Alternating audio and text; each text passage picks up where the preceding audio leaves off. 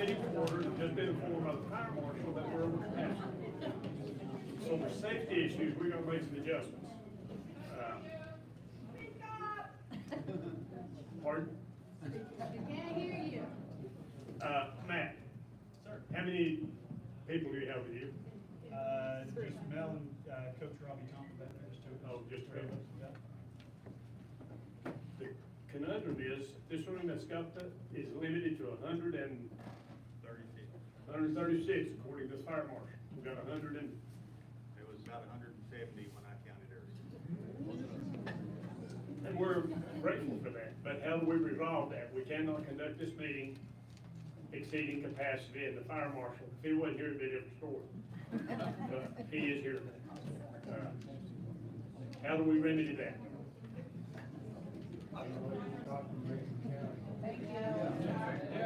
Not from Macon County, go home.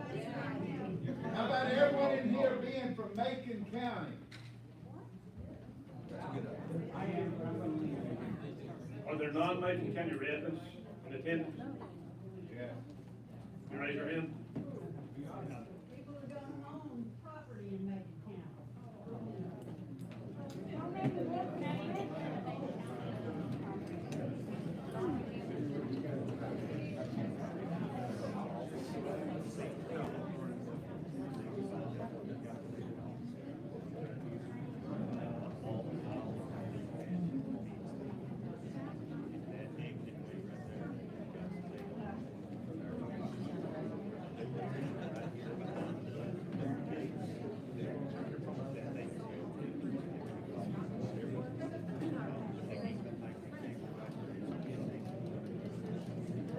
Okay.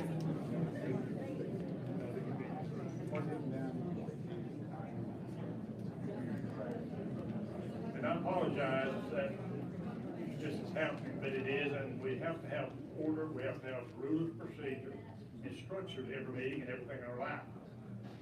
So the people who are seated, that's what their occupancy is based upon, is the seats. So if you're not seating, I'm gonna have to ask you, before we proceed, if the people that are standing would just go outside the door, leave the exit door open. And that's, Matt, your presenter. Matt.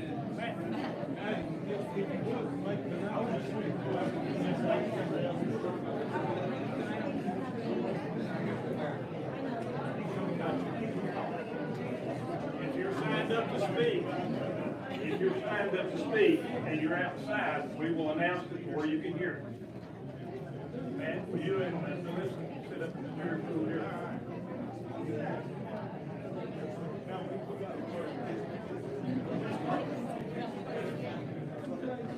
Melissa.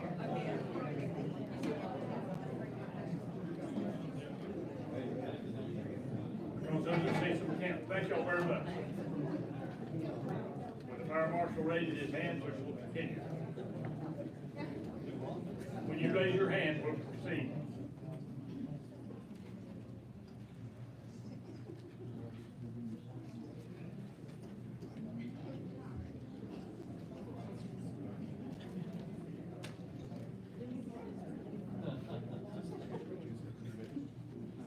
You ready? All right, we have a public hearing tonight scheduled at 6 o'clock, but due to the excessive crowd, we open the meeting downstairs. We have a public hearing on the modification of the Macon County Watershed ordinance to allow the watershed administrator to approve special non-residential intensity allocation. Planning Director Joe Allen.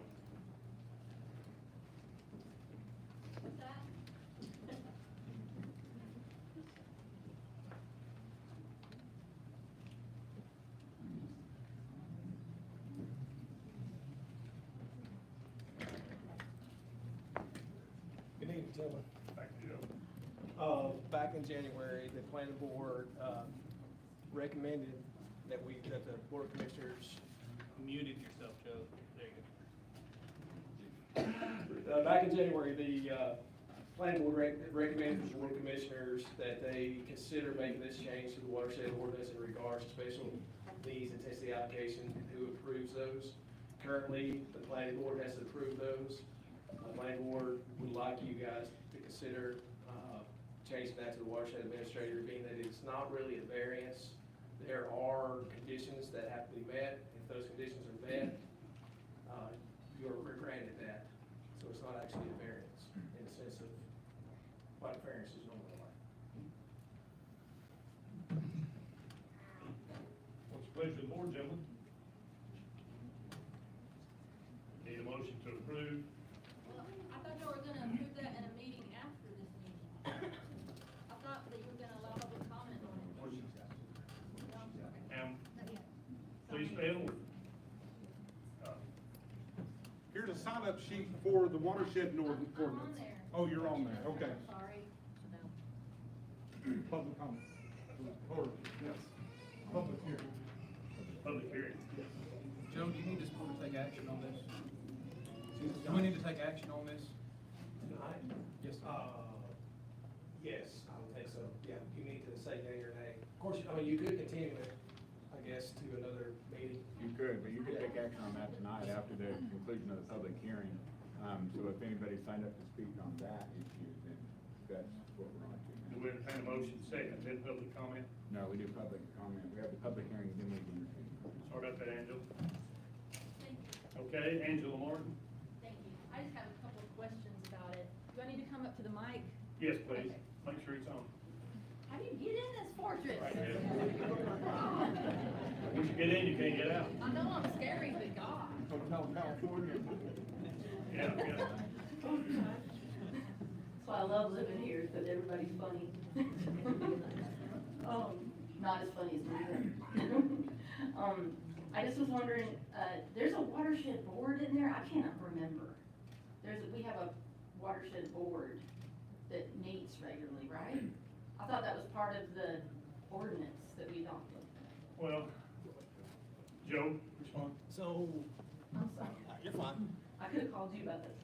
I didn't know, I just saw it on the agenda. You want me to speak in the microphone? Yes. I'm not at gonna 3 bite you. o'clock. I'm not gonna bite you. Okay. Might So have to- yes, you're right. There was, at one time, there was a watershed review board that all variances and appeals from the watershed ordinance went to. Back in 2020, Eric, is that right? On 160D, 160D? it was when we didn't adopt it until 2021. Yeah. 2021, as part of the update, 160D updates, that all county ordinances related to land use, the appeal board went from Board of Adjustment, Watershed Review Board to the planning board. Okay, how often does that board meet? The planning board has a regular meeting time. No, I mean the watershed board. Watershed is no longer in Okay, existence. it got nixed Yeah. in 2021. Yes. We no longer, but I thought our original ordinance said that we had to have a watershed board.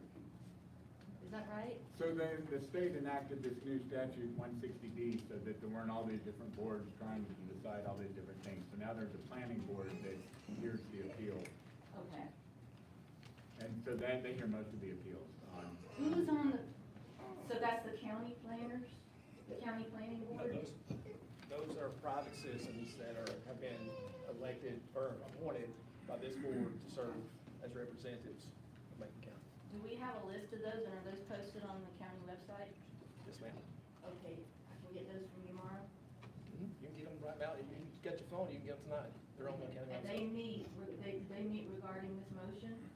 Yes, this is a recommendation from the planning board. Okay, I'm just, as you know, I'm concerned about impervious services and stormwater runoff delivery to the beautiful little Tennessee River on which I earn my living. So, I'm done. Thank you for letting me talk. Sorry about that, Angela. Sarah Johnson?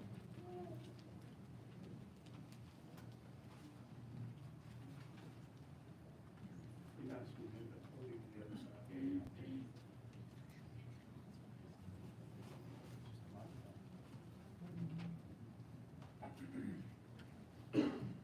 My name's Sarah Johnson. I don't want to take up too much of your time, and I'm not really current on what's going on.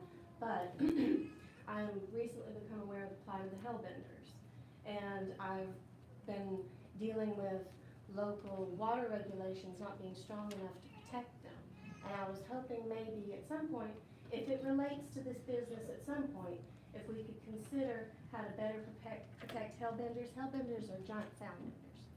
They're about yay long, they're endangered, they're the largest salamander in North America. We are very lucky to have them in this county.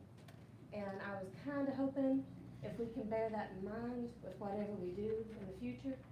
Don't know if that's gonna have any bearing on what y'all are doing.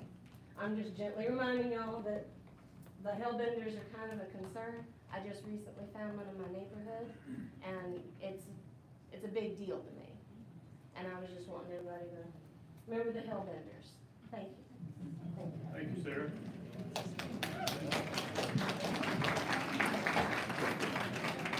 Scott Basty? Basty? Scott? Oh, you Scott? Scott? I was supposed to talk about the library, not the watershed. Okay, Scott Basty is signed up for, Jonathan, will you make an announcement outside, Jonathan? Will you make an announcement outside? Anybody else outside here wants to speak about the watershed amendment? Anybody else? and Betsy Basty, she signed up to speak. Oh, for the library? Saying it was for the library. Okay, that's the end of the public comment on the proposed, on the public hearing.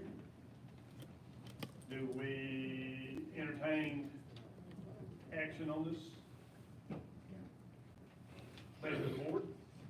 Chairman, as liaison to the planning board, I'd like to make a motion that we modify our watershed ordinance to allow the administrator to approve special non-residential intensity allocation. You've heard the motion, gentlemen. Is there a second? I'll second it. A motion is second. Further discussion with the board? No further discussion. All in favor, signify by raising your right hand and stating aye. Aye.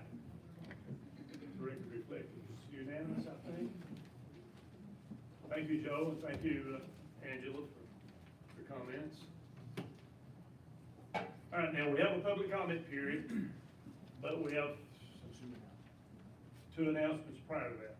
One of those being, we have a special event coming up. We're gonna jiggle the agenda just a little bit tonight, so bear with us. We have the authority to do it. But we have a young lady with us tonight, and we have a youth mental health rally coming up. And to give her time to speak and address that, we welcome you. So when you come up, Gracie, please state your name and where you live. Good afternoon, County Commissioners. My name is Gracie Parker. I am 10 years old and I am a 4th grade student at South Macon Elementary School. And this is my classmate Kennedy Carrion, one of many friends who are helping me with this project. Thank you, Gracie. I'm so excited to do this project with Gracie Parker. Gracie has helped me with hard situations. A few examples: my parents getting out of a divorce, getting bullied at school. This rally is showing that us kids are not alone. Thank you for your time. I lost my mom because of drugs when I was 6 months old, and my dad isn't a part of my life because of drugs and being in and out of jail. I am living and being raised by my loving grandparents. There is so much trauma that children like me go through, whether it's bullying, domestic violence, drugs, death, and divorce, just to name a few. We need your help. We are here to be the voice for us kids. We are hurting. We need your support. I'm organizing a youth mental health and bullying rally downtown Franklin at the gazebo on April 30th from 2 p.m. to 4 p.m. to raise awareness to this urgent need for us children. I have invited supporting organizations from Macon County to participate in my event. I'm here to ask you to please have a representative to be a speaker at my event and to stand with us kids. We are here asking for your commitment to provide us kids the best help we need to grow up to be stable, healthy young people and adults, so we don't have to follow the path of our parents or have to continue to struggle with our traumas. Let's have Macon County be a leader and a role model to other rural North Carolina counties and take care of business for our children's sake. Let's start by putting trauma counselors back into all schools, starting at the elementary level. Our traumas, our environment, and our emotions and how we live with them cannot be put into one box. It's different for every kid. I have read and understand that there is never enough money to go around, but if you don't provide us with the resources we need now, the vicious cycle will continue with my generation and require 3 or more times the money. Prevention versus intervention. I'm sure I speak for all kids when I say this, that we don't want to end up like our parents.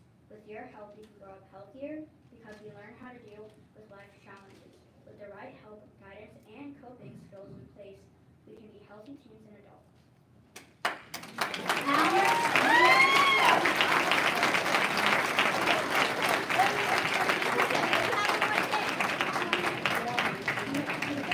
We are crying while you're crying. That's right.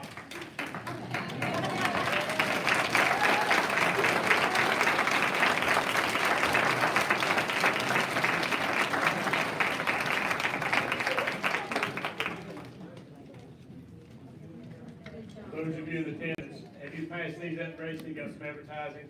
Thank you, well said. I'll give that to you, to all the other children. Children are having a tough time, but Will one of you guys be there? yes. Which one? How can we say no? Are you gonna fight over it? Are you gonna fight over it, or are y'all gonna be there? You did a great job. I'm proud of you. That was Thank really you. good. That was Thank really you. good. What an We example, appreciate what your an time. example. Amen. Thank you so much. Thank y'all. Thank you. Secondly, we have with us tonight, under reports and presentations in youth sports, we're going to introduce Matt Harlfinger and Melissa Ward. You're not going to sit back there, girl. I appreciate Gracie and her grandma. We need to highlight these children in Macon County. And here's a good example. I just recently met these two folks. They are the men's and women's head coaches for Franklin High School track and field. I've asked them to come brag about themselves, their program, and their student accomplishments. Thank you for having us. I know on the docket, we're like number 9. And I wish after those two girls just went, I wish we were still number 9. I don't know how we follow that up. But thank you for having us. We've come to speak on behalf of the Franklin High School track and field program, more specifically to brag on the kids and the accomplishments that they have been able to achieve over the last 18 months. My name is Matt Harlfinger. I'm in my 2nd year coaching at the high school. I'm a personal trainer, general manager at Move More Fitness, so I'm not actually an employee of Franklin High School, but I do serve as the head boys track coach, and Melissa is the head girls track coach at the high school.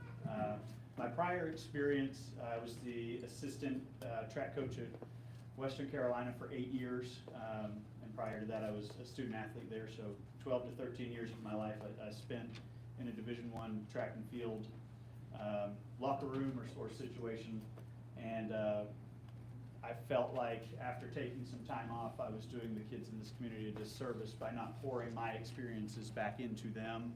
I think my number one objective when I decided to get back involved was to create opportunities for higher education. It wasn't necessarily to win a state championship, which we were able to do, and we'll get into that here in a little bit. My number one objective was to create opportunities for higher education, see if we can generate some scholarship dollars through athletics, as well as teaching these kids some things along the way. At my time at Western, I was not only the assistant coach, I was the recruiting coordinator. So I worked that side of the desk. I have kind of an intimate idea of how that works, so I can use that to our advantage with getting these kids hopefully some more scholarship dollars. I was at one point the fundraising coordinator, at one point the director of operations. I was the liaison for academics. And I say all that to paint the picture of what it's taken over the last 18 months to change the culture within our program to help deliver the first state championship to Franklin High School in over 20 plus years.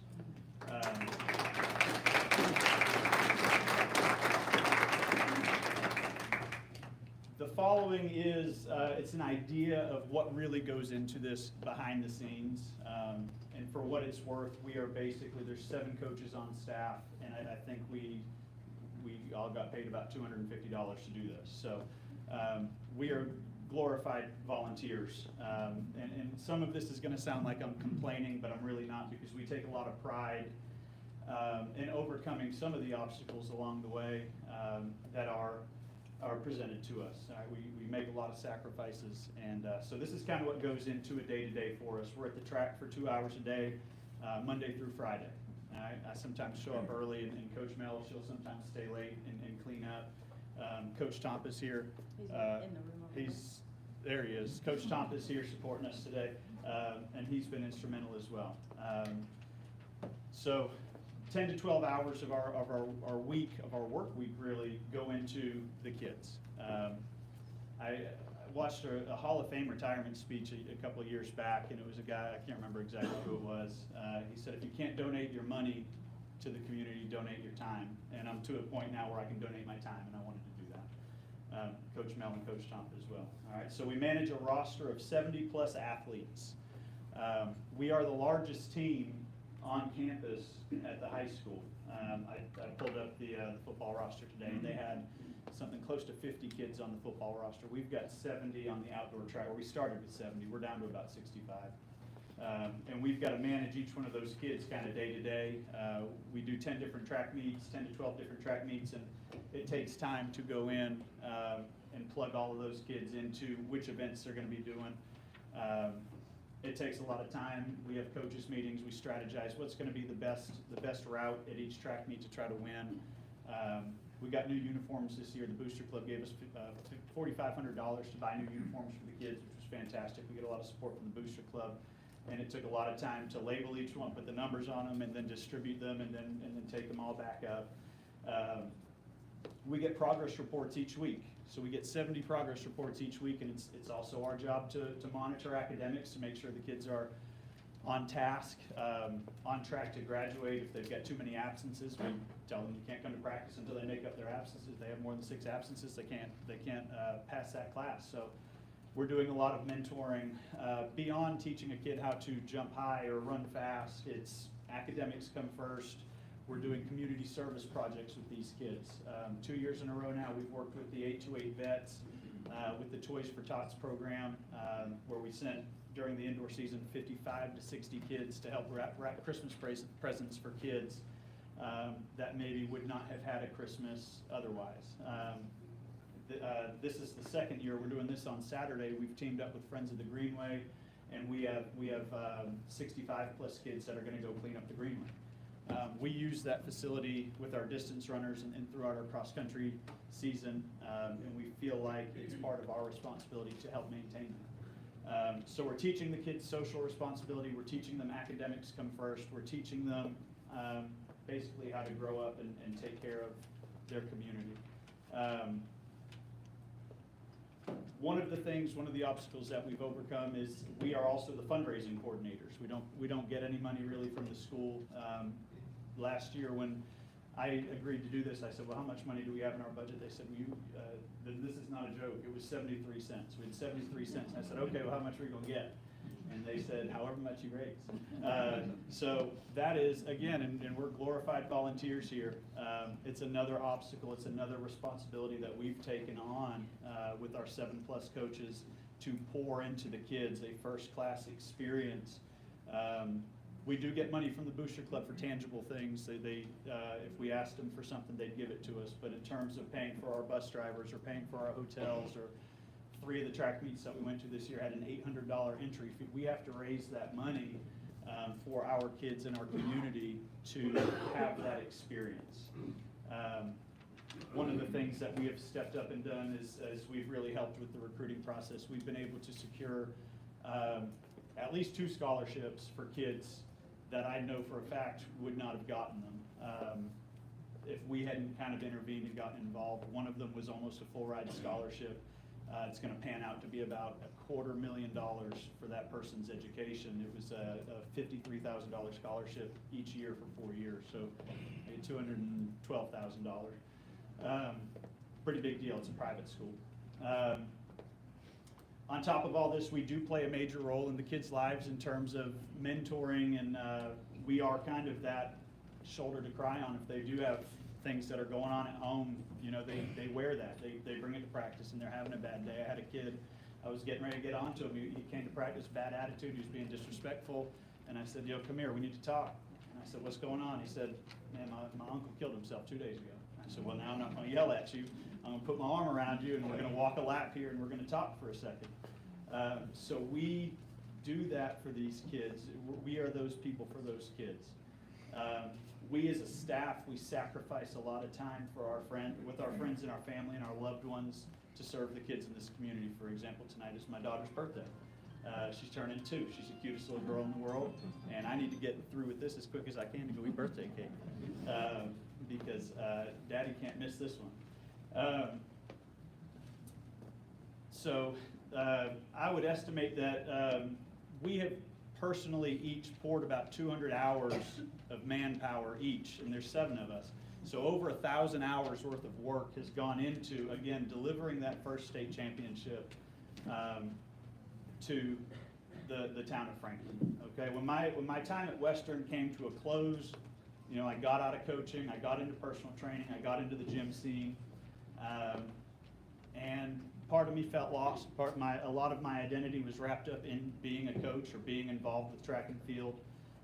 So I did have a lot of motivations for coming out of retirement, and in no particular order. One was, again, I felt like I was doing the kids a disservice by not utilizing my network of college coaches, my experiences as a recruiting coordinator to elevate these kids to the next level.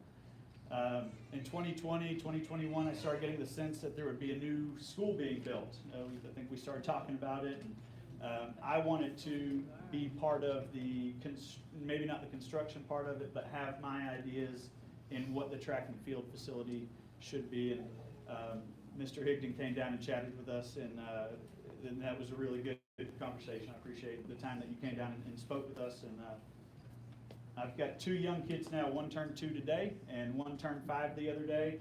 And I wanted to get back into coaching so that I could kind of have my imprint on this program before they got to the high school level or the middle school level, in the event that they decided they wanted to do this. I wanted it to kind of be a well-oiled machine. And I felt like I could bring that. And then, again, my time at Western, and I didn't mention this earlier, but we were, in the 10 plus years that I was there, we won 19 Southern Conference championships. The track and field program at Western Carolina is it's the most accomplished program, the most accomplished athletic program at the university. We were able to win 19 championships, and I felt like we could create a formula for success, for sustainable success for these kids that would help create lifelong memories, bonds, friendships for the kids in Macon County. All right? Those are kind of the obstacles we've worked with. Now to the fun stuff. All right? This is what we're here for. If you were at the state track meet back in February, what you got to see was a group of young men and young women gel together as one big unit, and we really brought the house down. It was a really special day. It was a special day for the coaches, but especially those kids. It's a day that they'll never forget. We were able to qualify the 3rd most athletes for the indoor state meet, and we basically brought an army to that track meet. We told the kids, the parents, the spectator, anybody that was going to travel, wear bright red. We wanted everybody in the facility just to see this flood of bright red color walking through the door. And I had somebody grab me by the arm. They said, "Who are y'all?" And we looked bigger than we were because the parents were wearing bright red, the little brother was wearing red, so it looked like we brought 1,000 people, whereas most teams qualified about 10 kids. We had qualified 33, plus we brought the house with us. We wanted everybody there to think that we brought 600 people. We are not allowed to host our own track meets. Our track, I guess, has been condemned to the point where we're not allowed to invite people in. We're allowed to practice on it every day. It's safe enough for us to practice, but it's not safe enough for us to host track meets. So that day was the first home track meet that Franklin High School's hosted, because we took that entire building over. It was a really fun experience. If you were there, or if you'd seen any of the pictures or any of the videos from it, we really took it over. Our goal was to create our own student section. If you've ever been to the football game or the basketball games, there's a student section. But we brought our own group. We even traveled some kids just to be the cheerleaders, and we were the loudest bunch there. It really, we almost overpowered everybody there just with our presence. Going into it, we were probably the third best team on both sides. I thought the girls would finish third, about 20 points out of first place. And the girls, when the dust settled, after the very last event, we were tied for first place, and another team got disqualified and bumped us down, or bumped the other team up 1 point. So we lost, the girls lost by 1 point, and the boys won by 12. I really thought we were gonna finish second or third. And so that was really special.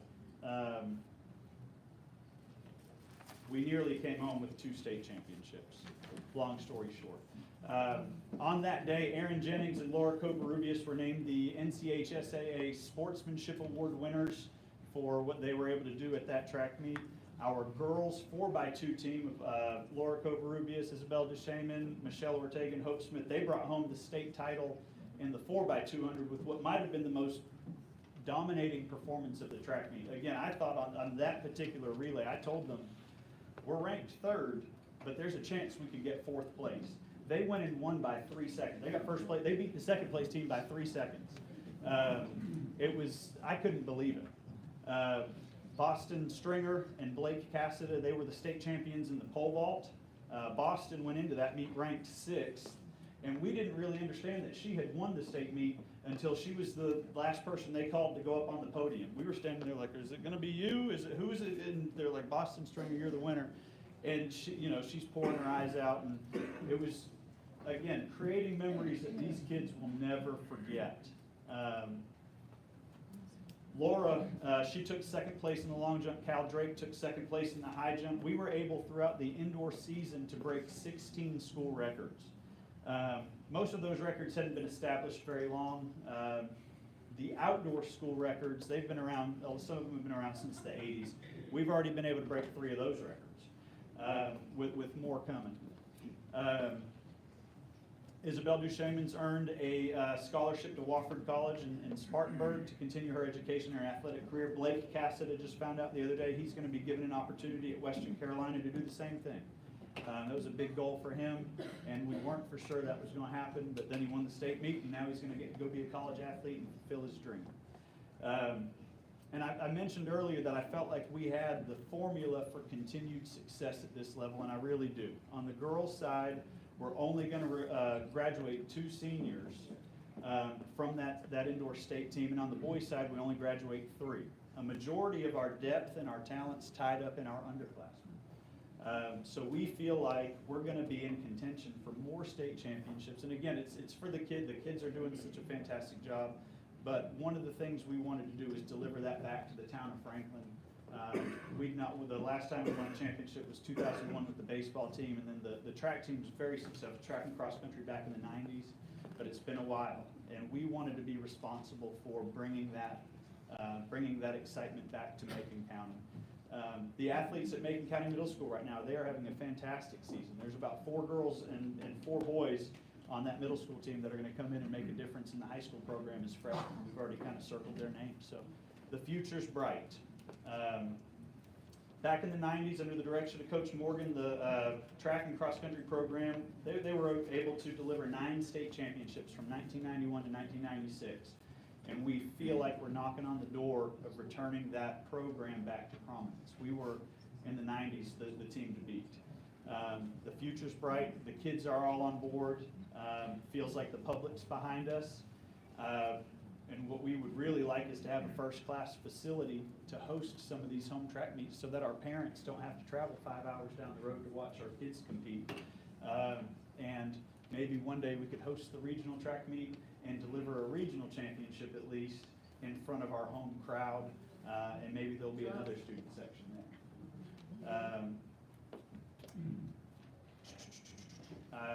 My goal is to be able to host that regional qualifier on our home turf, deliver that championship, because when we win, or when the football team wins or the basketball team, that's a win for Macon County. That's a win for everybody, and we feel like we can continue that. So I appreciate y'all inviting us to do this. It's been about 30 years since somebody's been invited to come talk about a state championship. So we appreciate that we got invited to do that. Thank you. Pretty good presentation.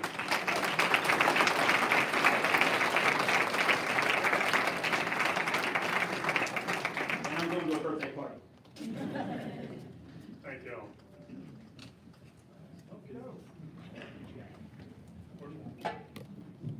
And one other presentation to keep Jack from working too late. Jack Morgan.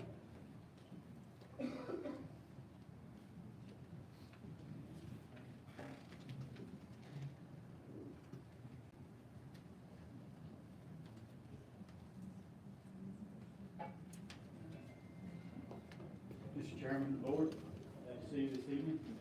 Be very brief with some good news. We projected a budget of $266,000 for the Mattahala project, library and community building. The bids came in at $197,554. Good job. So we're ready to start.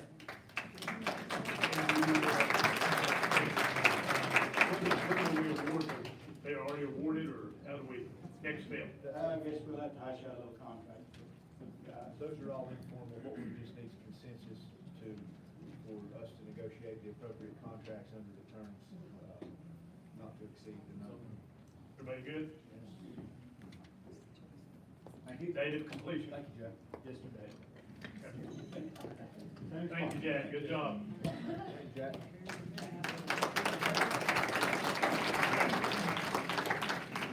Now the public comment period. Mr. Sheriff? Yes, sir.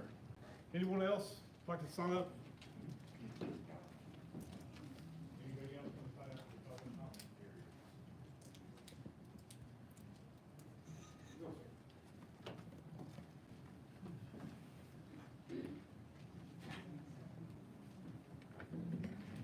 Well, folks, there's a gang of them. We want to.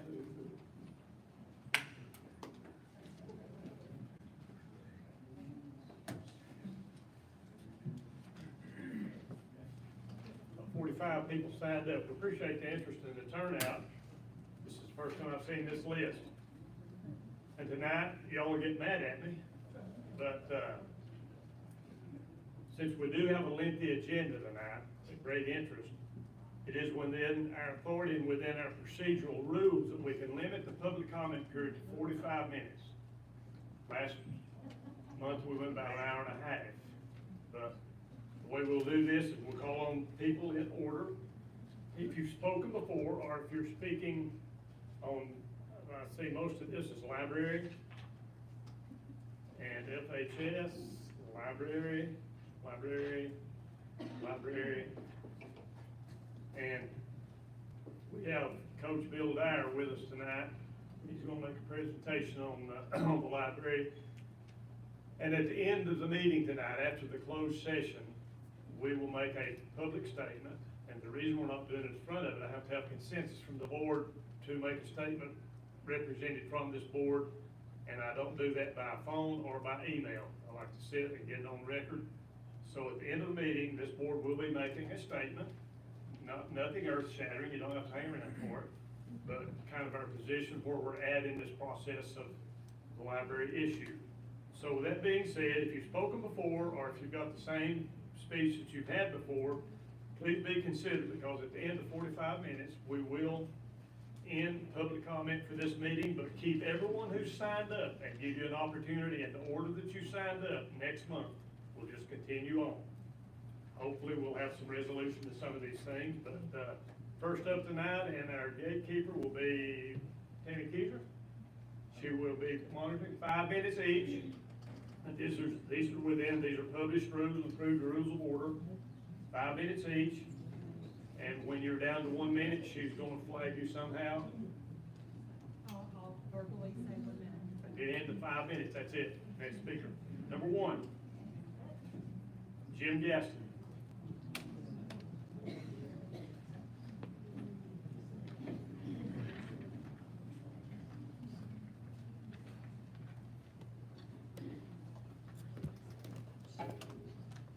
Good evening. My name is Jim Gaston, and I'm going to briefly comment about the hot topic tonight.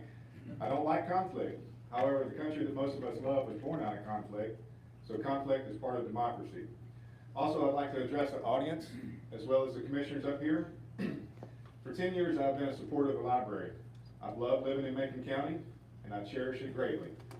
I'd like to call for compromise on this library issue. and more importantly, an understanding of the facts. If you've heard that people are being intolerant, or want to ban books, or close the library, or gender rights, you've been lied to. Parents and taxpayers are not the ones forcing their beliefs on others, and are not banning speech as the FRL board has done recently. There is no Christian nationalist conspiracy. Sorry to disappoint anyone. Anyone who says this issue is about attacking the First Amendment or burning books is pursuing divisiveness, false information, and hostility. We need to compromise for our children and teens. Both sides have expressed a desire for ending gaslighting library promotions, as well as the need for labels and/or separation of sexually explicit materials. Even a former library board member called for this measure in a letter to the editor last week. These easy solutions actually facilitate access and make it easier to find or avoid materials. I repeat, labels for content and separation are not censorship and actually gives more access and fully upholds the First Amendment. This is no different than Hollywood labeling movies for content, and to deny this fact or change the narrative would seem a desperate move to maintain an agenda. We all love our kids, and we come together on all sides to prevent underage drinking and keeping minors off drugs. None of us want children to be abused, obviously. Most of us would not support kids following pop culture by eating detergent or cutting themselves. I dare say none of us desire for minors to have unwanted pregnancies, STDs, or mental problems. If this is true, why would seemingly intelligent adults deliberately sexualize children or confuse them with unscientific biology just because it suddenly became fashionable in this nation? Our commissioners obviously want what is best for the kids. Discussions of skate park, high school, ADA playgrounds, library. However, there's only so much tax money, and we don't need higher taxes without better efficiency. If someone desires to pay more, anyone is free to start private fundraising instead of demanding it from the public treasury. These commissioners have gone on the record saying the library will be funded no matter if we leave the Fontana system or not. The majority of Macon County has elected these commissioners to manage county assets. There are complex issues, and everybody in this room has their ideas of what should happen. But we need to give the Commissioners Board space to work. If we respect democracy, we should allow them to concentrate on their jobs. These guys deserve our patience and gratitude. Finally, if this were a new copy of Playboy or Penthouse magazine, why are they always covered? Does this cover deny someone their First Amendment? Does having these types of materials separated behind a counter prevent access? Does this cover show a lack of tolerance? The answer is obviously no. No one is being discriminated against by having a cover. It's merely common sense, the same as labels or separation would be on sexually explicit materials that target minors. Can't we all compromise by showing common sense and consistency regarding minors when it comes to the library? If we can be concerned about hellbender salamanders, we can certainly be concerned about children. Thank you.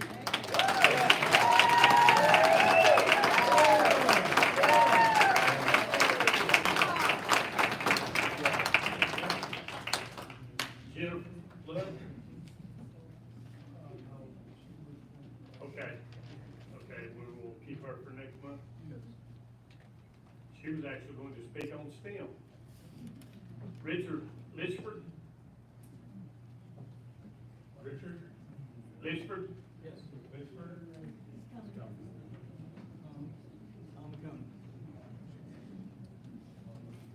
And an order of business that I've never enacted is when you approach the podium, please state your name and your address, and we'll go from there, Richard. All right, thank you.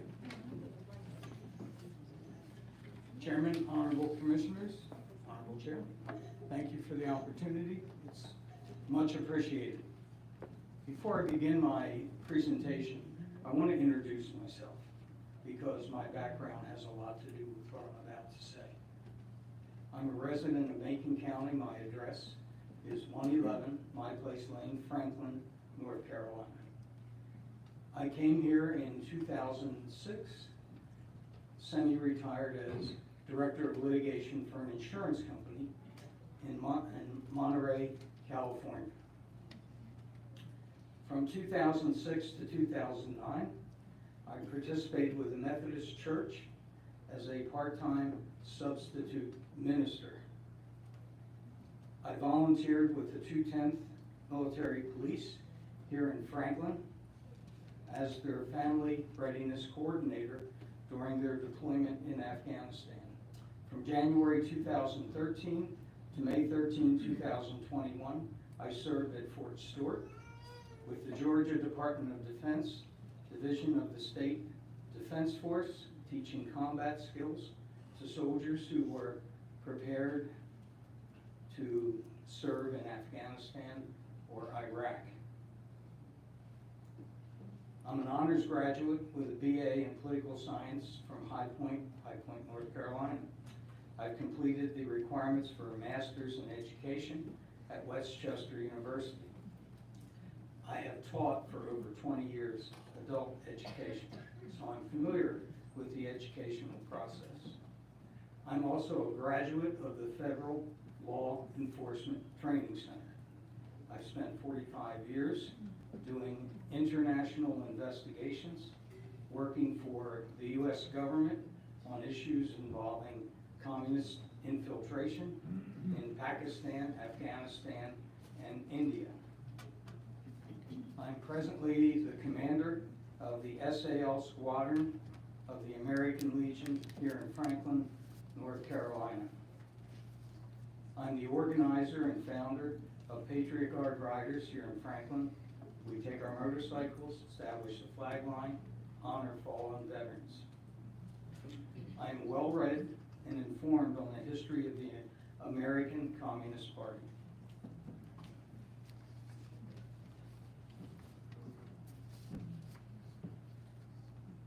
Our children are our most valuable resource. It is our duty to protect and nurture them. It's our duty to introduce them through the family and church with social skills and morals that reflect our culture. So I want to address everyone here today on both sides of the issue, because my point is this: the issue is not the right to read. The issue is what is being presented at our library is doing to our children's development and to parental rights. The publications that we're talking about negatively influence the moral behavior and social mores of children. They undermine the family unit, and they have a negative impact on parental rights by exposing young, impressionable children to topics that would otherwise not be introduced into the home and family environment. They encourage exposure and discussion away from the family unit, therefore violating parental rights to discuss personal issues. Vladimir Lenin, founder of the Bolshevik Revolution, is famous for a comment, and his comment is this, quote, "Give me 4 years to teach your children, and the seed I have sown will never be uprooted." So my question is to everyone here, let's read and read on, but let's protect our children about the things that they are seeing and reading. And I have photos that I've taken at the library of this type of book on public display for anyone to see. Thank you.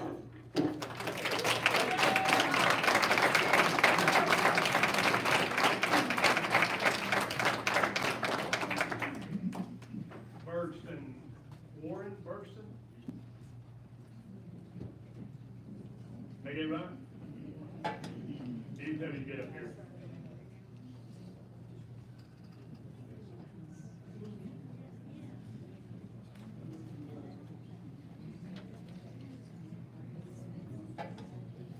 Please state your name and your address, sir. Good evening, gentlemen. My name is Warren Bergstresser. I'm a resident of Macon County. My address is 25 Barrowwood Lane. Thank you for allowing me to speak briefly this evening. According to the Webster's Dictionary, the term reform means to change into an improved condition, to put an end to faults or abuses by enforcing a better method or course of action, a removal or correction of errors. Whether we realize it or not, no tax-funded entity is capable of self-policing. Most everything attached to government funding can be turned into a bureaucracy of self-interest. That has become the truth of the Fontana Regional Library System, or the FRL.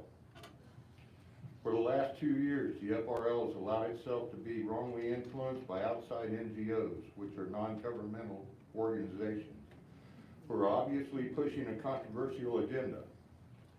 The agenda is out in the open, sexualizing children and teens, and is a nationwide problem, not limited just to Western North Carolina. Each of us supports the library's basic mission of providing resources unbiased. But when the FRL arrogantly refuses to listen to the community who funds it, now it is time for the FRL to either reform or for Macon County to lead it. Overwhelming numbers of patrons respectfully spoke of concerns at multiple FRL board meetings, only to be ignored and marginalized. The FRL did not like patrons speaking about issues that affect our community, so the FRL has now suddenly banned speech at meetings. When the FRL claims that they protected sanity in the name of the First Amendment, but hypocritically censor patron speech, it is time to reform it or leave. When the FRL intentionally crafts new policy intended to silence patrons and strengthen bureaucracy while refusing to answer questions from taxpayers, it is time to reform it or leave. When the FRL creates ad hoc communities to meet in secret rather than discuss things transparently, it is time to reform it or leave. When the FRL purposely spreads misinformation about patrons' concerns and conducts their business through email more than in meetings, or when it fails to keep minority board members properly informed because those board members reject the FRL's bad behavior, it is time to reform it or leave. When the FRL cannot follow other libraries' example of reform across the nation, it is time to leave it. When the FRL constantly asks for increases in funding, yet retains large bank accounts and grows their bureaucracy, it is time to reform it or leave. When the FRL has adequate funds yet does not pay dedicated staff a living wage, it is time to reform it or leave. When the FRL defiantly rejects all suggestions for unity and compromise with a public be damned attitude, it is time to reform for more accountability or leave. Macon County taxpayers deserve a fully transparent library, not pushing controversial agendas from NGOs or mismanaging funds. Macon County deserves a locally prioritized, unbiased library that all of us can be proud of. These are simple procedures we can all unify under as Macon County residents. I ask our board of commissioners to realize this community is not asking for anything unreasonable. Libraries are not sacred cows. They serve the public the same as the post office and the sheriff's department. There are many more county libraries than there are regional libraries throughout the U.S. So becoming our own county library is not revolutionary. When the FRL has chosen to do the last 2 years by rejecting compromise with the very people who fund it, it is wrong by all standards, period. Please consider these facts and either reform it or leave the FRL. Thank you for allowing me to speak.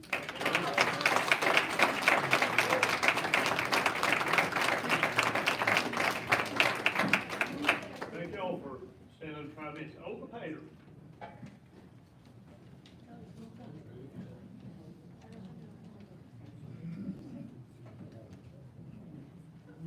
You know, maybe we should make a way, like the person next to me to be standing up. Pardon, I didn't. If you call the person who's going to speak after me, then we will move it along faster. I tend to tell people what to do. On the Pater 262 Mine Valley Trail, and I do own property in Franklin. And I'm here as a mother of 2 children who I think turn out really well. A grandmother of 6, 120, 127, who are doing really well. and a retired finally school psychologist of 30 years. So I have worked with many children and family. And I think I have followed this situation, and what really breaks my heart is that we are turning this situation into a media and a publicity circus. It should not be like this. And what we're teaching our children right now is wrong. Okay? If we want a compromise, we should have sat down and talked together. And what's really, when the person says, leave the FRL, that is not compromise. That is my way, and that's the only way that it's going to go. Okay? And now we're talking communist conspiracies. I'm from Cuba. You know what people do in communist countries when they turn into a dictatorship? The first thing that's banned is books. Not media, not anything else but books, because books require you to sit down, take it in, process it, and then act on it. And I'm not talking only to the commissioners, but people here know, Mr. Shields know that I usually spoke my mind. And what I want to tell parents is that you have to teach your children, teach the children well, like Crosby, Stills, and Nash said.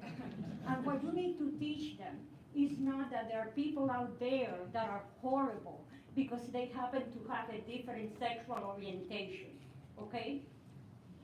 The fact is that most sexual abusers of children are white males who are known to the families.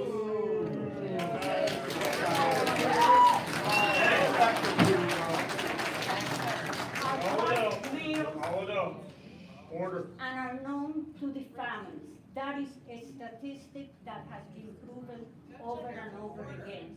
And so what I say is, if you care for your children and you don't want them to read certain things, my daughter who's present here will tell you that I said no, she still snuck some things in.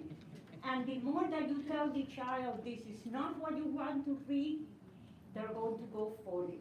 And if you label it, then they're going to go for it. So what you have to do is set your own moral example and set your own guidelines and speak freely and talk about the things that you don't approve. But just pretending that it doesn't exist is not going to solve anything. And what I think that we need to do is support this library. This library has been here 21 years. It was built by the community, and it's not only for a certain group of people to impose their beliefs and their ideas on the rest of us. Keep the Macon County Library the way that it is. It is actually one of the best institutions that this county has. Support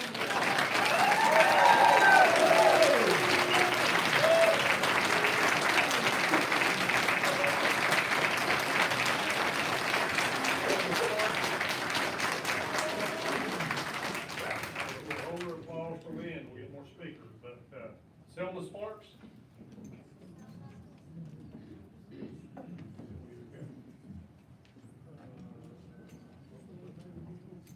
Oh. We'll get her here.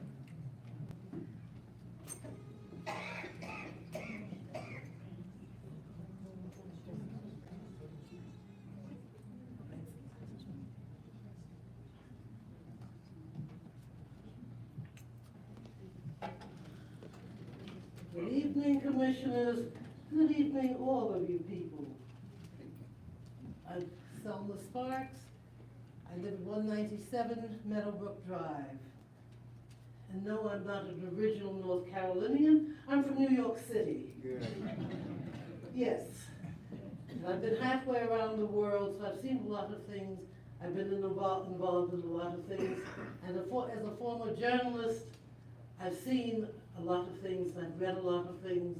I've done teaching as well, and I come here and I hear this thing about the library and what people don't want their children to learn, and they want what they want their children to learn, one way or the other. And what I say to parents is fine. You have a right to decide what you don't want your child to read, or to speak about, or to learn. That's your right. But with that right goes a responsibility. That responsibility is if you don't want your child to see certain things in the library, then don't let them go there then. Or you go with them and see to it that they don't pay attention, that they don't see it. If there are things you don't want them to read, you don't let them get the book. But you do not have the right to tell other parents that they can't, their children can't read this, and they can't have that. Or you can't tell me what I can read or see. That is not, please let me finish. Have some courtesy. Don't let it go show.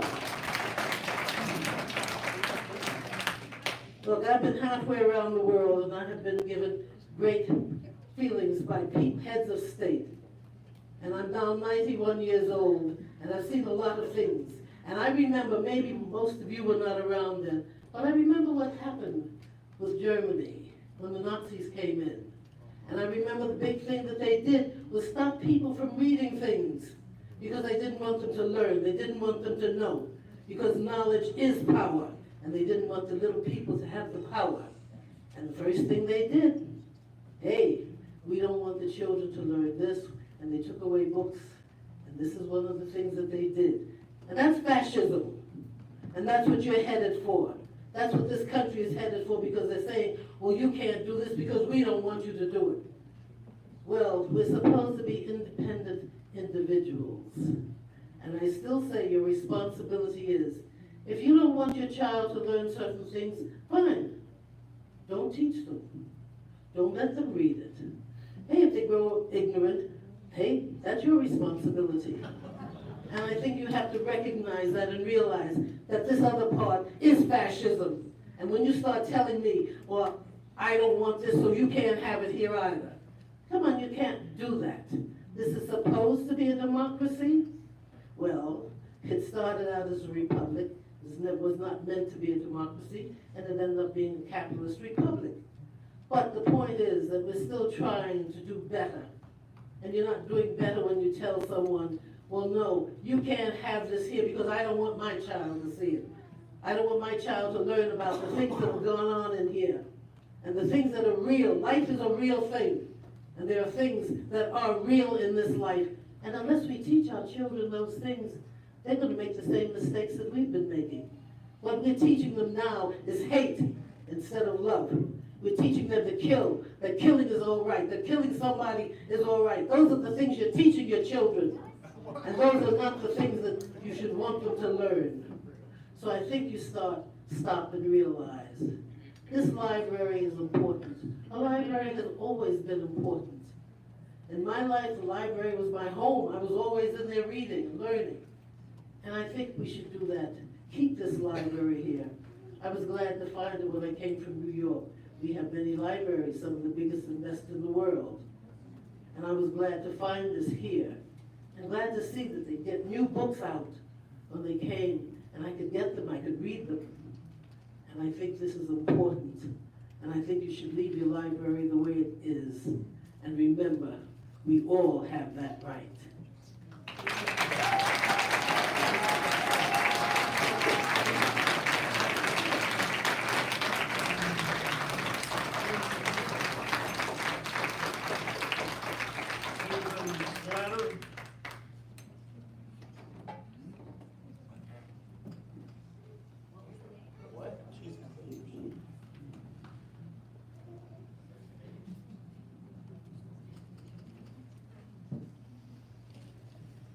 How close did I get to? Fairly close, Paul. Close enough. My name is Susan Schlager. I'm a Macon County resident. I live at 102 Maples Park Drive in Franklin. I won't start with when I was a cheerleader in 1965. We'll move past that. Since 2018, I've been spending 2 hours a day, twice a week, as a mentor in one of our elementary schools here in Macon County. If anybody thinks that elementary kids, that you can teach them something that they don't already know, you're in for a surprise. I'm quite often appalled by some of the things that 7- and 8-year-olds feel very comfortable telling me and often have to explain to me. Things that I didn't know until I was probably in my late teens or 20s. Any child with access to an iPhone, an iPad, or a computer can find anything that they want, including pornography, right at the end of their fingertips, including porn.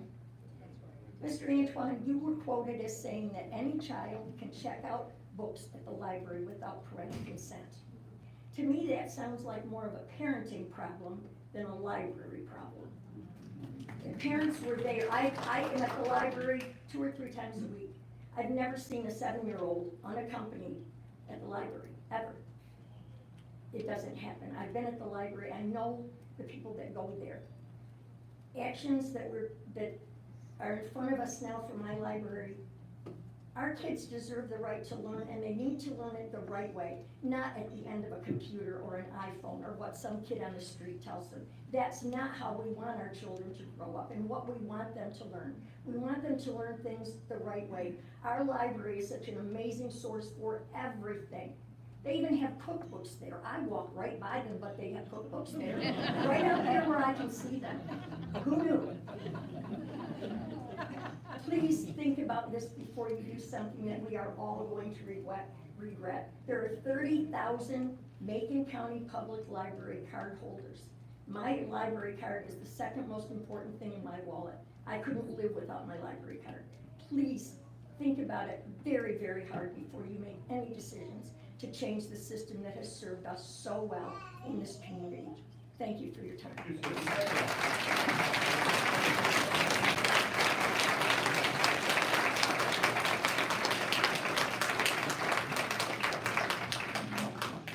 Is it Ms. Slater? Yes. Can I ask you a question? Certainly. What do you think my intentions are with the library? Quite honestly, Mr. Antoine, I'm not certain. What are they?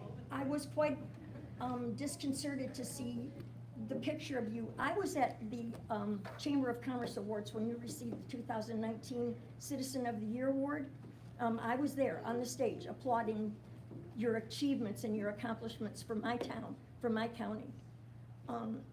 To see the picture of you in the paper holding up a book and ranting took me a little bit aback, and I'm just not quite certain where you came from here to there. I'm not sure what your intent is.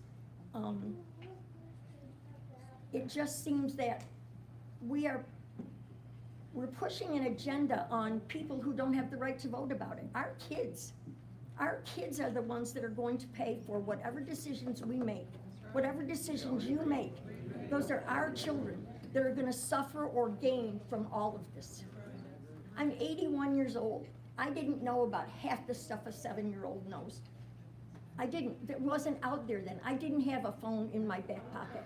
I didn't have a computer that Googled everything. When an 8-year-old tells you, when I look at an 8-year-old and say, I don't know what you're saying, and they tell me to Google it, they're 8. Google it. I don't want my great-grandchildren learning from what they hear on Google. Go to the library, read about it, learn about it the right way. Would you like to know what my intentions are? I would, Mr. Antoine. I think all of us would. I work with kids. My life's work is I know working you with do. kids. My life's work is protecting kids. The only thing that I brought up before the media turned this into a circus was not to allow for pornography to fall into the hands of kids. Now,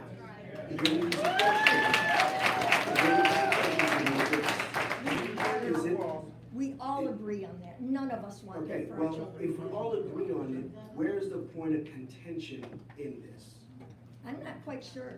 I don't think, like I said, I can go to the library and find any book I want. I can take my great-grandchildren to the library. They can go look at the hamsters. They can buy a book on they can rent a book on origami. They can learn about World War II. They can learn to cook. I'm not gonna stop them. Would I let my great-grandchild go and pick up a book that I didn't feel they needed to read at 7 years old? Absolutely. That's my responsibility. It's not the library's responsibility. It's not. As a grandparent and a great-grandparent, it's my responsibility to be sure my children are headed in the right direction. Thank you, Susan. Thank you, Mr. Antoine.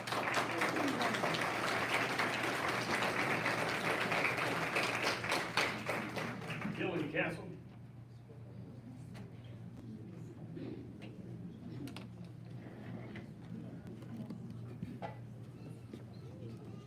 My name is Dylan Castle, and I live at 133 Castle Cove in the south end of Franklin. You know, I was sitting there and I was listening. I've got a few notes, but since I know it's not going to take 5 minutes, so I'm going to take a couple of minutes just to talk about what I've heard already. It seems like there's a lot of people here that are really fired up about having things removed that they feel are necessary. My question is, where were you when God was being pulled out of school, when the Bible was being pulled out of school, when God was being pulled out of our nation, when the Bible was being pulled out of our nation? But the minute that it's not God being pulled out, all of a sudden, we don't want things removed. We don't want a book removed. That's fascism. Well, I just want to say something very clearly. Government philosophy is a spectrum, which means it goes in opposing directions until eternity. I don't really know what the center is anymore. I don't know if we'll ever find what the center is. But what I do understand is that the right side, which we label as conservatism, at its core, conservatism is limiting government. And depending on how far you limit government dictates how far the right you become. So if we take that thought process out to its extreme, I don't find myself as a fascist. I find myself as an anarchist. So I'm not advocating anarchy because I believe that God instituted government, and therefore, just like God instituted marriage and the church can only function if God is at the forefront, and marriage can only function if God is at the forefront. So our government, instituted by God, can only function if He's at the forefront. That doesn't mean it has to be a theocracy. What it does mean is we have to put Him in His proper place, and we have to realize the things that He's put into place. And one of the things that He has put into place is the fact that children are innocent. We've all agreed on that. Children are innocent. Children are the most valuable resources that we have in our society. We all agree on that. Apparently, we all agree that pornography should not be available to minors. That's what we're talking about. If you want a summary of everybody, it seems like it's this side and that side. I don't know how that happened. But if you want to know what we're talking about the fact the reason we got aggravated is because we saw in library books basically pornography. And it's being swept under that it's okay because it has artistic value or educational value. I want somebody to articulate, when you come up after me, I want you to articulate the educational value that pornography brings to a minor. Explain that to all of us. That's what I would like to know. Yeah. But there's a couple of things that have been said that I think need to be corrected. First of all, we don't live in a democracy. No matter how hard we want to push it, we don't live in a democracy. You don't want to live in a democracy. And you realize that whenever you're on the opposite side of what's popular. So just think about that for a minute. What we do live in is a constitutional republic, which means that our elected officials represent us. When you see these men sitting before us, these are men, if I may speak so boldly, and feel free to tell me I'm inaccurate, these are men of traditional morals and values and men that fear God. We the people, you want to talk about we the people deserve a right to speak. We the people spoke at the voting booth. And we put these men in office. So there's this other thought about there's rights being infringed. What right is there to sexualize children? What right is there to contradict basic biology? What right is there to encourage mental illness? What right is there to encourage confusion? What right is there to encourage contradiction? Those rights are not enumerated. Those rights are not guaranteed to us. There are no rights being infringed. Your opinion, your point of view, your worldview, all of that might be infringed, but not your rights. Why can't we agree on protecting the innocence of children? We are concerned about school shootings, and when those tragedies strike, we cry for the protection of our most innocent. We say we're willing to do anything, and we compel our politicians to act, yet when it comes to attacking the innocence of children regarding sexualization, we keep pushing the envelope. We try to go further and further and further. Children deserve protection. It is a main component of being an adult in a society. Allowing the innocence of children, especially concerning the topic of sex, to be removed is objectively immoral. Societies throughout history that have been delinquent in regards to protecting their children have never, ever seen long-term success, nor has history looked favorably upon them. Some may counter this position by pointing out that morality cannot be legislated, but this is very much a blinded view of history in society. The overwhelming majority of laws are based on morality. In fact, laws, by design, are an agreed-upon moral contract for a society. So choosing to believe that this is not available to a governing body to decide upon is to purposely ignore the immorality that is present. Thank you, Bill.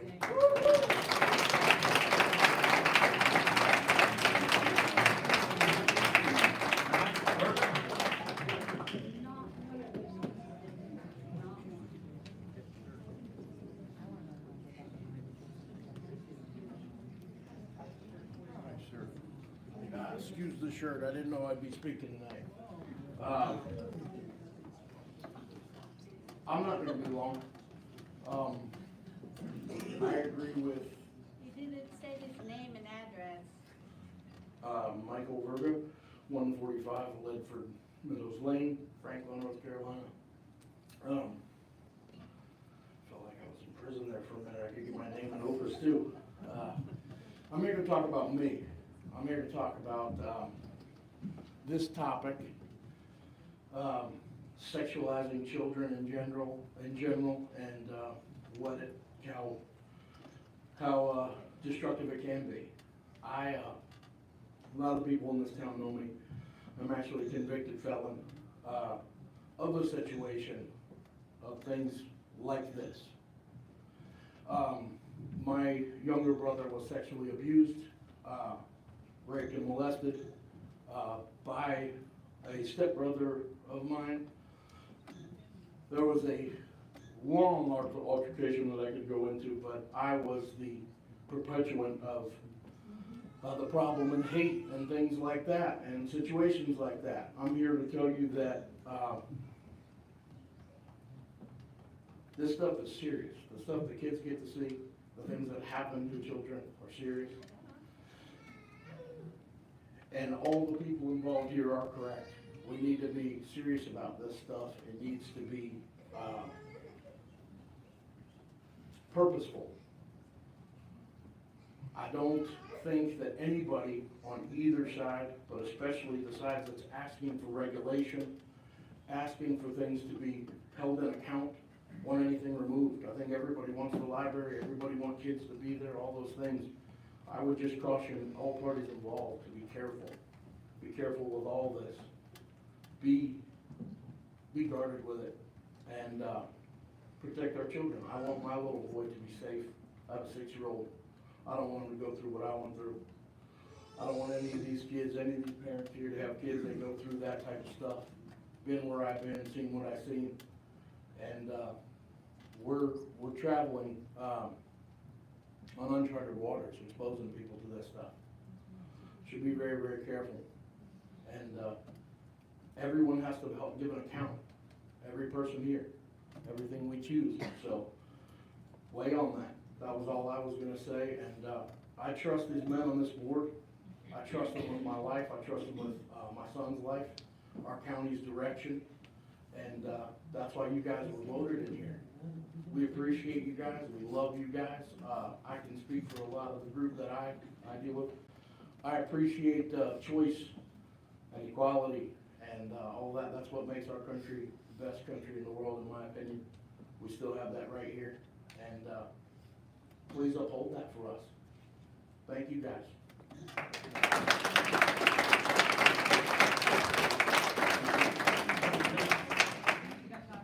Got 5 minutes.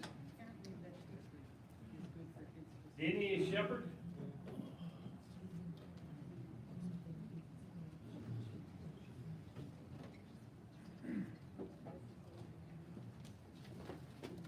having me, gentlemen.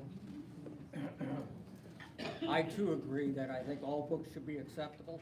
Dale, what's your name and address, Denny? Yeah, Denny Shepherd, 4580 Yellow J Road, Franklin. I myself, along with others, have written about this controversial issue that surrounds our local Fontana library system. The issue is questioning whether sexually explicit material should be present for our children to have any access. This issue has been going on for well over a year with little or no resolve. It's obvious the board doesn't listen or care about the concerns of its local citizens to the point of no longer accepting open discussions or points of view. It concerns some of the citizens that we are asking that if the library will not change their direction within this matter, we are asking that Macon County no longer contribute to the Fontana library system, which some are upset at this approach. Now this is this is a view from a very concerned citizen of Macon County, myself. Also as a Christian and not just a name only. Yet in not forcing any belief on these who have different points of view. Whether you're gay, straight, or whatever you may be, makes no difference to me or within this issue we face. I truly cannot understand just why it is any library feels it must show, educate, demonstrate any materials of any sexual orientation, straight or otherwise, to our young children who haven't even learned their ABCs or know the direction of north and south. Yet within our library, there's an adult, youth, and children's section which directs appropriate materials towards specific age groups. Like in viewing TV and movies, there's a rating that directs the viewer of what they're about to see, and theaters are to check IDs if minors are entering questionable movies. So if the TV and theaters help the families in directing what may or may not be appropriate, why is it the library cannot place these materials in a secure area for the parent or guardian to assist their underage children in viewing such materials?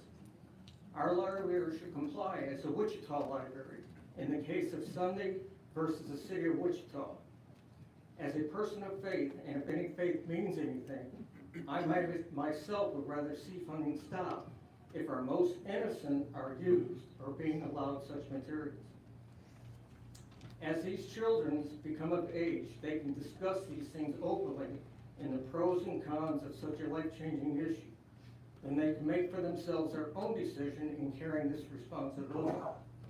There are some even within the faith that I share that have an opposite view.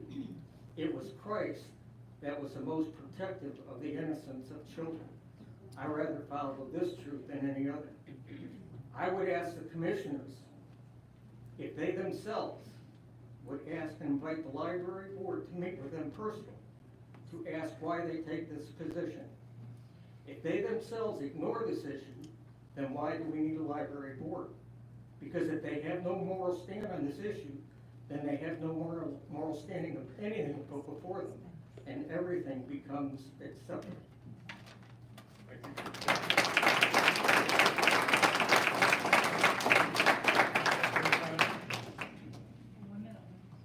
Got 1 minute.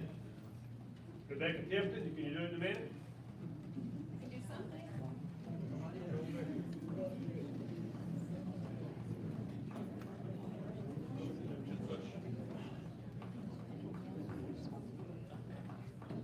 Everybody. I'll just start, takes on my seconds, to just express love to everyone that's here, regardless of their beliefs, their opinions, and their sexualities. I love everyone here. This is not about hating anyone, and I do not. I also want to just see what I can actually present. A lot of points have been made. Again, we need to clarify that although there have been a few outlying instances where someone has asked for materials to be removed from the library based on sexual explicitness, most of us have never taken such a step. We've never asked for any materials to be removed. I have not. I support everyone's First Amendment rights, but this is about access, and it's about giving parents more legitimate, appropriate options to protect their kids, which is very hard to do right now in our libraries. Lastly, I'll just touch on an issue relative to libraries in this country. Some of you have heard this before, some of you have not. A lady touched on issues of communism, and I want to echo the stern warning about communists and their penchant for banning books and restricting freedom of thought, which is not what we are doing. But communism has had sway on this globe and expunged over 100 million innocent souls with its persecutions, its restrictions on thought, brutal gulags, and you name it, starvation. And I want to point out that the incoming lady who is taking control of the American Library Association is an avowed Marxist. Are you aware of this? She takes office this summer, and I think that is a grave concern. And out of honor for the memories of 100 million people estimated to have been killed by communism in the 20th century, not to mention countless millions or hundreds of millions of people brutally suppressed, we cut ties with this Fontana board because it's been shown over 2 years of time trying to engage these people that they are not serious about parental rights, that they are pushing a sexual agenda, they are not willing to dialogue and compromise on the vast majority of things that we've tried to involve them with conversations about. Vast majority of common sense protections that we've tried to ask for, they're not willing to compromise. And I'm not willing to see what other nasty, sneaky things the American Library Association has planned for the libraries of America and our libraries, okay? I'm not willing to go further down this road to see what other things are in store. This American Library Association has its hooks in people in the upper leadership of the Fontana regional system. Sorry, that's just a phrase that comes to mind. I love those people. I've had numerous conversations with them. Most of them very respectful both ways, and I try to respect these people, and I also want to make it clear that I appreciate our Macon County librarians, and Abby Hardison has been lovely so far. I appreciate every single worker in our facilities. I truly do. But this is an important policy disagreement, and it has important implications for the future of this country and our community. Thank you. Name and address. Name and address, please. Franklin, North Carolina, Rebecca Tipton. Address, please. You can doctor.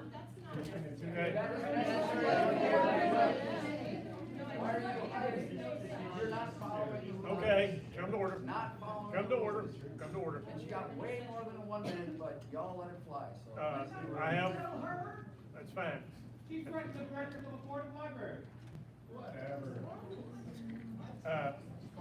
That's the end of our public comment period for this meeting, 45 minutes. I appreciate everybody. I've never seen the courtroom where we had to ask people to step outside, but everybody did it orderly, and truly appreciate that. This list will be contained, and start with Diane Catlin at the next board meeting. Can I make a recommendation? Okay. Just to acknowledge everybody that took the time to come out tonight. Can hear you, Drop. Just to acknowledge that everybody that came out tonight, I don't have any problem staying and listening. I would like to recommend us moving, we have to move forward with the business meeting. Let's proceed with business as planned. I'd like to make a recommendation, we move the public hearing to new business item J. And if you guys want to speak after the meeting, I'd be willing to listen. Is that fair? Could I ask one question, please? If we are not to speak tonight, could we ask that you delay your conversation about the action to take until after those of us who signed up have had a chance to speak? So that would follow the next meeting rather than tonight. There's no action being taken tonight for the board. Gentlemen?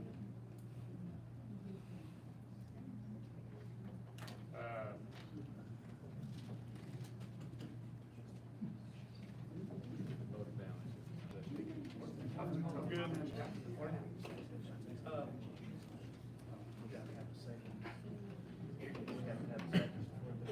Well, I don't make formal motion for that. That was a suggestion in the public comment period.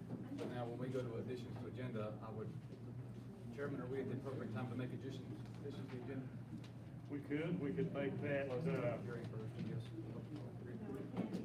Yeah, the public comment period is over, we're on to. Microphone. Can't hear you. Or speak up, thank you. let's figure it out here. So are you saying that you would like to extend the public comment session after the business meeting to let these people speak? Is that what? So what I'm suggesting, we have obviously a lot of passionate men and women here that want to speak, but there is, business of the county that needs to transpire. I feel like the 45-minute was a timely manner for traditional business to transpire, and I'm suggesting we move the public comment towards the end of the meeting, and I'm willing to stay past midnight to listen. But I feel like there's a lot of men and women here that have, time restraints with the meeting or presentation for regular business. So my suggestion is, I'd like to make a motion, we move the public comment to new business, item J, under additions to the agenda.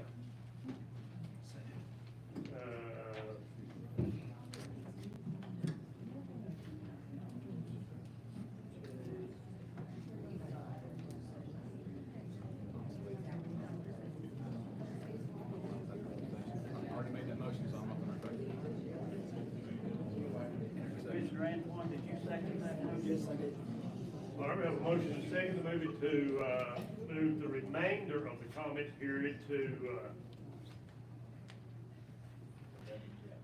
11J. Any further discussion? All in favor, please signify by raising your right hand and saying aye. Aye. Thank you, Mr. Chairman. So y'all heard that. That will be an adjustment to the agenda. Do we have any additions to the agenda? Anybody? Any more adjustments? We'll entertain a motion to approve the agenda. So moved, Chairman. We have a motion. Second. Have a motion second. Further discussion? None heard. All in favor signify by raising your right hand, stating aye. Aye. Reports and presentations. Report on recent fire department inspection by Mr. Warren Cade, the Emergency Services Director.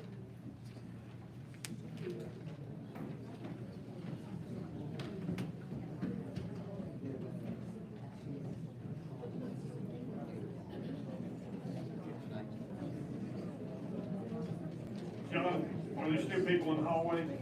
When these people exit, tell them to fill up the chairs. Thank you.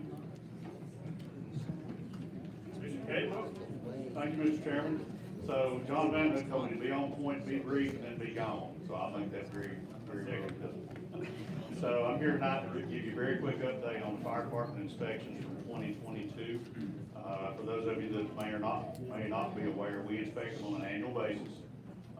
And then if we have issues, particularly operational deficiencies, there's contractual provisions in there on how we work with those folks to help get them back on their feet.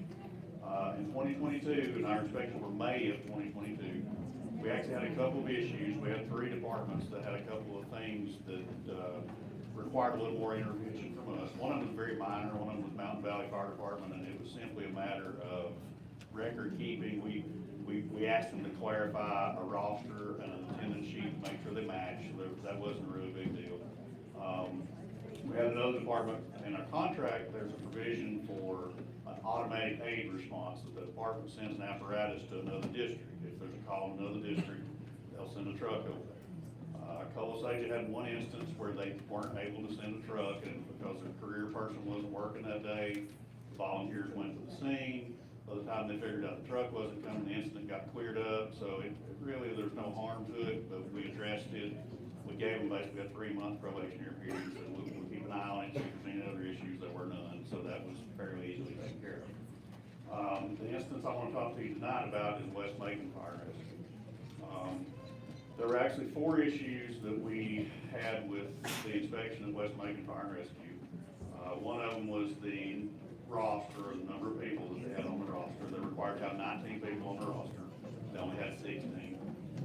They had a non-response, which means they were not able to send an apparatus and 4 personnel to a structure fire. they had a mutual aid or automatic aid non-response. They weren't able to send an apparatus to a call in the neighboring district. And they had an issue with a fire alarm, a commercial fire alarm, where they weren't able to send anybody. So basically what we did at that point, we sent them a certified letter, as we normally do in this process. We said, okay, we're gonna give you 8 months, which we call a probationary period. You have 8 months for the contract to address your issues. You need to send us a report that says this is how we're gonna fix our issues. And then we'll go through the process on a monthly basis. We'll look at your calls, we'll go back and inspect you again, we'll look at your records. We'll try and wrap everything up and give you the 8-month period to get everything back in order. They did submit a report to us and said, this is how we're gonna fix our issues. They told us that they'd had some changes in administration. They're actually on the 3rd chief in the last year or so.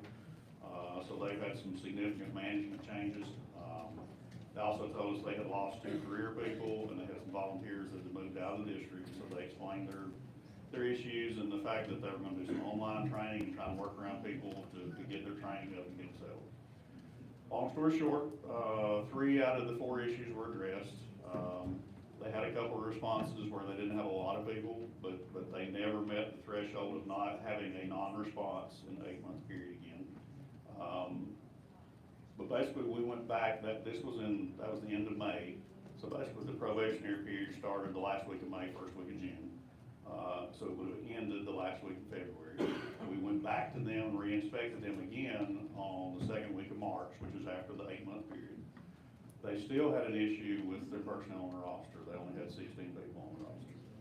So at that point, I told them, we sent them a letter, told them I was gonna come and report to you all, because our contract, we've never really had anybody that's had to go past the 8-month period and not get the issues completely corrected. I needed to notify you all, because you do have the ability in the contract, after the 8-month period, you have the ability to take action, including up to termination of the contract. However, that has its own set of problems if you were to decide to go that route. Well, last week, the chief contacted us and said, hey, come back out and take a look at us. We think we have our issues fixed. So we actually went back this morning. We did a re-inspection on them this morning on personnel, and they have 19 people on the roster. So they actually have the 19 people as required for the 9S inspection on the roster as of this morning. So I talked to Chief Randall, and he's here somewhere over here if you have any questions for him. Now, they're also set to have a North Carolina inspection on May the 22nd. They're gonna go through a regular Class 9 inspection, which is what we do, and they're also gonna go through a rating inspection. It's time for them to re-rate, because every 5 years you have to go back there and recertify that stuff. So they have a big inspection coming up on May 22nd. So I told him this morning that at a minimum, my recommendation was gonna be that we keep coming back to them for at least the next 2 months, until that state inspection occurs, and we get the results back from that state inspection, to make sure that they stay on track and that there's no more issues. And once we get that state inspection result back, we'll look at it again and see if there's any other kind of action we need to take, unless you all direct me to take any other action against them. So, with that being said, that's the report that I need to bring to you all, and I'm open for questions, and I'm sure Chief Randall's open for questions if you have any. So your recommendation is to go through the state, you're up to code, you're up, everything's up to par now? Yes, it is.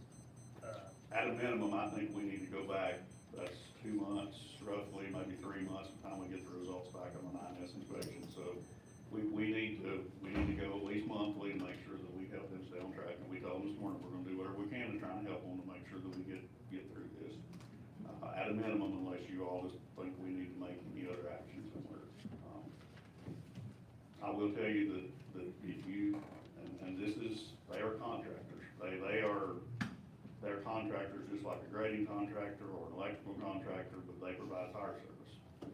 However, I will tell you, and I will caution you, that if I fire a grading contractor, I can probably find another one to take their place. It's not necessarily as easy to find a contractor to do fire service. It is doable, but it's certainly not an easy process.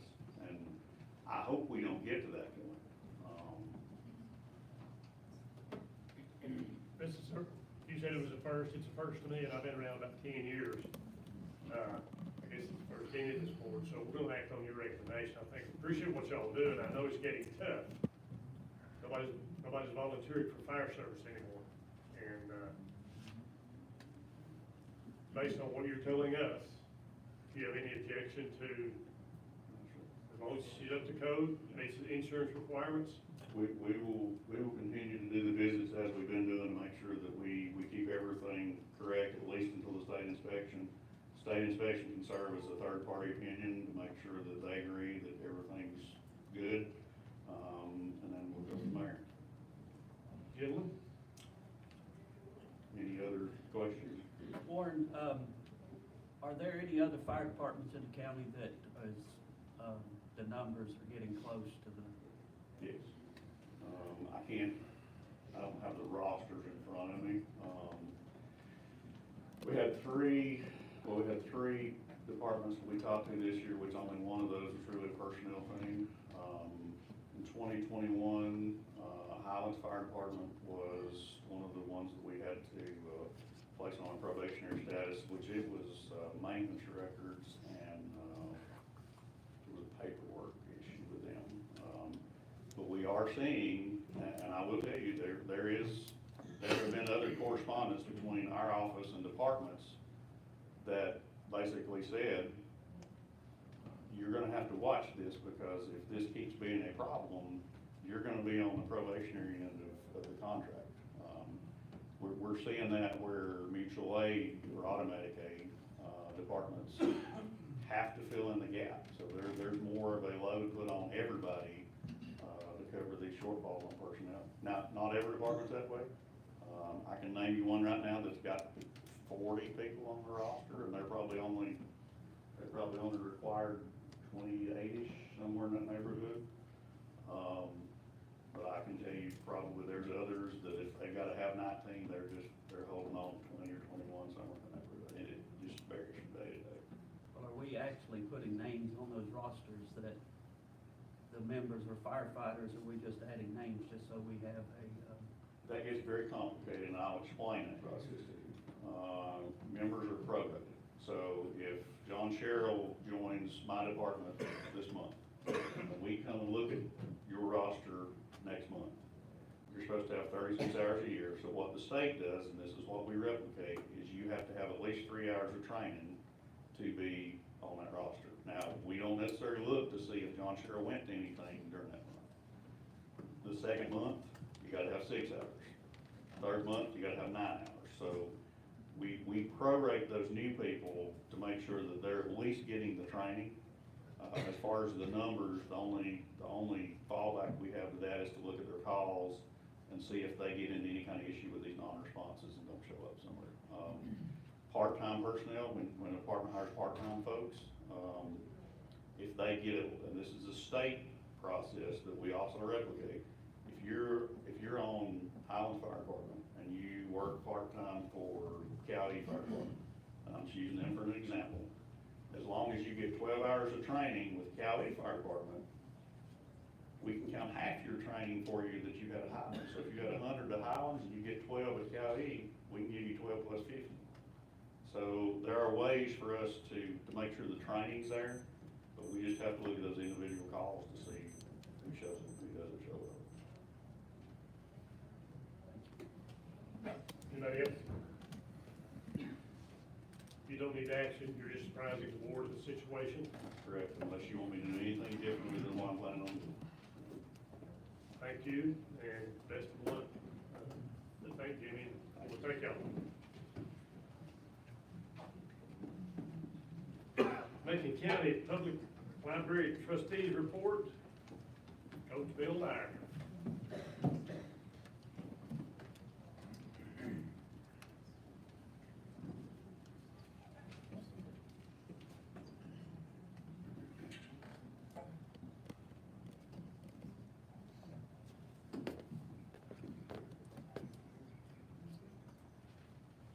Mr. Chairman, before I present the library report, I request to briefly address the board. It's your pleasure. Use the microphone, Coach. Oh, okay. Yes. How's that? I'm not used to this. I never thought that I'd invest so much time and effort in studying laws and statutes and regulations pertaining to pornography and obscenity as they apply to public libraries. Review of court-related cases has also required a lot of attention. And I've listened and read as members of our community have expressed their views and opinions on these topics and their relevance to Macon County. As a result, I've come to the conclusion, I'm convinced, that neither remaining in Fontana Regional Library or leaving will resolve all of our disagreements and difficulties. Hopefully, we will all be willing to choose what's best for our community at large and work together toward that end. Federal laws, state statutes, state library regulations must be followed no matter what.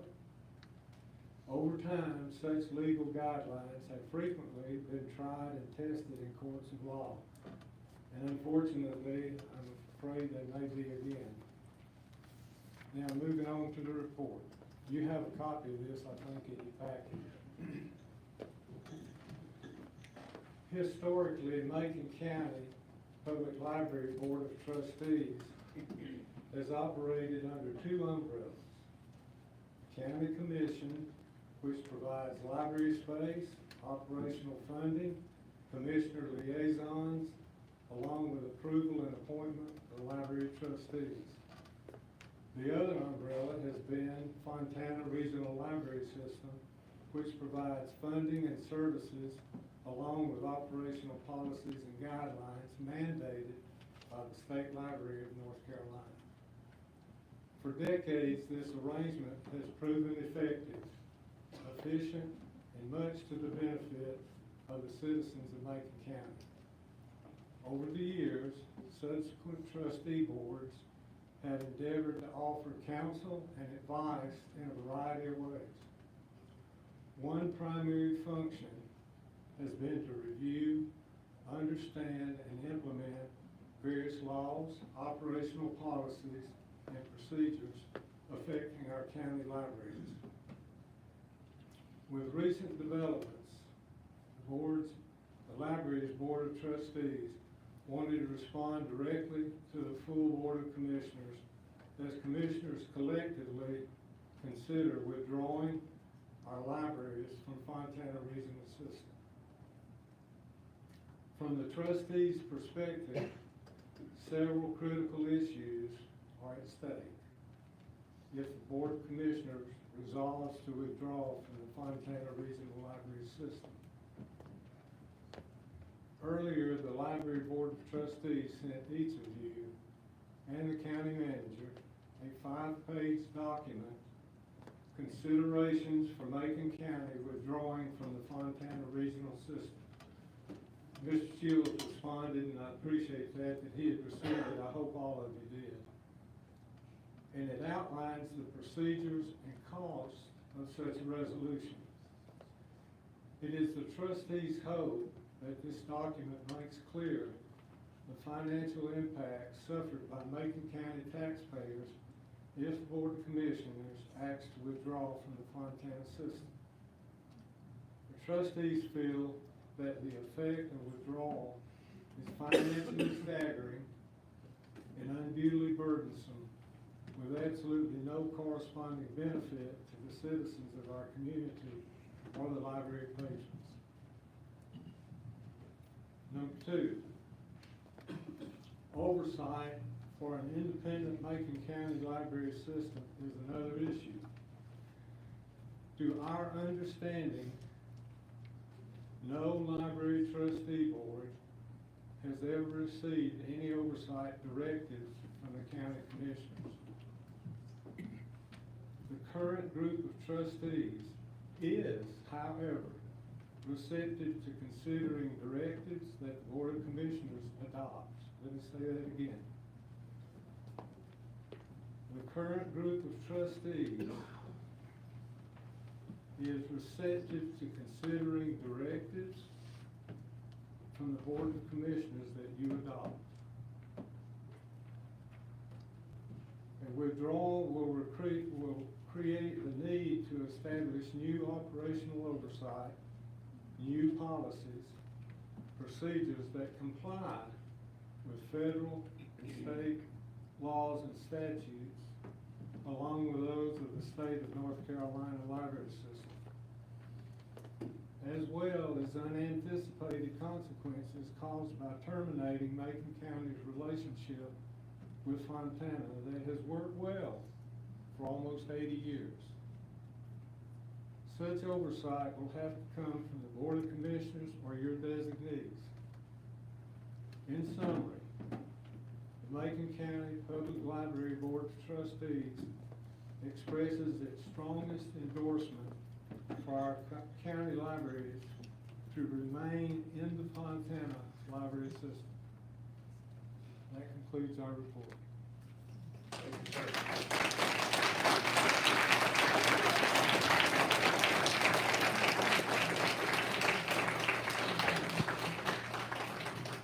Moving on to old business, update on the recreation master plan for Veterans Memorial Recreation Park. Parks and Recreation Director Seth Adams and representatives from McGill and Associates.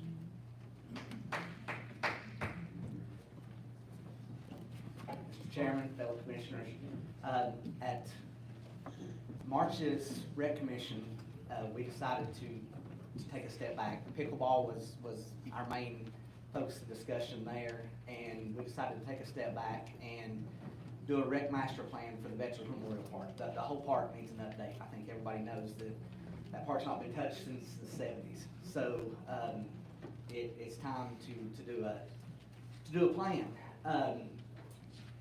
We came before you guys that night, and y'all agreed. So I met with Derek and Lori, and we discussed how to get this accomplished in a timely manner, the quickest way possible. Well, the town of Franklin is in the process right now of doing one for the Whitmire property. So I said it makes sense to me if we can get it at a feasible price to use the same company. It should save us some money because we're going to share information. We're basically dealing with the same demographics. So I contacted McGill and Associates. That's the company that is doing the town of Franklin's, and they were more than happy to give us a proposal. And I've got Jim Ford here tonight to kind of discuss what that'll look like, what that will involve, and any questions for you guys. Thanks, Seth. Seth said, my name is Jim Ford from McGill Associates. I hope that you all have received a copy of the proposal. About 30 seconds ago. Okay, so you don't know a whole lot about it, and I'll try to summarize. I know that this is a lot less controversial than other things, but parks can be fun. Parks should represent the things that your community want to have in them. In order to know what that is, you should do a master plan that includes public input. A large part of what we've proposed is to be able to look at the community, create a survey, listen to what people's ideas are. Back in the 70s, I bet nobody knew what pickleball was. Maybe some people did. There's a few folks that might have known. I'm sure most people didn't. And I've heard a lot of interest with pickleball. Now, that's certainly one kind of activity that is trending. And you'll see that in the community input. But there's a large community out there with a lot of ideas. And before you set out spending money to build things you're not sure if people want or not, it's a good idea to do one of these plans. Now, there's also financial benefits to doing one of these plans. It's less controversial to build things that people have asked for. I believe also you could get Part F funding. Is everybody familiar with Parks and Recreation Trust Fund grant? You may have gotten grants in the past. They really like to know that you've done that community input, you've done your due diligence, you've done a site master plan. Now, something that we proposed was that, your master plan for the county as a whole was done in 2005. That makes it ineligible for Part F funding. Now, there's two things you can do, a whole new master plan, or you can try to update that plan. There's some cost savings to developing a survey that gets you information useful for both plans. Killing two birds with one stone, so to speak. Now, we have, worked with the town on a survey. We've got a pretty good idea. Like Seth said, it's a similar population. That doesn't mean you shouldn't do another survey, though, specifically for a site-specific master plan. That being said, we have a proposal with 2 parts. After you've collected that data, we propose doing at least 2 concepts that graphically represent the things people told us. Now, staff will be involved in input. You know, we'll have everyone that we can involve in taking that survey. And I'd like to tap a few champions if I get the chance and really get the word out. We want as many people participating as possible. But after those 2 concepts are created, we want to hold another public meeting to share the concepts and say, well, folks, this is what you told us. These are the things we hear you saying. Which one do you like better? And it's usually some combination of that. So you move forward, not only collecting input that's valuable, so a good design, input that'll help you with a Part F application in the future, which if, for those that don't know, that's a matching grant. You put up, you know, a 50-50 match. It goes up to $500,000, up to $1 million with your match. That being said, we would like to then carry that forward and do a site plan report. One of the things that we do a lot of are these Part F applications, and it's a competitive process, okay? You probably have done it in the past. It's a point scoring system and a little politics mixed in there. Basically, we want to make sure we get as many points as possible. So not only should you show the public those concepts, but you should also have a master plan report with all the due diligence, everything about the environment of the site, everything about, you know, all the potential pitfalls and where things need to be sited. You know, pickleball is great. You're probably going to see in that public input that there probably needs to be pickleball, but where? Where should it get? I've heard a few ideas, but we need to look at the soils. We need to look at the drainage, the hydrology. There's a lot of things that these reports give you to make good decisions. So these guides will help you moving forward. With that, I appreciate, you know, the consideration. I think this is a good idea to do it, whether we get the opportunity or not. It is an older park, and there are a lot of new things that could be added or things rearranged to make it more efficient and deal with the growth that you're seeing in the county. So thank you for the opportunity. And I'll take any questions. Well, before I can ask a question, I have to do just a little bit of reading here. Yes. I've got a couple questions for you. Yes, sir. Listen to what you said right there. I'm reading your proposition here. It says that geotechnical engineering, testing, inspection, including soil analysis, are not covered under these fees. Right, so it's actually partial. In order to do any construction, as you know, you need to have soil tests done, et cetera. There's probably historical information, but also. The point I'm trying to make is, Yeah. if you want to put pickleball somewhere, how do you know it's going to fit if you're going to design it without knowing what the soils are suitable? You should do your initial due diligence. There are soil reports, there are historical, there's other planning documents to consult. They may say, absolutely not, we know this exists. There probably needs to be testing done in the future to verify it, but there should be enough information to be able to make wise decisions. And the last question, we've been having, what's the time frame to start and complete if this were to pass? I think we could start immediately if given the opportunity. It's actually a good time for us as the Part F season is coming to an end. May 1st is when most of the rest of the state is going to be done, and that's our busy season. That being said, we've got staff ready that can do this, and we're here often because we're working with the town, so there's some savings there for us as well. And having seen this, the objective of your proposal is to evaluate what we have now, Yes. needed improvements to what we have now, and then are you thinking throwing in a bunch of long-term expensive improvements, or what would be your approach? The right way, I think, to do this, having done this for 20 or so years, is it should be phased. I think the first thing is to find out what is good and what needs to be changed. We need to ask the public. That's the first thing we need to do. Because it may be that you find it's good as it is, and there's only a few minor changes that should be made. You may find that there are a number of things that could make it more efficient that should happen. Either way, it should not all happen at once. You're probably gonna wanna take bites, right? Manageable bites. A phased approach. Usually by the time you get to looking for funding to make these changes, you're going after a grant. Part of that application process asks you to look at what it is you need money for now and into the future.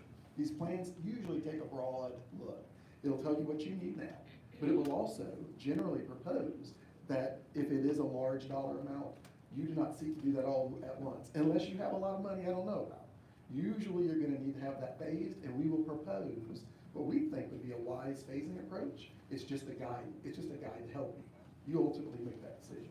And the public input is a valuable thing. We've each jointly walked through the rec parks, most of the facilities that we have, and Franklin High School tennis, that's their home court. They're changing rooms, they're changing in a shop, in essence. So I think there's some improvements need to be looked at to bring this up to some level of respect. And then make that phase one, but as we get into this, hopefully we can have a dialogue with this board, with the public. But they're just, primarily, the thing that sticks out to me is this tennis program we have. We highlighted the track and field tonight, next month we'll do something else, but youth sports. But what are you gentlemen, without having read this, are you gentlemen prepared? How do you guys do the survey, and about how long does that take you to do the survey? So it can be done in a short period of time, but it needs to be done fairly, okay? So surveys, it matters who's taken that survey. We usually will look at the community demographically speaking and say, well, we have this many people, and how much is typical on a survey response to be considered fair? It depends. We'll have to look at the demographics first. You also have areas of your county that are more urban and some that are less.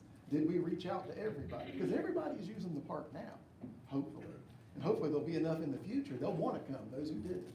That being said, your survey, typically in the old days, and I mean 20 years ago, if I got 3% of the population, that was good enough. If I got 3%, that's about all I'm gonna get. That's kind of bad nowadays. I look to get at least 5 to 10, and not only the quantity, now you can't force people to take surveys, right? But if you make a good attempt to reach out to everybody, the farmers out there, the folks in the city, everybody, and you document that, not only do you get a better park design, a better survey result, but you get a better Part F application, and this is all about money, right? I worked with some folks that used to work for RS, that's the group with the state that does Part F. I got Lou Ann Bryan. She retired and came to work for us. Y'all might know her, a lot of people do.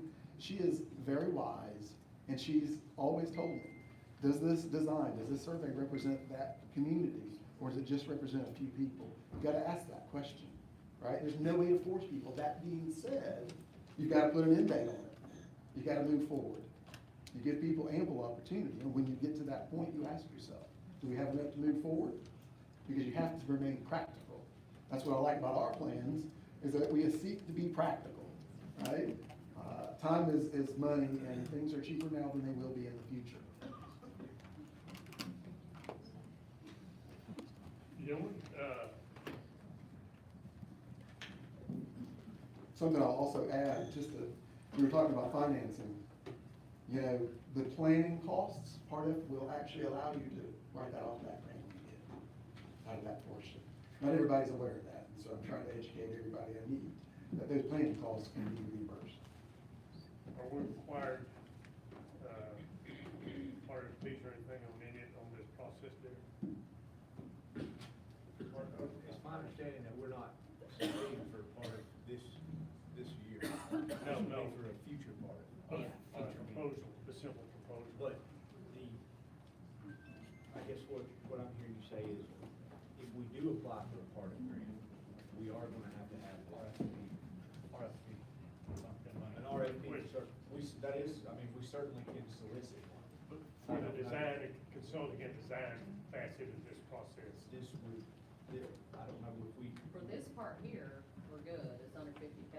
Okay.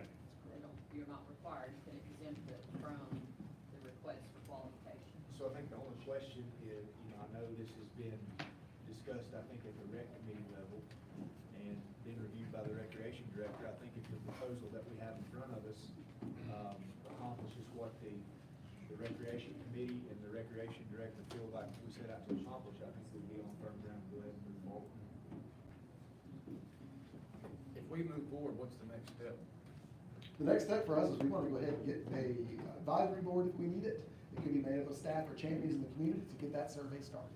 The sooner you get that started and start collecting information, the better. And this would come, as I understand, from the $155,000 that was set aside in fiscal year '23 in the rec budget for the pickleball courts. Gentlemen, pleasure of the board. As liaison to the Work Rec, motion. We enter into a contract with McGill and Associates for a master, call it a master concept at Macon County Community Building. Site-specific master plan. Site-specific master plan. Second.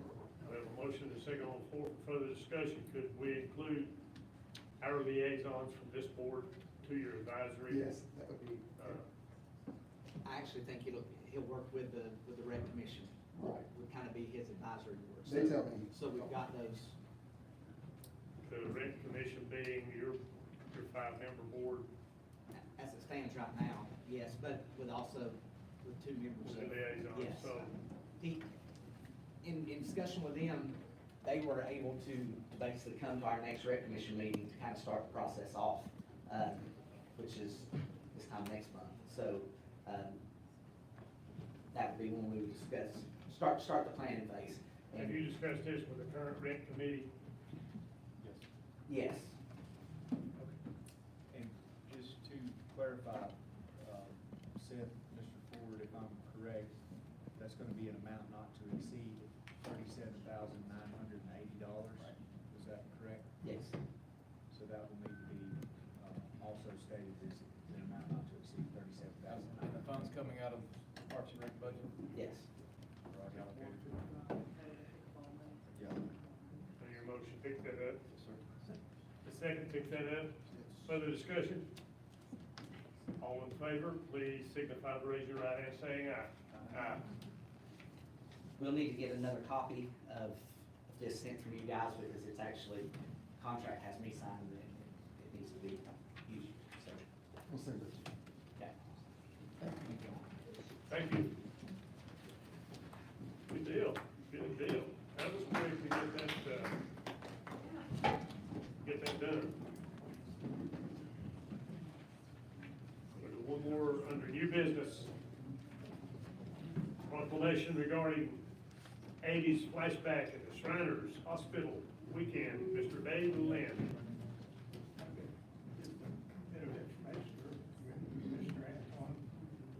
Say again? He wants to hand you something, Danny.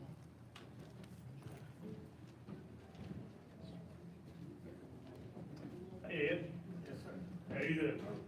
Yes, sir. Thank you, Ed. We'll be talking about the Nana Hale library here.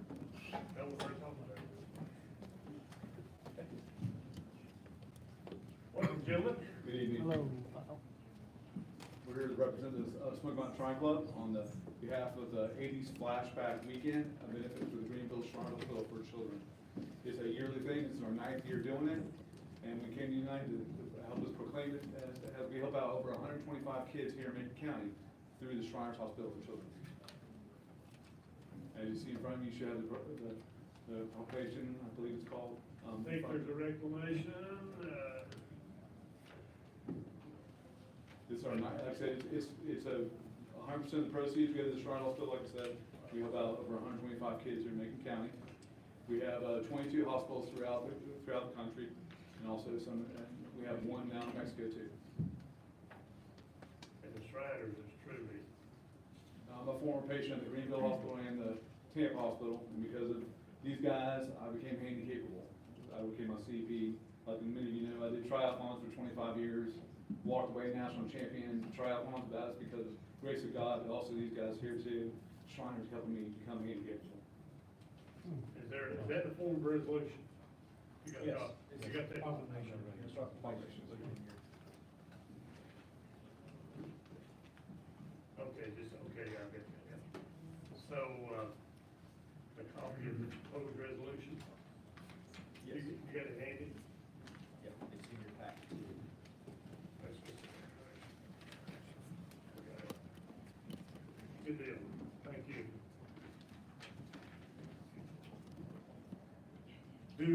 How do we acknowledge this? Do we read this, or? You guys can certainly read it into the record if you'd like, or you can read it into the record. I think it's worth that these guys come in, because this program, the Shriners is, Thank you. I think it's worth a minute to, would you like to read this, Mr. Manager? We gave $27,000 last year Yes, sir. to the Shriners Hospital. Yeah, This year, we're pushing to do 50,000. Think about this. This club was the only club from Oasis or any other to go to the hospital and present the money of $27,000. The other thing is, the Shriners from West North Carolina going from here to Robbinsville, just between us and one more club, we raised over $600,000.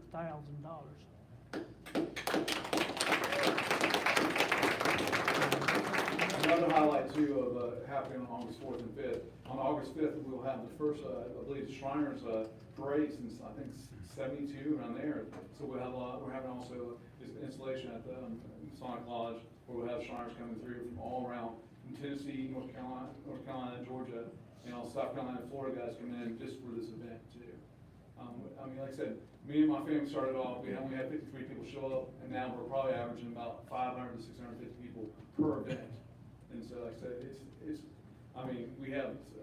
people this year, come out this year and you'll be amazed at the parade and everything else. It's family friendly too. Yes, that's, yeah. It is family friendly. Yes, It's- 100% and we're- family friendly. And we're shooting for next year to have it here in the middle of town. That's the goal. So, and we bring in good bands and they're professionals. And don't cost a dime to come watch. If you wanna do, Dave gets a lot of sports MLB, all kinds of stuff. I don't know how he does it, but he does it. But he gets all that stuff, raffles, everything. All the money you spend, you can just come and hand the money to us if you don't wanna do none of that. This money's going straight to the hospital. If you wanna be a sponsor, all you have to do is see us before June. You can be a sponsor for $100 and get your name on a t-shirt. Or you can go on up, it's got levels, you can go up to platinum, is it right, platinum? Yes, sir. Platinum, and you'll get on a bunch of other stuff, but Phil Drakes is sponsoring us with giving, they're gonna pay for our band for this year, our big band, our 80s band. They've already agreed to pay for it.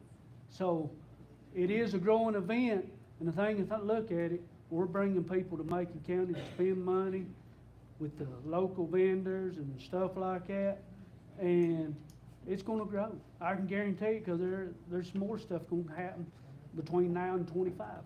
So, it's something that the county be grateful to get on, cause it's a clean activity, family friendly, and don't cost nobody. It's a good gathering for people to get around and talk to each other and listen to good music. We won't bother you anymore because y'all been here for a long time. Oh, we're gonna read the resolution, we're gonna, so it'll be recorded, it'll be directed. Before you do, I just wanna say, thank you for sticking around tonight. I love what you guys do. I mean, you guys are part of what makes this community special. And, look, thanks for sticking around. You put on a really cool show, and, Thank you. good job. So this year we have a Tom Petty tribute band, and, called Mad Hatters, actually, if you're familiar with the group Georgia Satellites, it's pretty much them minus the lead singer. And then the next day we have a 5K on the Greenway. I mean, we want everybody involved, like Ray was saying, everybody involved. It's all spread out, so we try to make it where everybody gets a benefit from. This year we have ambassadors. Every year we choose a child that's a hospital patient, and we make them an ambassador this year and all that stuff too. So cool. When is this? August the 4th and 5th. Okay, we'll read the proclamation honoring 80s Flashback Shriners Hospital Weekend. I'd like to read that into the record.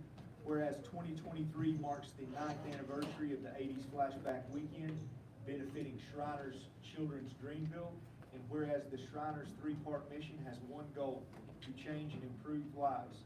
We do this by caring for our patients, conducting research to gain knowledge and develop new treatments, and providing educational opportunities for physicians and other healthcare professionals.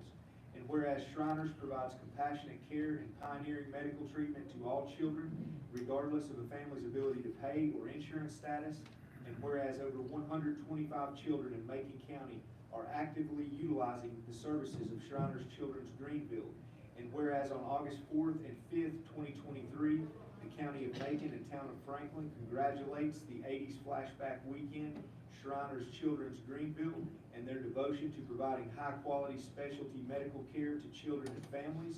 And whereas Shriners Children's Greenville encourages all to commit to making their communities aware of services available and making it possible for us to continue improving the lives of children and families who need it most, and request the citizens of Macon County and the town of Franklin to join in this celebration. Now therefore, I, Paul Higdon, Chairman of the Macon County Board of Commissioners, do hereby proclaim August 4th and 5th as special celebration of the 80s Flashback Shriners Hospital Weekend in Franklin, North Carolina, and commend its observance to all citizens and visitors.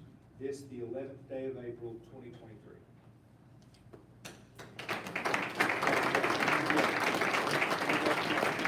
Thank y'all so much, and appreciate y'all's support, and if y'all have any other questions, please feel free to contact me anytime. Thank y'all so much, have a great night. Thank y'all. Thank y'all. Thank you, Randy.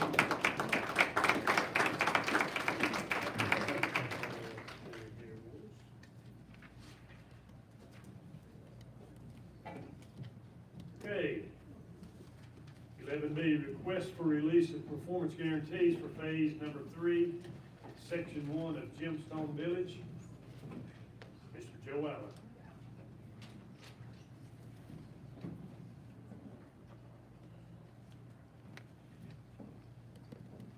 Good evening, once again, guys. In January of 2022, Gemstone Village, Stormwater LLC, entered into a performance bond agreement of $189,150 with Macon County for some uncompleted improvements to that subdivision. In July of 2022, we released $114,383 of that bond, holding only $74,802 left for some remaining paving that hasn't been completed. You guys should see that there is a letter in here from Snowmar LLC's engineer stating that work is done, has been done, that paving has been done in that section. I'm recommending to release the remaining funds being held in conjunction with phase 3, section 1 of Gemstone Village. $74,802. If my math is right. 802. Still need further request? Entertain a motion. Joe, they've satisfied everything with the county? Yeah, for that phase. Which phase is that? That's phase 3, section 1. Just to clarify, phase 3, section 1 on our sheet says 189,000. Yes, that's the original bond. Back in July, we released $114,000. And some change. This is the balance. This is the balance. Yeah. I make a motion, we release phase 3, section 1 of Gemstone in the amount of $74,802.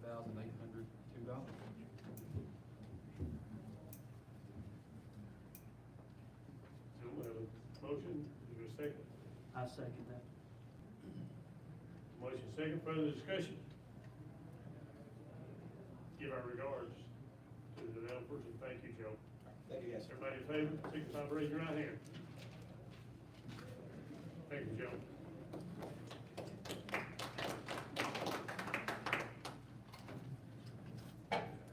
Request for additional positions at the Department of Social Services for DSS Director Patrick Bedford. As Patrick and Kathy are coming up, I would like to clarify, it is supposed to be one position that Patrick's going to be talking about, and Kathy, and they'll be able to tell you all about it. So. Thank you, Mr. Manager. It is only one position, as manager pointed out. On March 27th of this year, Governor Cooper signed into law House Bill 76, making North Carolina the 40th state to expand Medicaid for more than 600,000 people across the state. In April of 2022, the North Carolina Department of Health and Human Services estimated that Macon County would see an increase of about 3,000 or so individuals to receive Medicaid once expansion passed.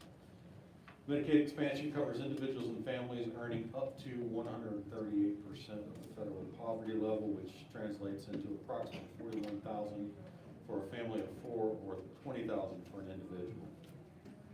So currently, Macon County has about 7,000 Medicaid recipients with 11 income maintenance caseworkers to manage those cases.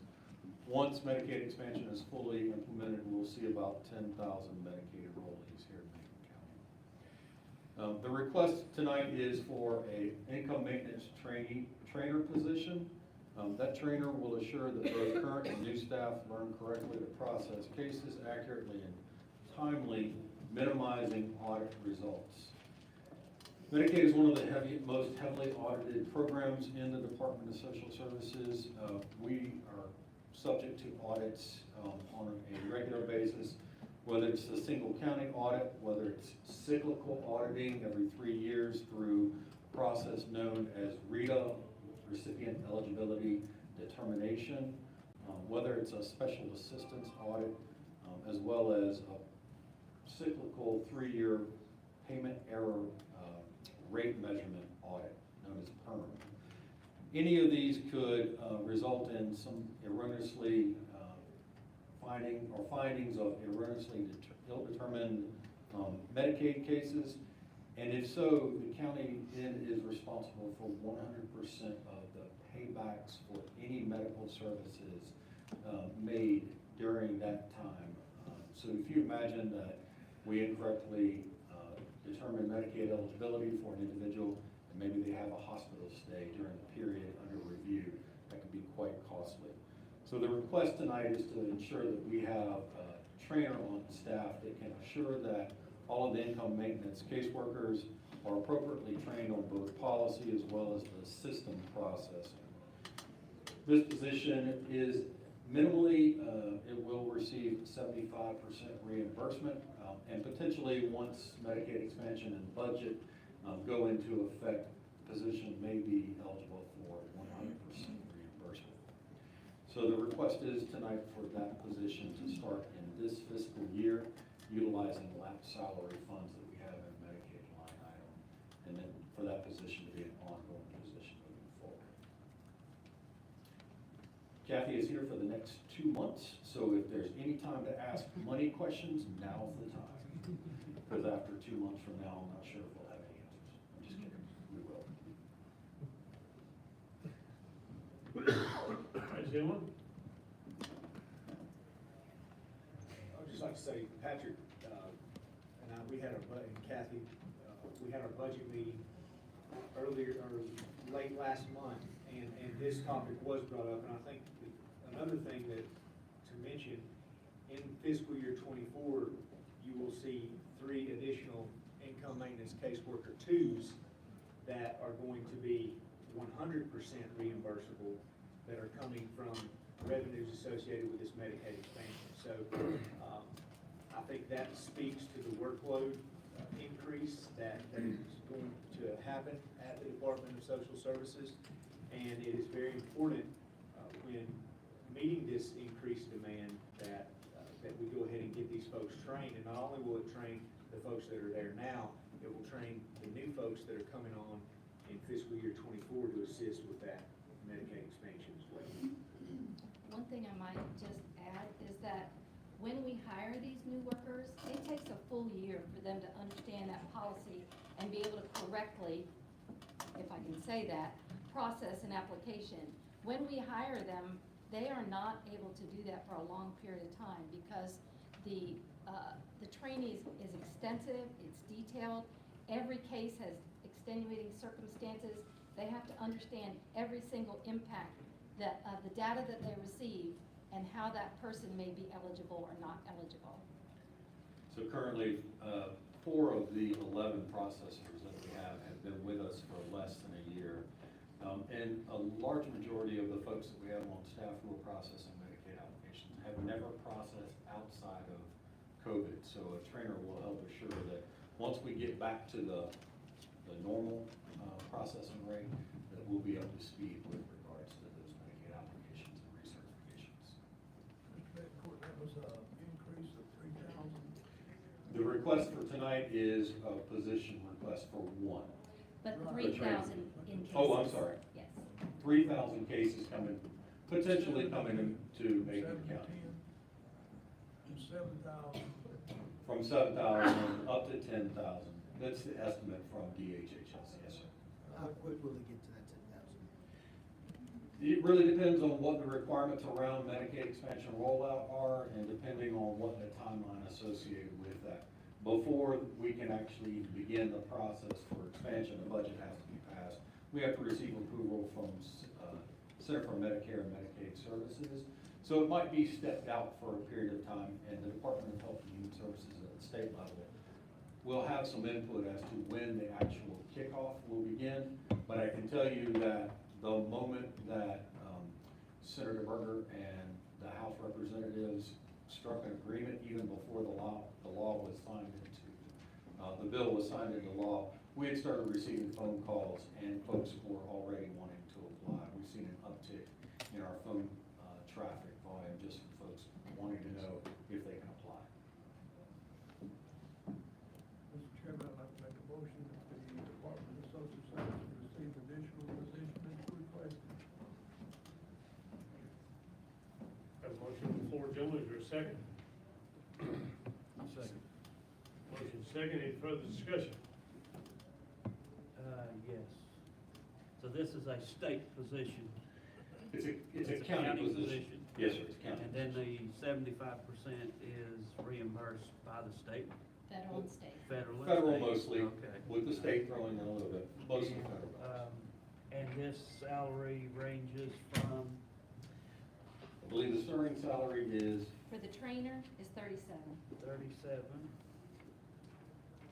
And chances are, who you hire will not have any, there's a potential that we have some folks in-house that might be interested in that position that will already have the experience.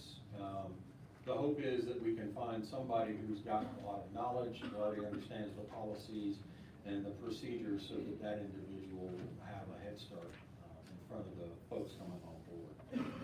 There will be some, with expansion, there will be some learning curve even for the trainer, and so the objective for the trainer will be to make sure that they develop a specific protocol to make sure that the remaining staff are trained up to speed. so if you have a employee that's in-house, will you have to replace that one if they take that We position? will. Yes, sir. Further discussion? All in favor, please signify by raising your right hand and saying aye. Aye. Thank you, gentlemen. Thank you. Where are you going, Kat?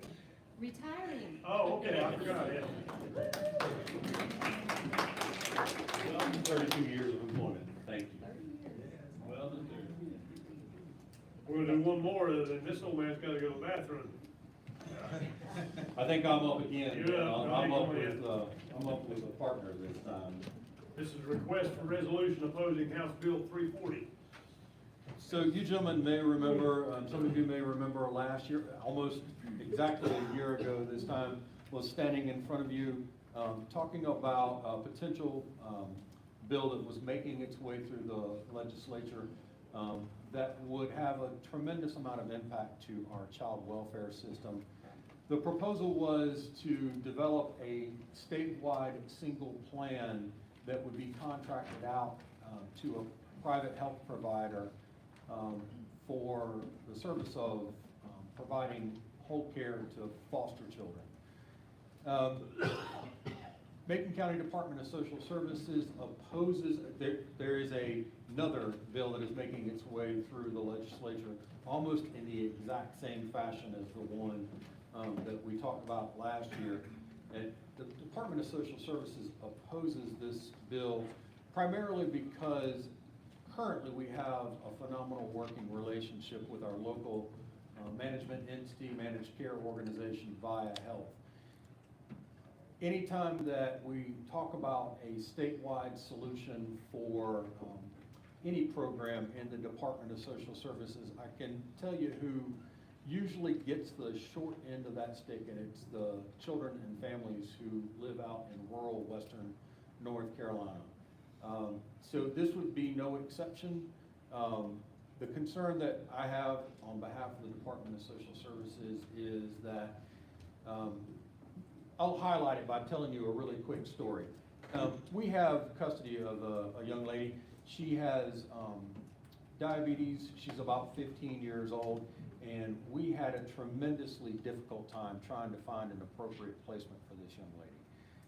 Through some behavioral issues that she exhibited, she lost placement where she was.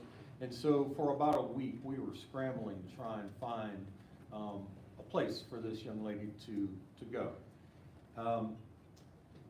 About 4:45 on a Friday afternoon, I decided to go over into our child welfare section to see what the progress might be on finding this young lady's placement, because I knew that the reality was if we didn't have something pretty quickly, we were all going to be doing shifts at the Department of Social Services, keeping an eye on this young lady.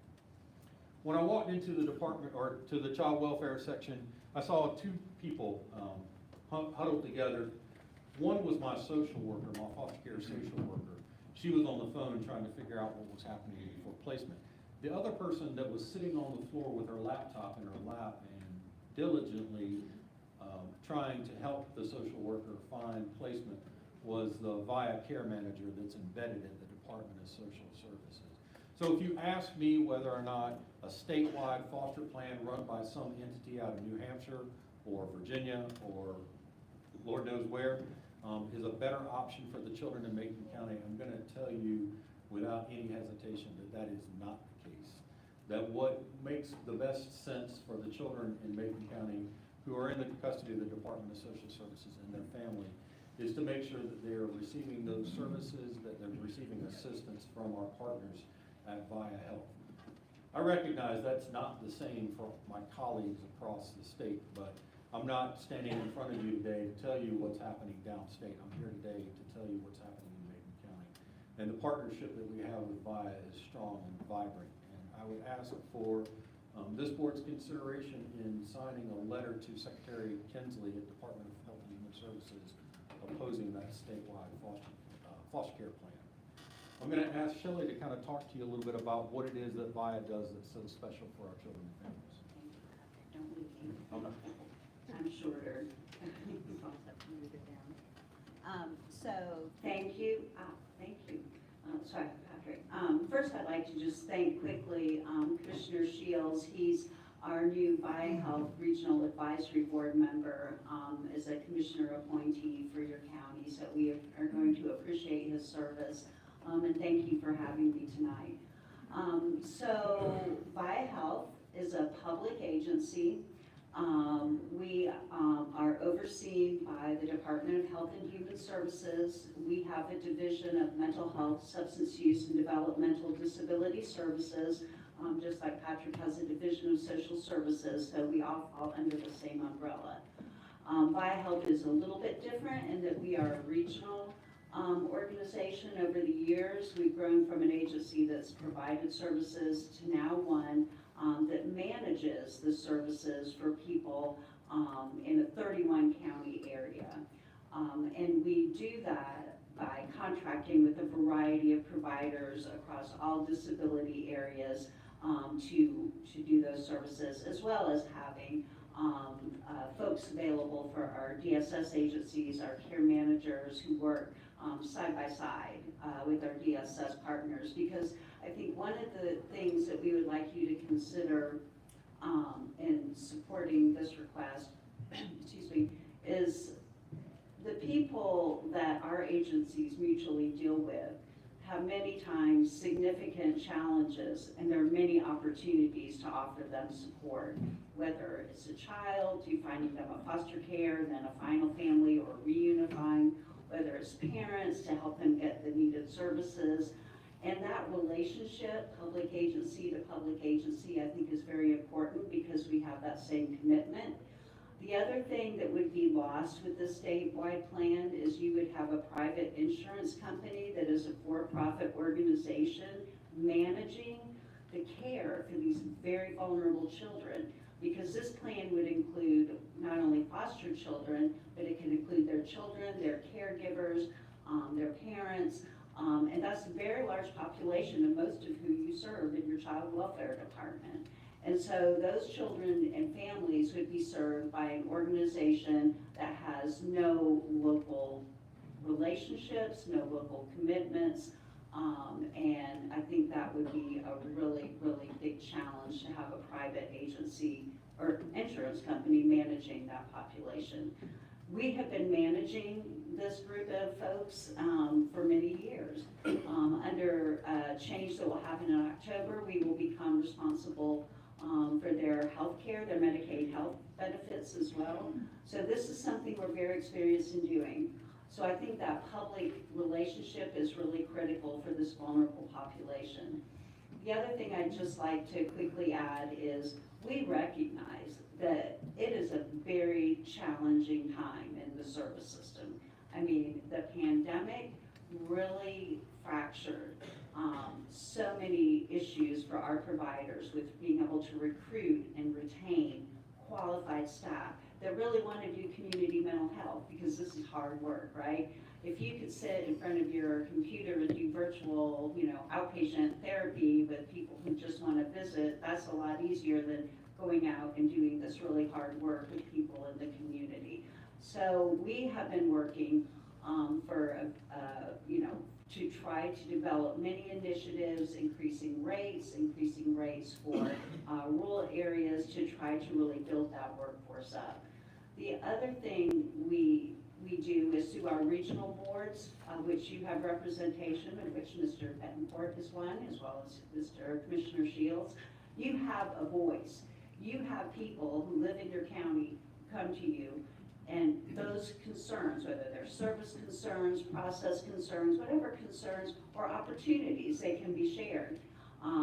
Patrick is also on our VIA Health Board. So we have, from our regional board, we have 3 people, our chair, our vice chair, and Patrick, who serve on our board. So because of that, your voice is never lost. So we hope you consider that. I did, and Mike can maybe pass those out for you. In the last year, we were working with our other 5 partner LME-MCOs. We've created some really cool processes to help reduce some of the barriers that happen across counties or across LME-MCOs, since there are 6 of us. So we have really done things like developed a statewide network. So we have an open network. We've standardized processes so that each of our 6 organizations use similar processes. We've increased capacity for crisis care beds. We're reducing authorization barriers so that there's sort of a single process. So we really, along with raising rates, which is really an important thing for our providers.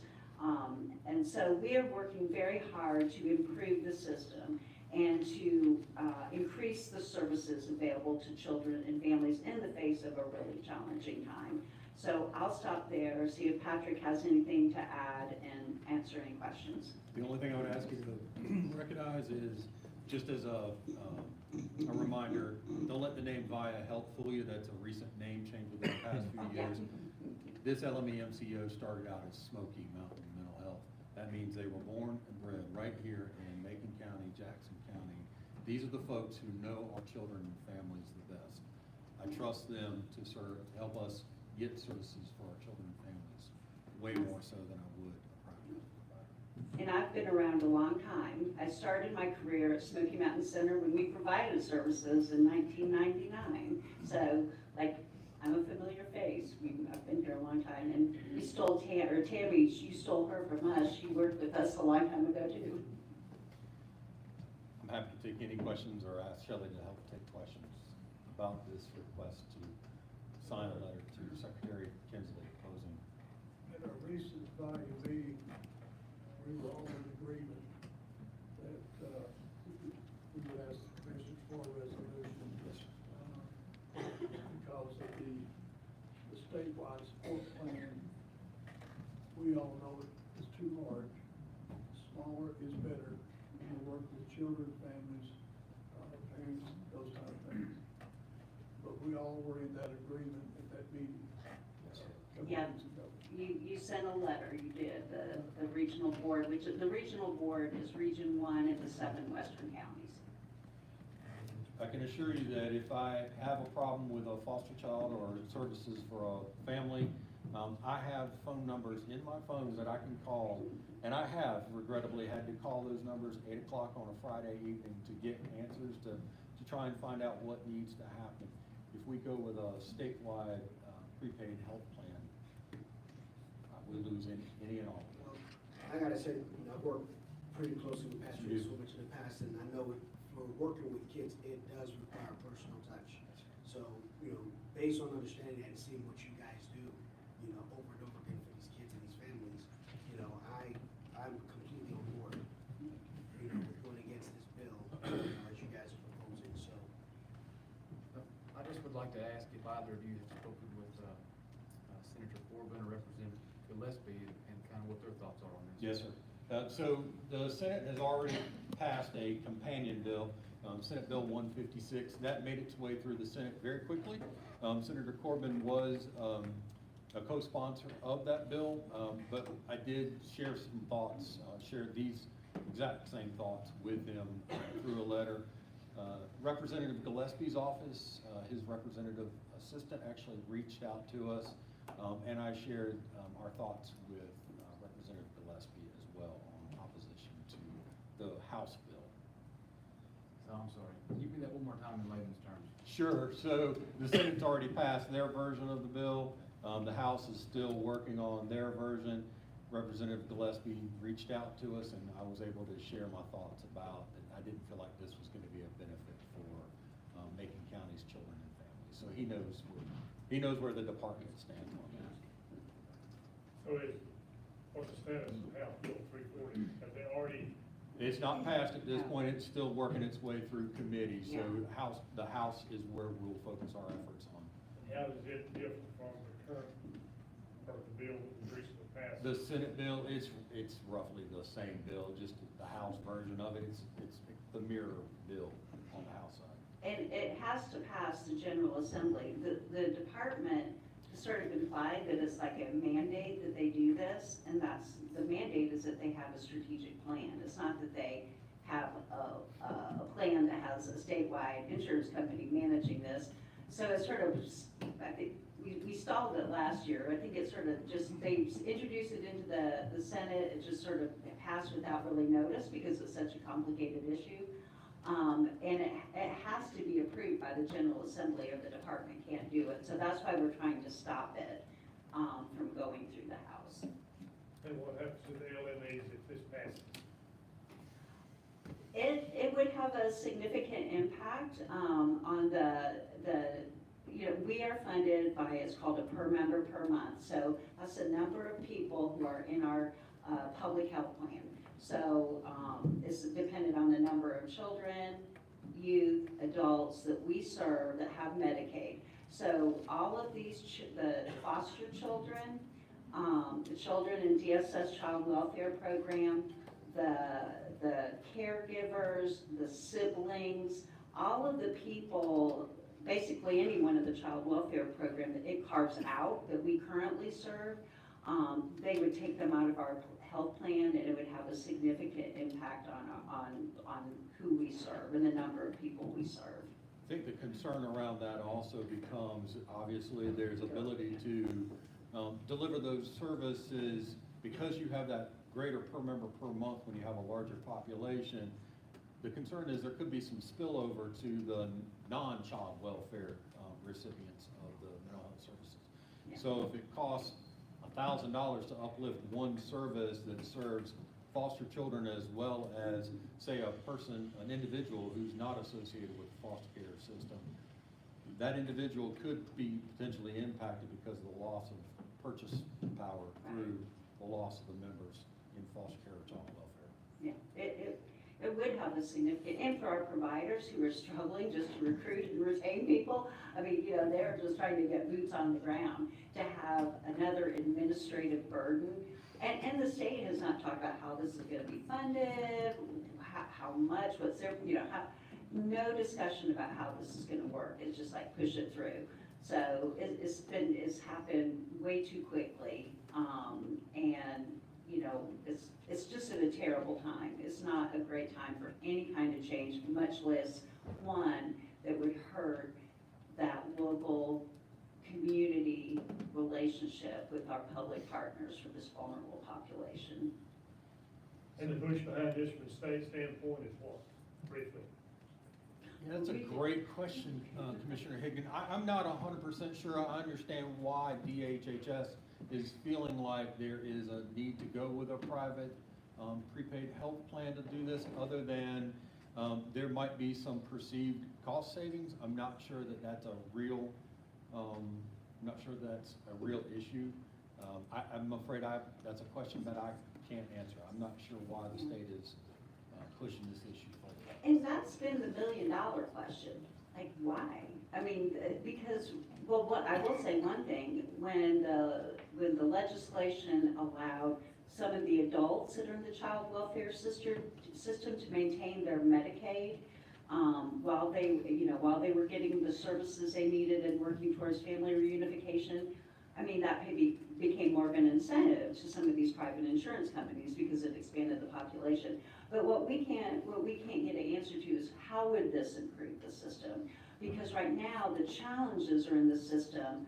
The department is not working with our divisions to try to alleviate some of these challenges with recruitment and retention and developing new services and funding. I mean, it's a matter of two. They've not increased Medicaid rates for many years. The General Assembly has cut funding. So it's almost like they just want to hand it off, like, okay, now it's out of our hands, we're putting into a private insurance company, let them deal with it. We cannot get an answer to why they would think this is more effective, because it will not enhance services, it will not bring new providers, it will do none of that, because they're not here working. They can't, what are they gonna bring them in from Raleigh? I mean, they're not. Now, did you say that the Senate already passed it? The Senate has passed 156, which is the mirror bill. The House has not passed their bill yet. And I appreciate your explanation, I really don't understand. And it's hard to vote for or against something if you don't understand it. Yeah. But you also said that Senator Corbin was a co-sponsor of this bill, correct? He was on the Senate side. Yeah.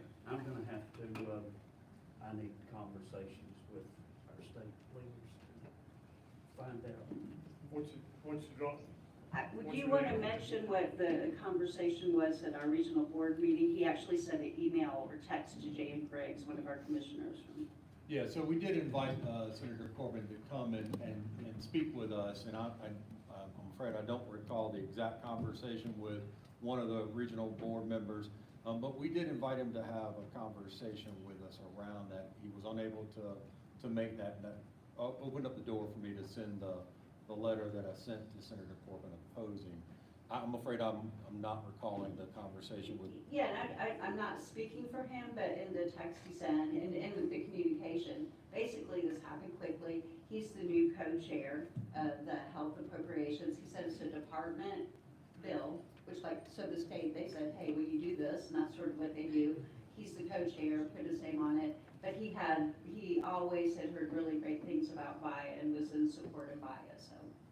And when is this due up in the Senate or the House? I'm not sure where it is in winding its way through the House process, but the letter that we're asking for is a letter to the Secretary of DHHS. So I don't know that where that bill is in the House process matters at this point. So if the board needs some time to consider, to talk with the representatives, certainly would understand the delay. We're happy to come back and talk about it or address any questions you might have if you need additional time. I think that's what I'm hearing here, not to. Nope, I understand. But let's do due diligence, don't let's forget about this. Yes, sir. Yes, sir. If I can, we'll have to bring it back on for next month. Good deal. All right. Thank y'all. Thank you. Thank you. All right, folks, we've been here for 3 hours and 10 minutes. This old man's got to go to the bathroom, so I'll call a 5-minute recess. Pardon? No, we don't want that.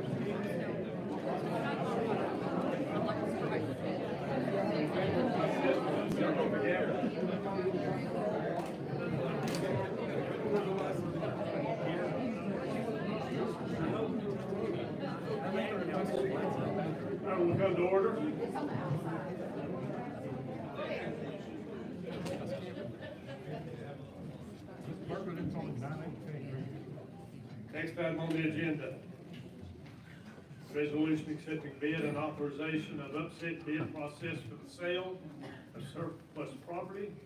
County Attorney Eric Rideout. Okay, so if you'll recall, we received a request to purchase Macon County owned property. It is that 3.76 acre tract located at 388 Bethel Church Road. The PIN number is 7504484670. My recollection that maybe the county was at one time interested in using this as a convenience center. It is listed in our surplus property. We have an offer right now of the tax value for that 3.76 acres of $55,350. That offer is from CCJS LLC. The way this process works, if the board is so inclined to receive that bid, is it then gets published in the newspaper, and there is 10 days in which anybody that wants to can upset bid it. The county strongly encourages upset bids. It's more money for the coffers and Macon County. So if anybody is interested in that property, please look strongly at it and think about bidding it up yourself.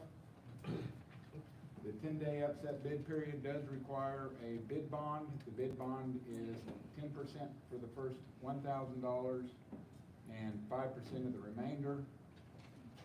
The initial bid is for the deposit sum of 5% or $2,767.50, assuming that, or if this offer is acceptable and the county agrees to entertain selling it for that price. That is how the process would work, is you would receive this offer to purchase, you'd pass the resolution authorizing the upset bid process, and then Mr. Decker would publish that in the newspaper. And the 10 days starts from Date of first publication. When was that? You need to pass resolution for what? If you want to accept that, we have an offer to purchase in the amount of $55,350, and in your agenda packet, we likewise have the resolution accepting bid and authorization of upset bid process for the sale of surplus property.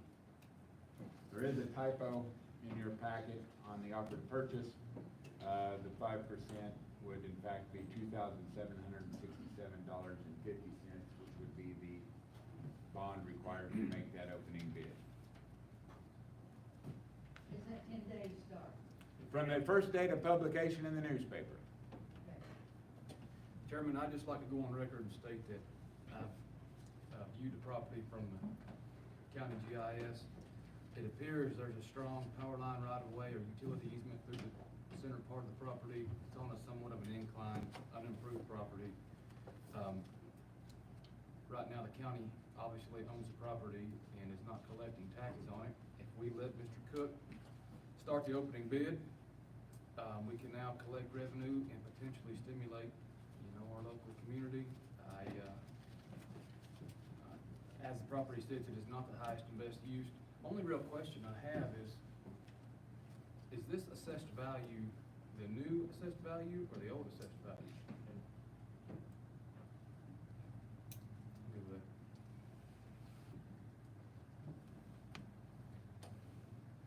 All right, gentlemen, pleasure of the board. I'd like to make a motion, we pass resolution accepting the bid from Mr. Cook on parcel of 388 Bethel Church Road in Franklin, 3.76 acres. And I want to ensure that the public has ample opportunity to upset the bid if so desired. We have a motion on the floor. Do we have a second? Second. All right, motion is second. Further discussion? Thank you, Mr. Attorney. All in favor, please signify by raising your right hand, saying aye. Aye. All right, thank you, sir.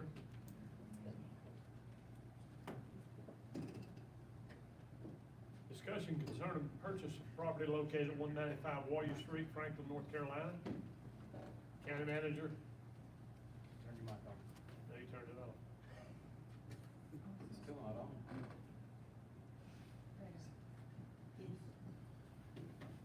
Rephrase.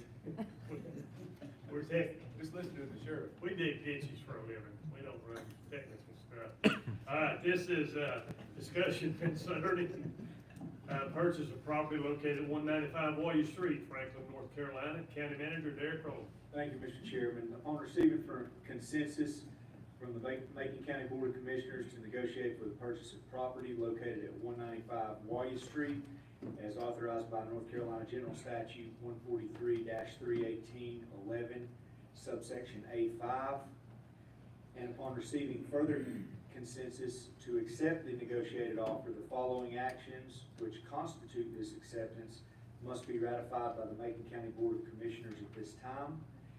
That will be, we will need a motion first, ratifying the disbursement of $100,000 in refundable earnest money to the trust fund of Ridenhour and Goss, PA.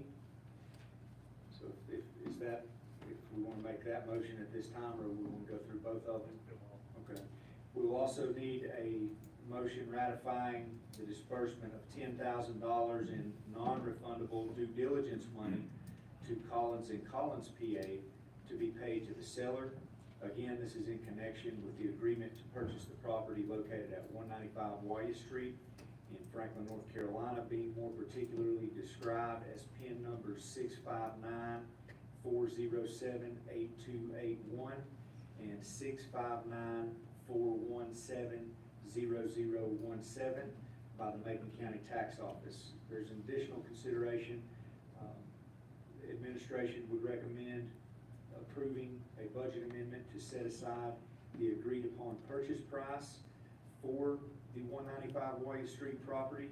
That would be to appropriate $1.35 million from general fund balance to be set aside for the purchase of property located at 195 Wyatt Street, Franklin, North Carolina, 28734, being more particularly described as PIN number 659-407-8281 and 659-417-0017 by the Macon County Tax Office. Thank you, Mr. Manager. Gentlemen, you've heard proposal.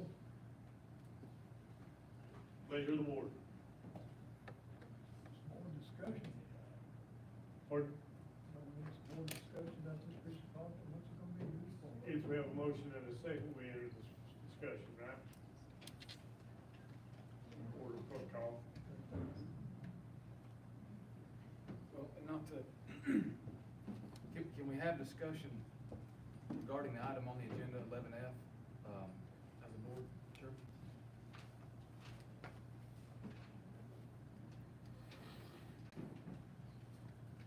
Is that what you're asking for? I think we need some clarification on this as well before we get into. Okay. I'm okay with that if you want to start that up, Commissioner Shields, as liaison to the school board. Last time I had a conversation there, with Mr. Higgins about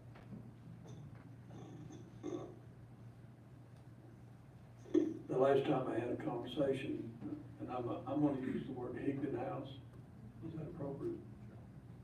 I'll use, instead of the address, that,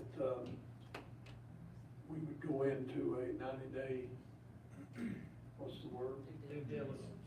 Due diligence, and, we probably still got about 60 days on that. This, point of clarification, the agreed upon offer, it contains a 60-day due diligence period and 30 days to close. And I guess that's why I'm saying, I'd like to have some more discussion about this piece of property, because I just gave out this information right then, and, the only thing I'm familiar with is the Higdon property, and that we've, put a due diligence, contract on it, and as far as I know, I don't know what the property is used for, or what it's suspect to be used for, or anything like that. And it's a property, that could go into executive session, is that correct? It could, yes, we could discuss it in executive session, in closed session, we did discuss that last 2 months and gave Mr. Rowland direction as to negotiating a contract price of the 1.35, and then they accepted that amount, and so now it's back on for formal ratification by the board. Chairman, would it be an appropriate time to drag some of our school board members out there into this conversation? I see at least 2 of them out there. Conversation I've had with Dr. Baldwin and other members of the school board, they seem like they have maybe welcomed this opportunity if the high school is the priority of the school system. I think that's kind of their role. Mr. Shields, correct me if I'm wrong, to kind of plan that property. It's more or less our job to provide it. But really, feel free, if you ladies got any comments and thoughts on this property? Delighted to know that you guys are thinking forward about project to annex for the high school property. I just learned about this when I saw the agenda, so for that, please, Stephanie Lassiter, Macon County School Board, sorry. So delighted to know that we could potentially annex that and use that. Love to hear when LS3P would be part of that conversation and what the plans would be for the high school to use the property for. So look forward to that. Love to know when we can get Highlands back on the conversation and push that forward, so we'll have conversations about if we're using fund balance for this. And we talked about Highlands meeting. I mean, we've had that discussion this week a little bit, so just excited about the potential for it, but I think it just elevates questions around prioritizing that space and what we can use it for, and when we'll have the architect involved. What else we need. I just heard about this today. Actually, I heard about the ball field last night. Somebody approached me about it. I had not heard any investment that the commissioners want to make in our schools, Franklin schools, Highland schools. We welcome that as a board. Neither Stephanie nor I can really speak for our board collectively. It has not come through the liaison committee, to my knowledge. I think there was a little bit of talk about it. I'm curious if it is 100% designated for Macon County Public Schools. I'd like that answer. I think you all should understand what you're buying and what the intention is, as well as relay that to us. Yeah. I'll reiterate, as the Highlands rep, we're still waiting for the contract with LS3P to be reinstated after it was taken off the table in February. There's work to be done with projects, even if they're not on your full funding list for this year. That project was paused. There's money there. That money was already in the budget.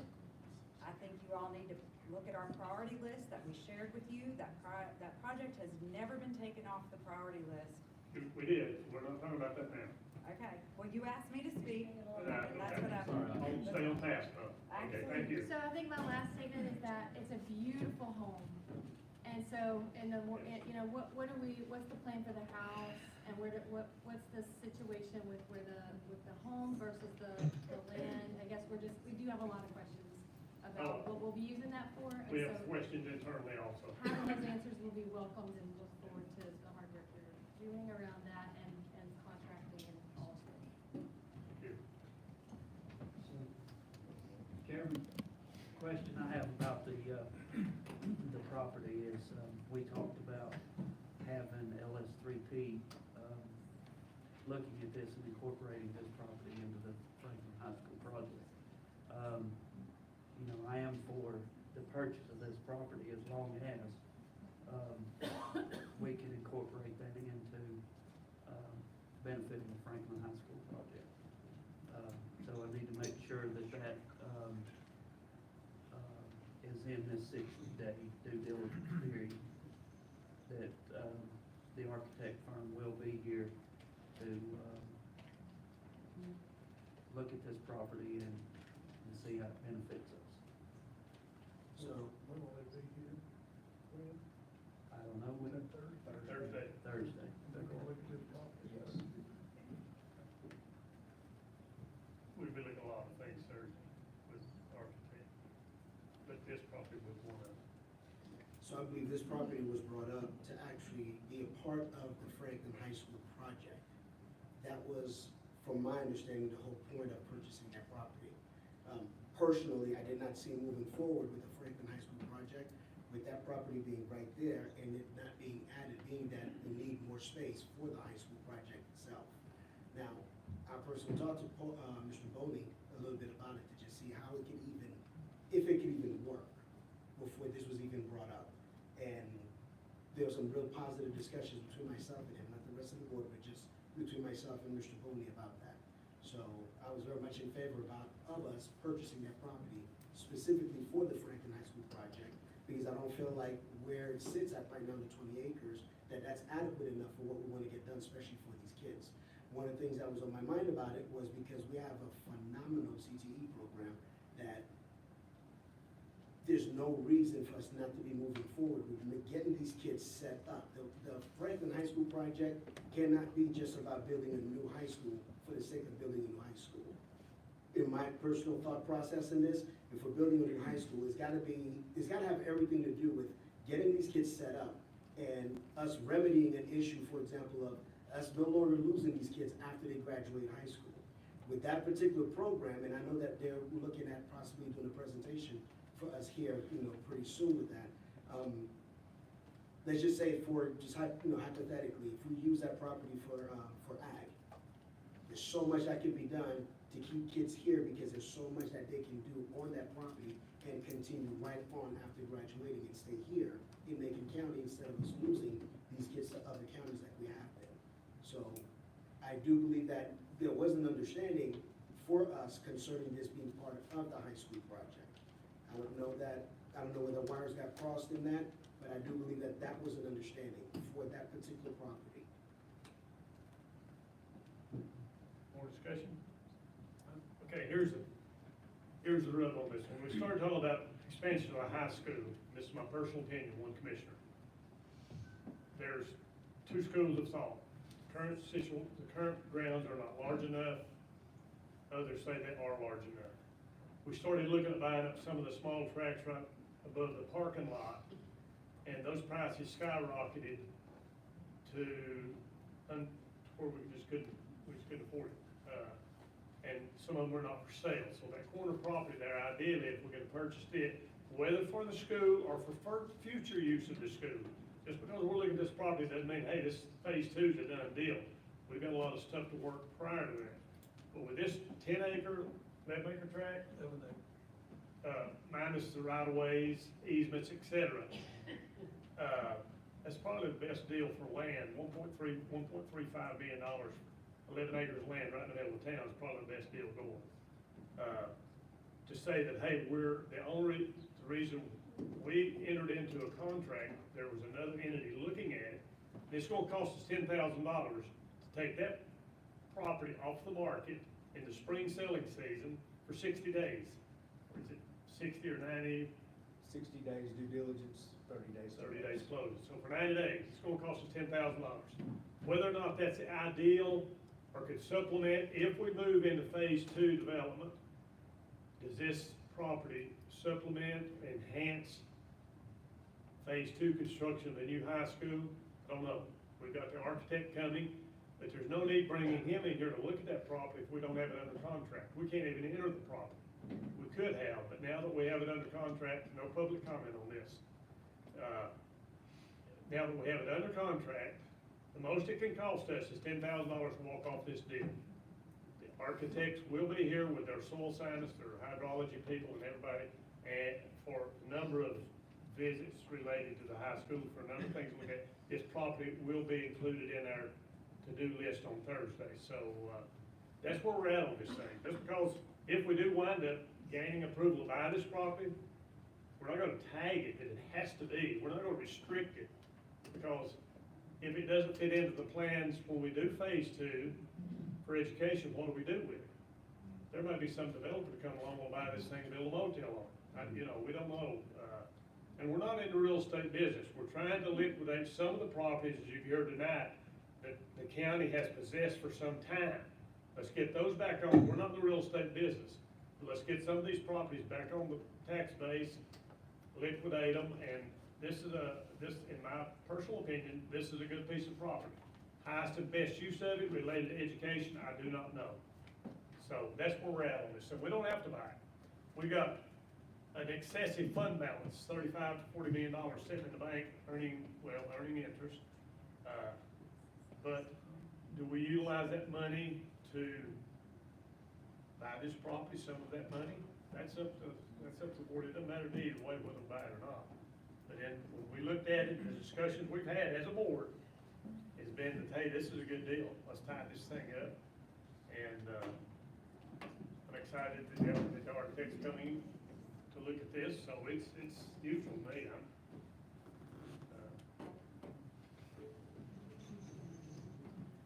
I think there's some, on the property, with the Business Advisory Committee and with, Ms. Colleen Strickland, with her and some of her colleagues, we looked at a CTE program that may fit in, on this property.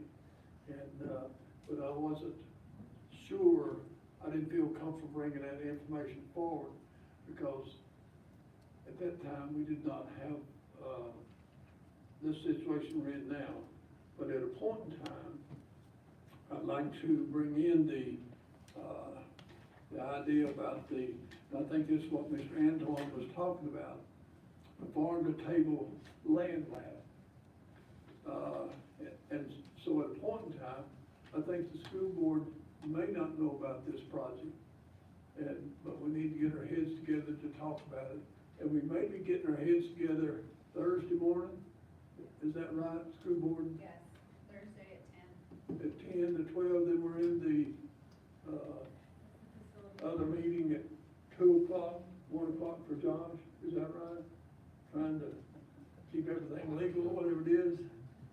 I think this piece of conversation will be coming up, at the appropriate time of what it could be used for. But I just don't feel like liberty to talk about it because we haven't discussed it enough. You're correct, Thursday, the architect will be here 10 to 12, will be with that Franklin High School committee, and then in the afternoon from 1 to 5, be meeting with individual commissioners, and we're restricted, only have 2 commissioners at a time, and I want every commissioner to go over and look at the phase 1 is what we're discussing primarily Thursday, and just kind of boots on the ground, and that's our plan for Thursday with the architect, and then also, now that we've got this under contract, we can let him enter the property, just to look at it and say, hey, this is great for future ag, future whatever, future high school, so, we're gonna get kicked either way. If we buy them, get kicked. If we don't buy them, get kicked. I mean, I'm people, I can take the hits, but, I think it's a good piece of property. I think, if we do move forward with phase 2 at some point in the future, I think there'll be a need for extra land around Franklin High School. It's kind of landlocked now, and there's no better piece of property, as I said, in the Franklin area than this Hickman tract. And by the way, full disclosure, I'm not the Hickman that owned it, so. Pleasure of the board. We have motion, not a motion, a proposal as outlined by county manager. What is the motion of the board? Do we need 2 motions on this, Mr. Manager? Can we make it one? Make that, Mr. Attorney. I think it's one motion to ratify the actions referenced in the email, and then one motion approving the budget amendment, moving $1.35 million from fund balance.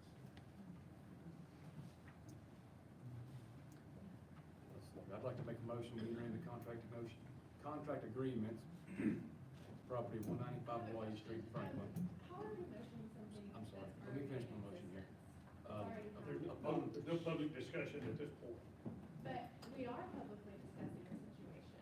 I want to know why, like, there's a motion to move forward on something that's already done. You're already under contract on it. We don't have we do not have a sign, we're ratifying now. It's showing under contract. But if you want to, So you're not under contract on the property? We're having something So the board has to formally approve it. It's, everything happened in closed session, so please help me, Mr. Attorney. We have, in closed session, we had a discussion, and this is kind of a, you know, more of a public session that put the property in contract and present, from our understanding, $10,000, tie the property up. And please have Does that questions. answer your question? So the due diligence begins due at the time of the offer, so it's showing under contract, so are we under contract on it, or are we not? Will be in just a minute. We're getting ready to formalize that right now. It sounds like you guys have made the decision, though. Or- Yes. Yes. You're ratifying that decision.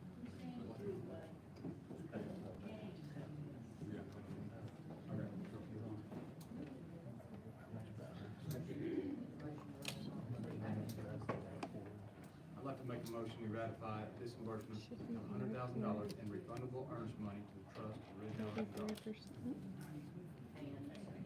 and $10,000 in non-refundable due diligence money to Collins and Collins to be paid to the seller. I'll second. Turn your mics on, please. Motion and a second. I'll second. We have a motion and a second on the floor. Further discussion. All in favor, signify by raising your right hand, saying aye. Aye.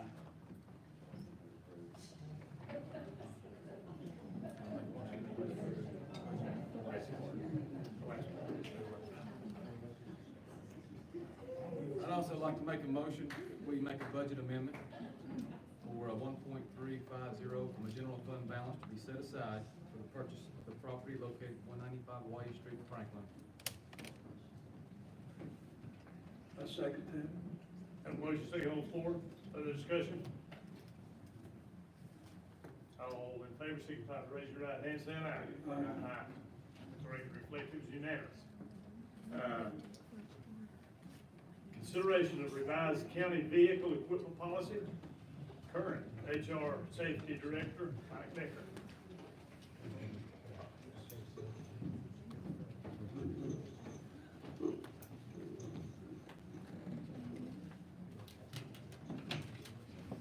Gentlemen, in your agenda packets is a copy of a revised and updated vehicle and equipment usage policy for the county. The initial policy was adopted back in 2008. We have made minor revisions to it over time, but the things that we need to bring in front of you now are basically brought upon us by our insurance carrier for our property and liability coverage. And two things that they have specifically asked for is that we perform motor vehicle records checks on any county employee that drives or could drive a county vehicle. And I fully understand that they want to know a little something about who we're putting behind the wheel of a county vehicle. So I get that. Secondly, they also want us to undertake a fairly thorough in-house review of any accident that takes place. And obviously, they want us to look for the root cause of that accident and to determine how we can prevent that from happening again in the future. Those are the primary revisions to that. There are some other minor things that have been adjusted. The version that was in your packet, the county attorney who has helped us along with this process made one additional correction, sort of an administrative matter. The HR and safety director can call a meeting of that accident review board at the proper time and as needed. Our county's internal safety committee has been through this document many times. And they are recommending this version to you this evening. And one last thing, if you're agreeable to it and updating it, I would like it to go into effect on July 1 of this year so that we can make sure we have our ducks in a row with the Division of Motor Vehicles so that we can properly do those motor vehicle record checks, because we will need to perform them once annually on all of the people who drive, but we're also going to perform them for each new hire as they come on board to county service. Any questions? Increase the workload. And for those of you who were not downstairs, Mike Baker got 2 more meetings and he's gone. And this is phenomenal, Mike, what you've done here. I hope you gentlemen had time to review it. Heard the presentation by Mr. Decker. What's the pleasure of the board?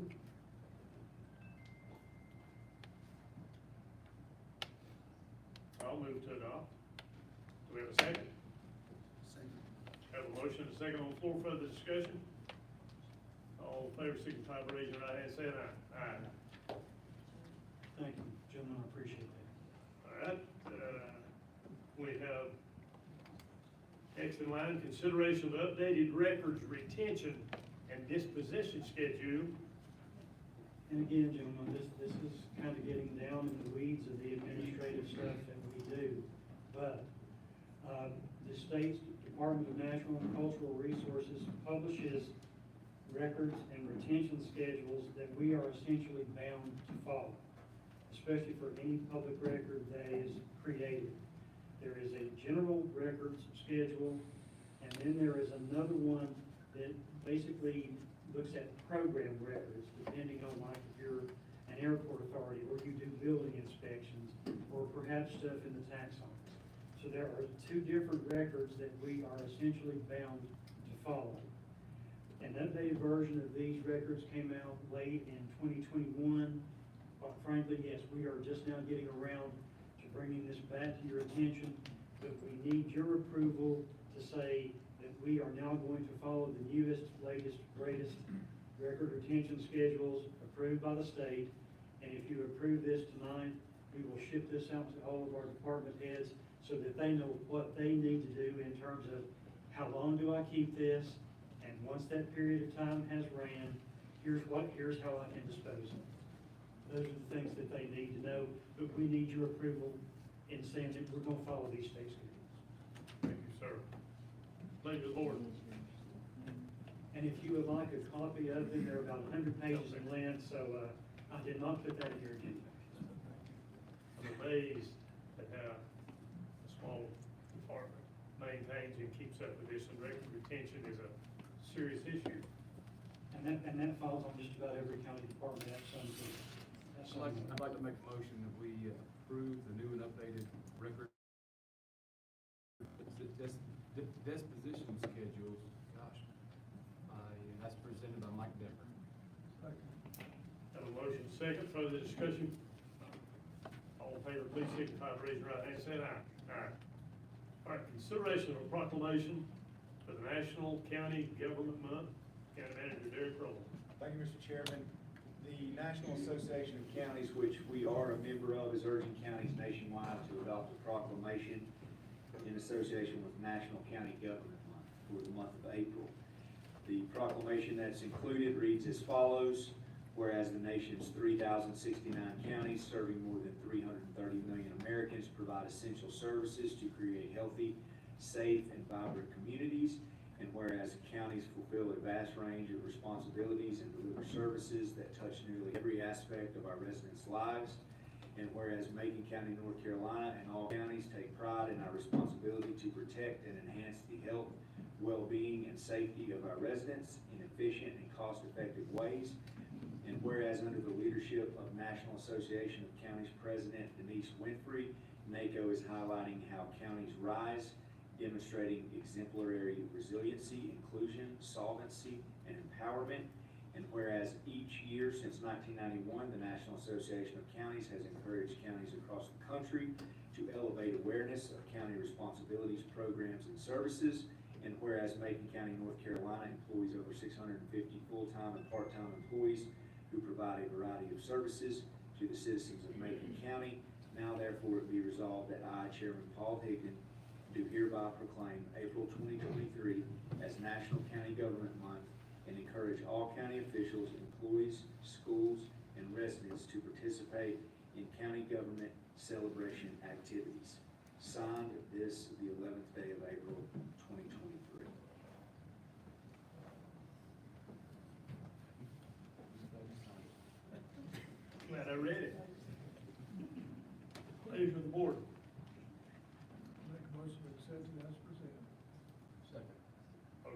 second, discussion. All in favor, signify by raising your right hand, saying aye. Aye. Okay. Back to consent agenda. No public comment. No public comment there. Come on. Don't even. It's getting late, missed, ahead of time, but it's okay. All right, again, our rule will apply, the 5-minute rule. Amy, are you prepared for that? Next up is Diane Catlin. I think they left. Diane and Bodie are both gone. There's page 1. Leah Gaston. Mr. Chairman, she had to leave, but she would advocate for common sense compromise from the library. Robin Connell.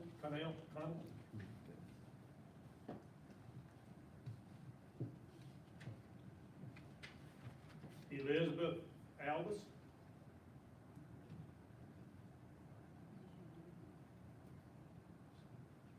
John DeVille. Make it quicker than I thought. Susan Irwin. I stayed. Oh, Susan, she's in the house. Welcome, Susan.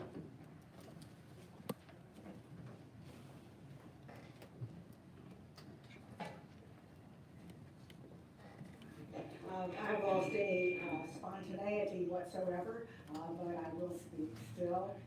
My name is Susan Irvin. I live at 1120 Meadows Road in Franklin. I am a 39-year resident there and have throughout that period been an enthusiastic patron of the library. We took our daughter to the library all the time she was growing up. It was very important to her. She is now a writer and professor of creative writing after going through the Macon County school system. We're very proud of her for that.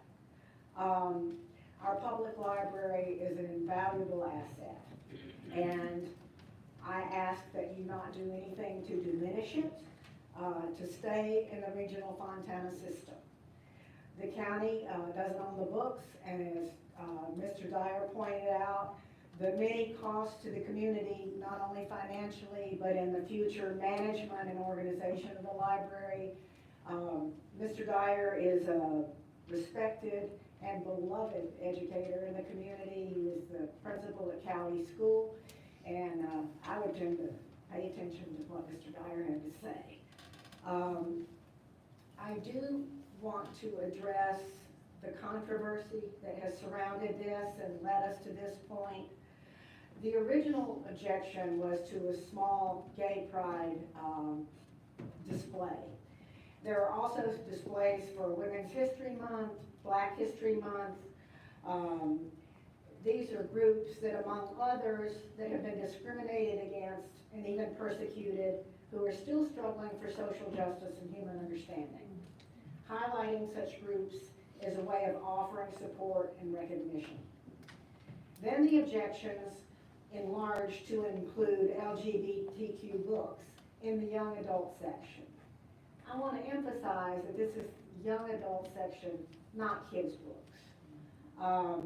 I can see how some really explicit illustrations could be concerning.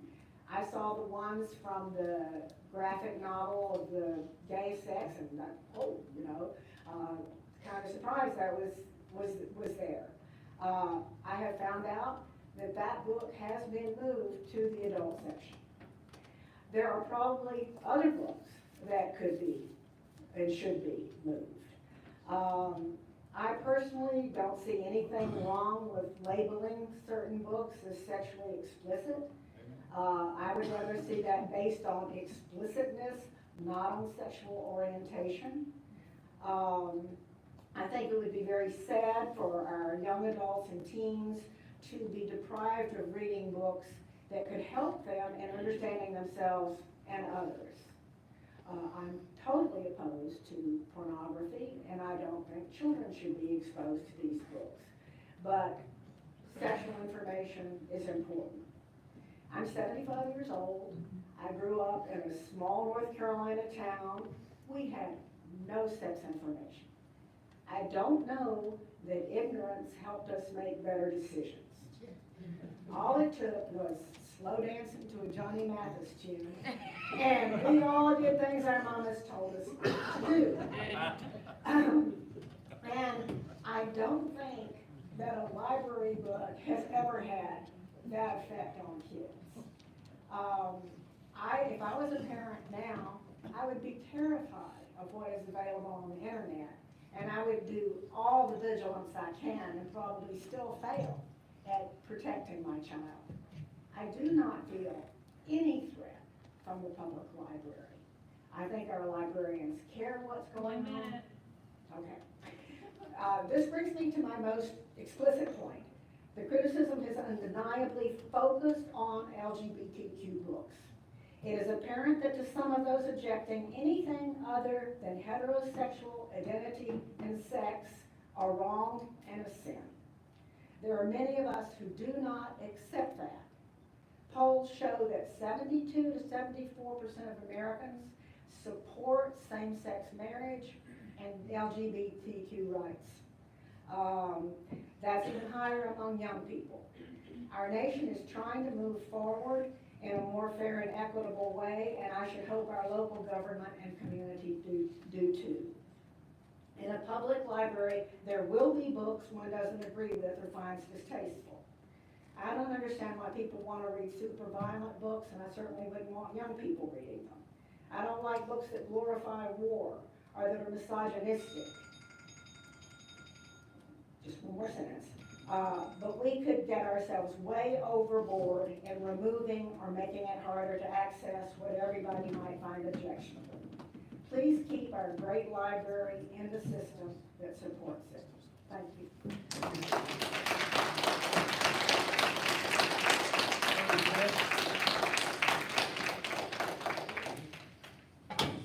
Shirley Chess.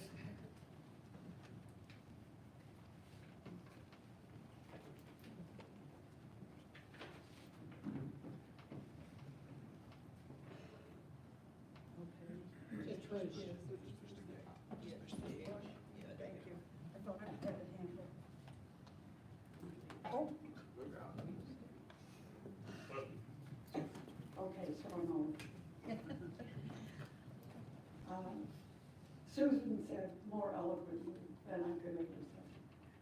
So I stand with Susan.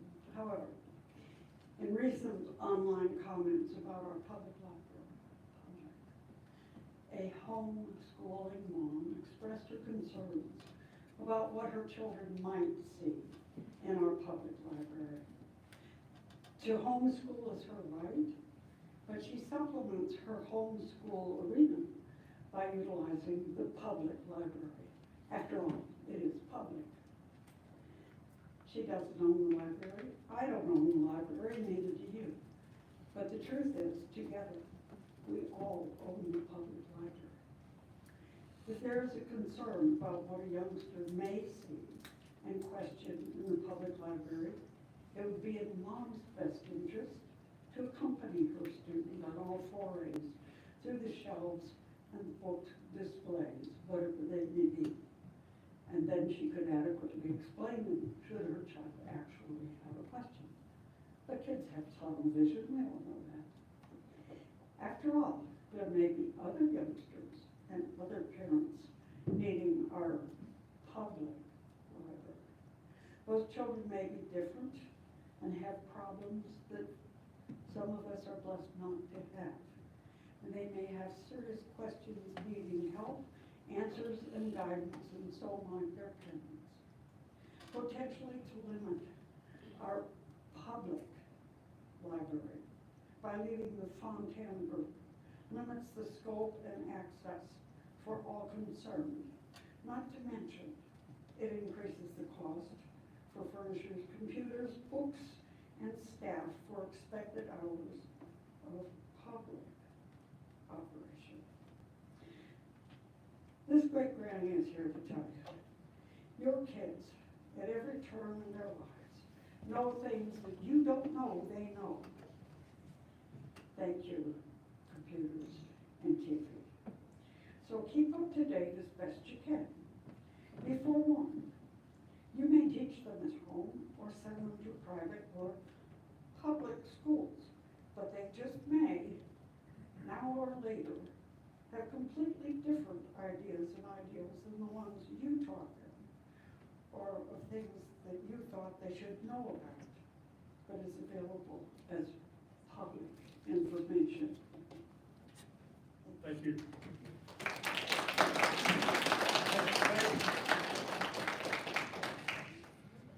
Patrick, thanks. No, he's mine. Oh, okay. Another day. Pardon? For another day, next one. For another day, good deal. Callie is yours.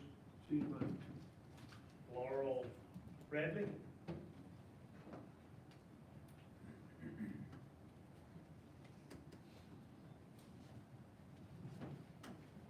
Name and address, please. Yes. My name is Laurel Cargill Radley, and my address is 176 Carl Slagle Road. I'm actually a siler, and it's part of the property my great-great-great-grandfather bought from the Cherokee in 1850. I'm here to oppose any proposal to remove our library from the Fontana system, partly because I'm quite sure my ancestors are rolling in their graves at the thought. Tonight, I heard accusations that the library makes pornography available to children, that librarians are influenced by outside agitators, if you will, even murdering communists. I wonder where these speakers got their ideas. Probably not in the library. I appreciated Bill Dyer's report and understand that the cost of leaving Fontana would decimate the quality of library services here. I agree that a compromise must be found, and that should be the focus of the commission. Please consider working with Fontana to find such a compromise and use factual information versus reactionary opinion and misinformation as you do so. Thank you very much for extending your meeting and allowing supporters of the library to speak.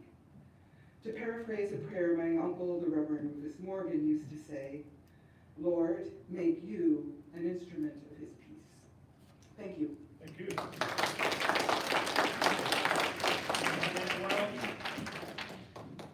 Wynette Wiles, W-I-L-E-S.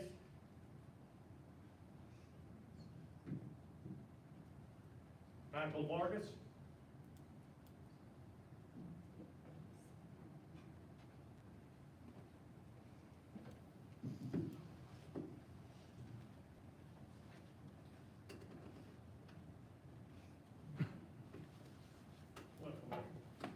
Thank you, County Commissioners.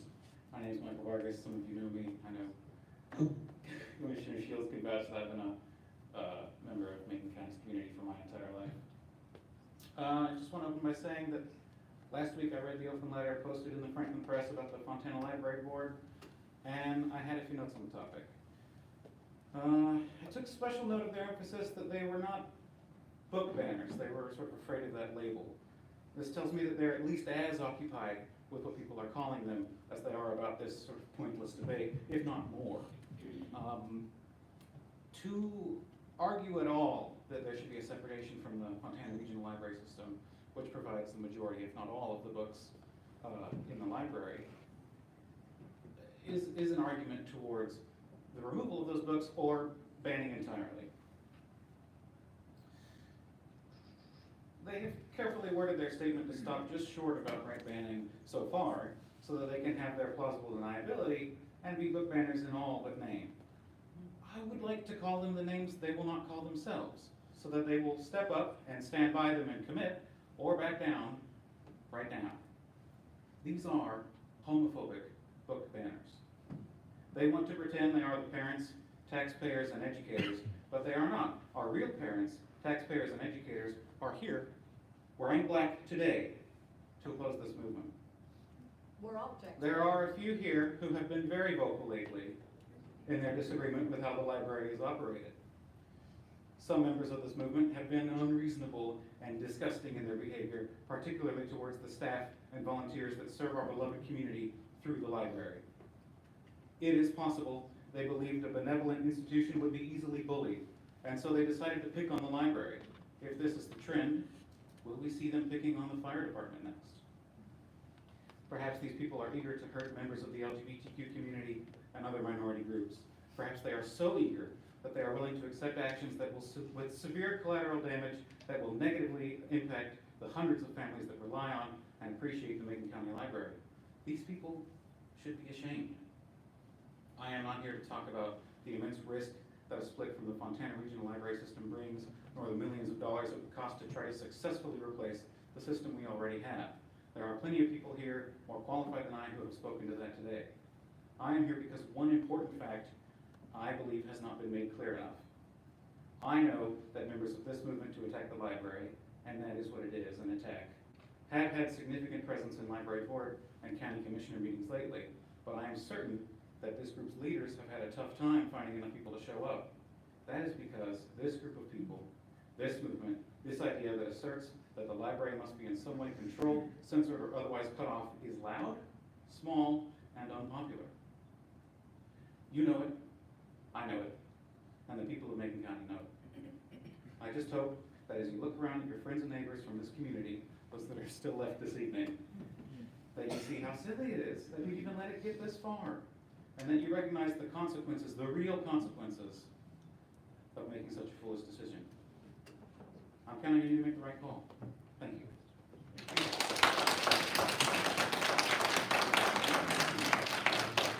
John Becker? Oh, there you go.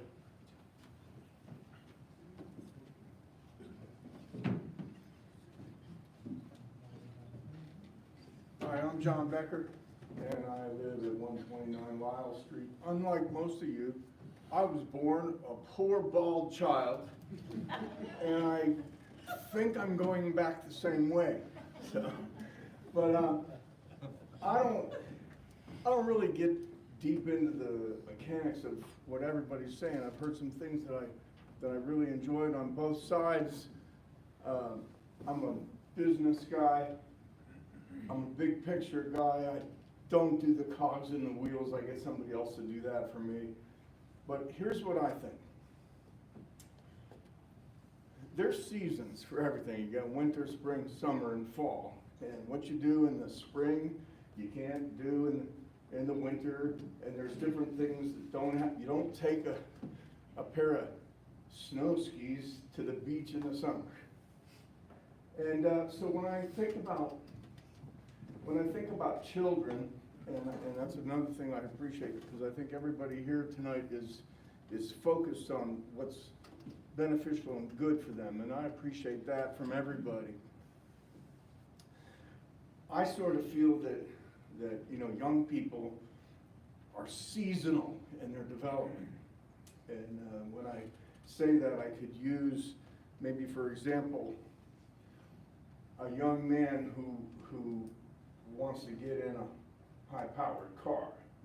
And, you gotta have a learner's permit or a license to do it, so you just sort of kind of keep the access to that testosterone in that kid, wherever he is, down until he's able to handle it, hopefully. Or else if he gets in that car and he takes off, and it happens, because sometimes kids do that, even though there's laws at home for mom and dad, don't do that. They take the car, sometimes they end up in a pine box somewhere. So it's my feeling that I think there shouldn't be such talk about banning books and stuff like that. I mean, I've heard that they told me Little House on the Prairie is banned, for crying out loud. I don't know, but I just think common sense should take the place of nonsense. And that I think, as adults and as grandparents and parents, there should be no reason why we can't come together on this and focus on what's good for these children. Because some of the problems that we're talking about in here for the mental health of the county and all this kind of stuff, a lot of times they have their roots in some of these decisions that we're making that might not be so good.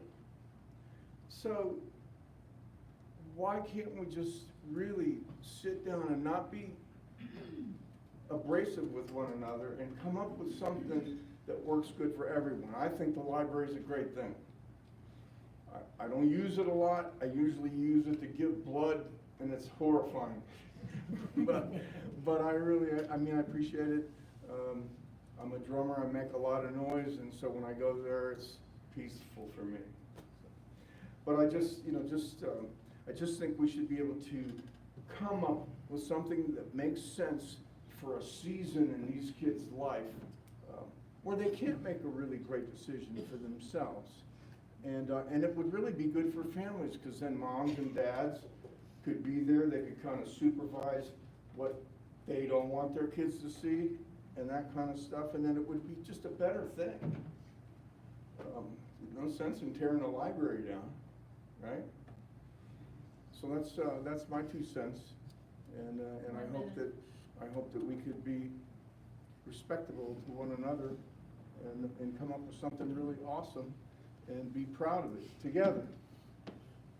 Makes sense to me. Thank you for giving me your time.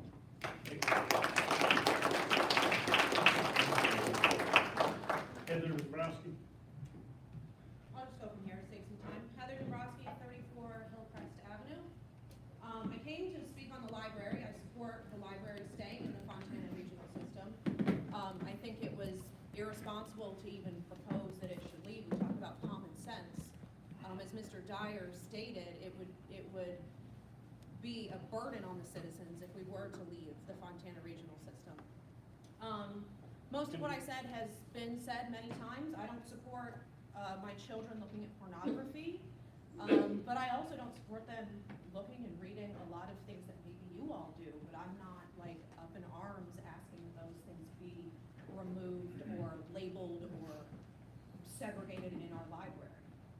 I do want to speak on the Higdon property. I live on Hillcrest Avenue, as I stated. Okay, so, Please come up before we get, I can't hear you.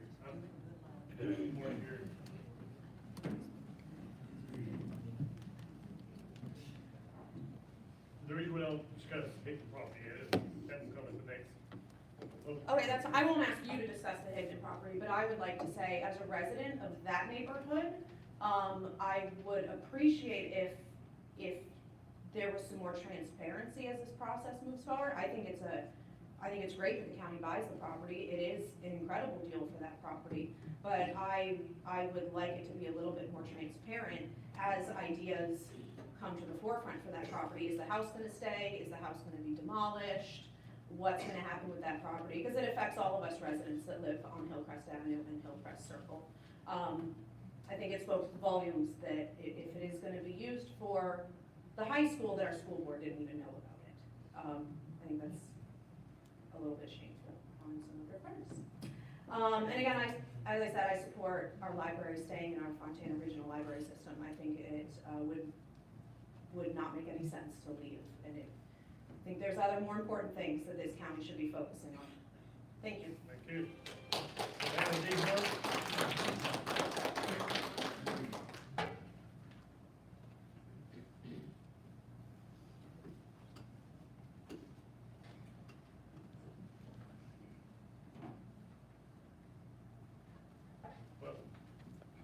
Thank you, sir. Thank you for staying late and letting us all speak. I appreciate that. 2920 Coweta Church Road, Otto. My name is Savannah Dehart, and I grew up here in Franklin. I graduated from Franklin High School in 2003. My mother worked for Duke Energy for 4 years. My father, the notorious police officer, retired in 2009. My family owns a house in Otto. I am here as a true local representing myself and myself only. First, full disclosure, I am a librarian and a member of the LGBTQIA+ community. I am also a member of this community, and many of you know me personally. I support dialogue between perspectives and viewpoints, and I hear you, loud and clear, supporters of disbanding the library system in Fontana. Your comments hurt. However, you have a right to be heard, as do I.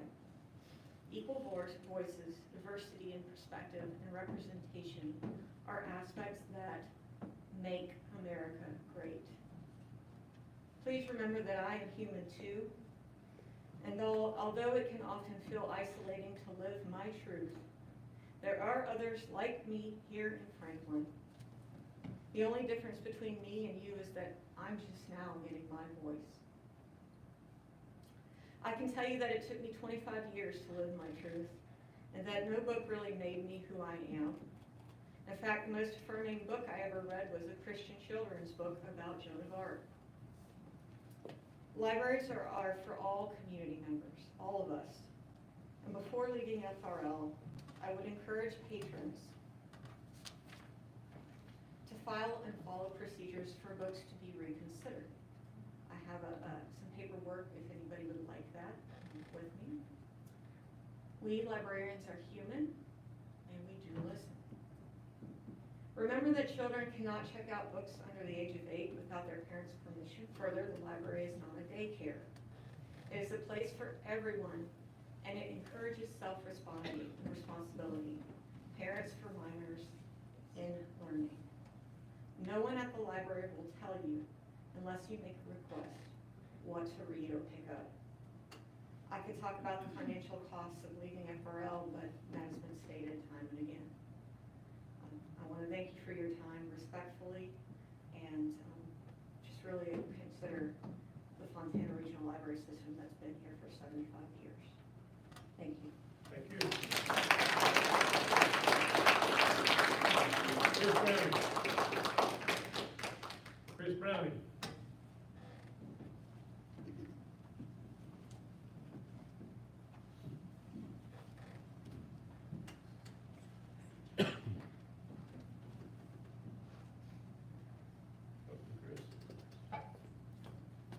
Thank y'all, 172 Pipe Rogers Road, right down the road here. Obviously, I'm gonna speak about the library. I found it interesting the other day. I had a picture of one of the pages from the gender queer book that has been discussed, I know once within a comment from one of the commissioners. It's one of the books that's within the library, among the others. I took this picture of this page out of this book. I knew what would happen, but I just wanted to see it for myself, so I said, I'm going to try to post this to Facebook. Almost before I could hit the button, they flagged me, restricted my account, pops up explicit sexual content. Now, Facebook can see that this is porn. Why can't everybody else figure out that this is porn? It's plain as day to anybody that wants to see what's really going on, and that's what we're talking about. It's the explicit pictures and the message that's in these books, nothing about all the other stuff that's trying to be stacked on top of this issue.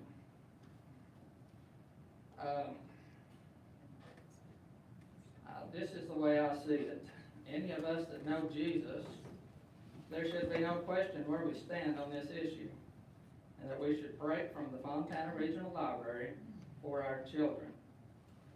Personally, I care more about what the Lord will say to me one day when I stand before Him than what others may think of me now. God ordained government, and He holds each elected member responsible for each vote they make on every issue. And I'm confident pertaining to this issue that our Macon County Board of Commissioners will make the right decision for the children of Macon County. I took a couple of hours today to see what psychologists might say about the effects of explicit content, sexual content, and what it would do to the mind of a child. And the first interesting thing I've seen, because we talk about teens, we talk about the ones that are 5, 6, 7, 8 years old. Psychologists deem children up to the age of 17. And every one that I read for 2 hours going through Google page after page of all the different psychologists, their opinion, their study on what explicit sexual content will do to a child when they see it all the way up to 17 is what each one of them said. Each one of the psychologists like I said, one after one explained the lasting negative impact and damage that children will experience from seeing explicit sexual content. So it's not just a temporary thing, according to what a psychologist tells us, many of them, but it's a lasting effect all the way through life. Mentally, the relationships, divorce rates go up, on and on. All the different problems that it causes mentally. The other interesting thing I found out, sorry, my mouse dropped, been here a while. The most interesting thing was, I looked for just one psychologist out of all these. I was actually trying to find it, one that had a different viewpoint from what all the others were saying about the lasting effects of this explicit content. And I couldn't find one, never could find one that had a differing opinion from what the others were saying. Although I think we did find one tonight in this meeting, so we're, going from Google to Macon County, we found one. So, in conclusion, this is pretty straightforward. What's most important, money or our children?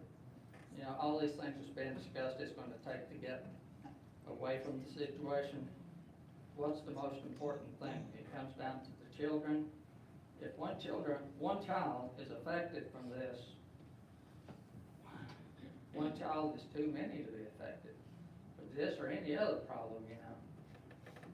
So, I make the call that we pull from the Fontana Regional Library, because of this time, my understanding, they've been unwilling to make any concessions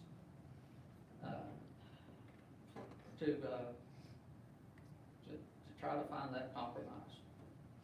So the only other way to go about it is to go out and let's do what's right for the children. Thank you. Thank you, Chris. Baldwin Ernst.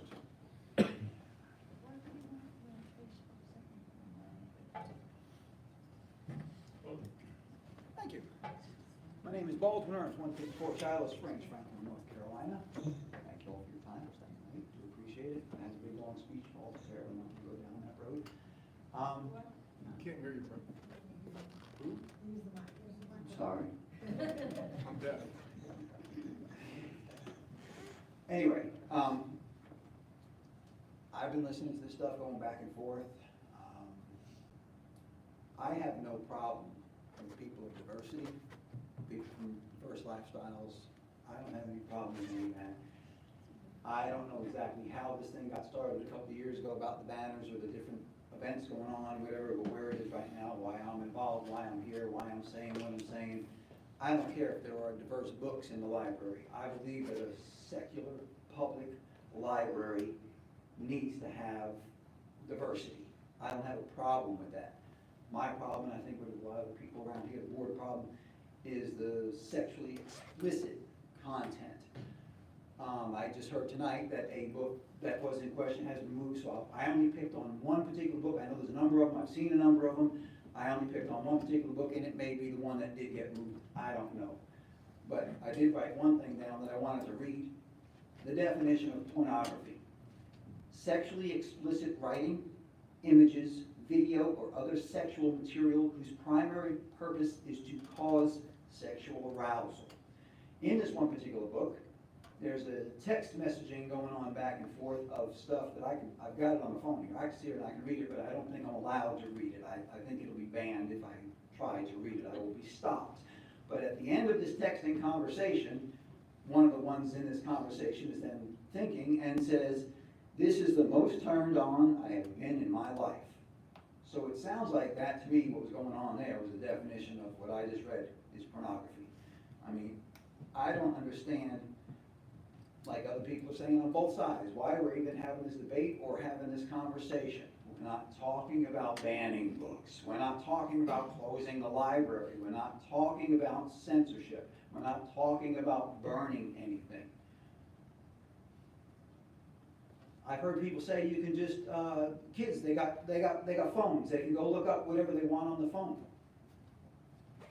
Does that mean we should put in the teen section the most disgusting, perverse, violent stuff.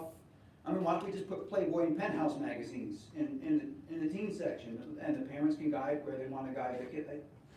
I don't understand. Just because they can find it on the internet, doesn't mean we should make it available to minors. Especially like he just said, it gets banned from Facebook just like that. What does that tell you? I can't read it here right now in this meeting. What does that tell you?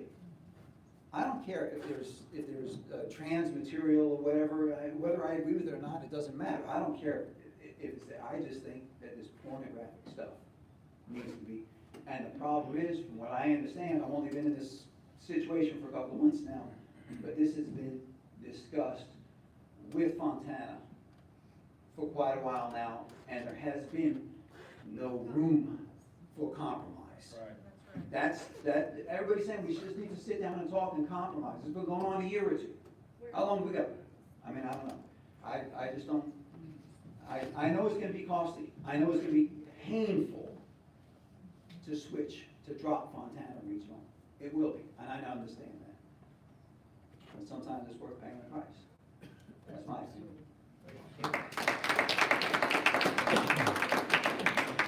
Casey Wilson.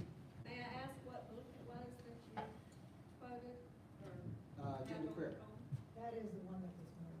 Okay, all right. But there are others, I don't pick on Which that. book was it? Gender queer. Casey Wilson still here? Higgins?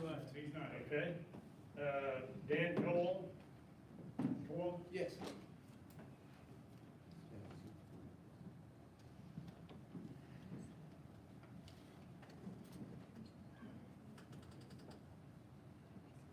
Welcome.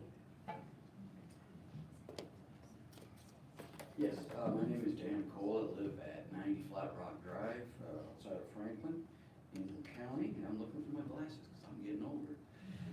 All right, okay. So last week, I wrote a letter to the editor of several local papers and started with, as a parent, as a teacher of elementary children, and as a former member of the Macon County Library Board, I have some thoughts about the library controversy.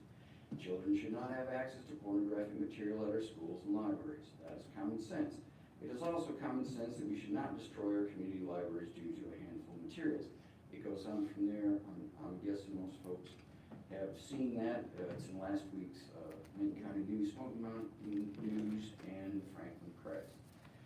But now I want to kind of update. Well, first of all, I want to say thank you to everybody who needs to be here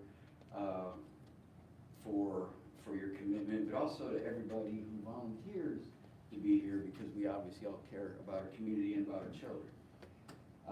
And I'd like to thank Commissioner Sherrill for actually responding to my letter that I sent out last night. Thank you. So my themes basically in that letter that we need to compromise, that the library needs to compromise, that we need common sense and kindness.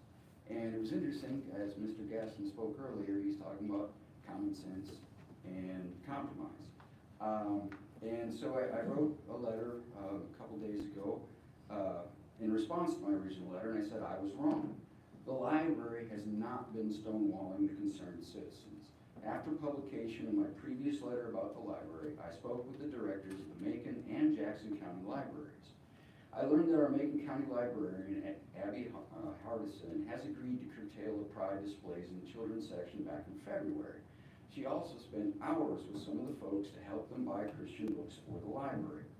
Further, while she provided a request for reconsideration to them to challenge certain books in circulation, the group has refused to return the form. That's not correct, we have.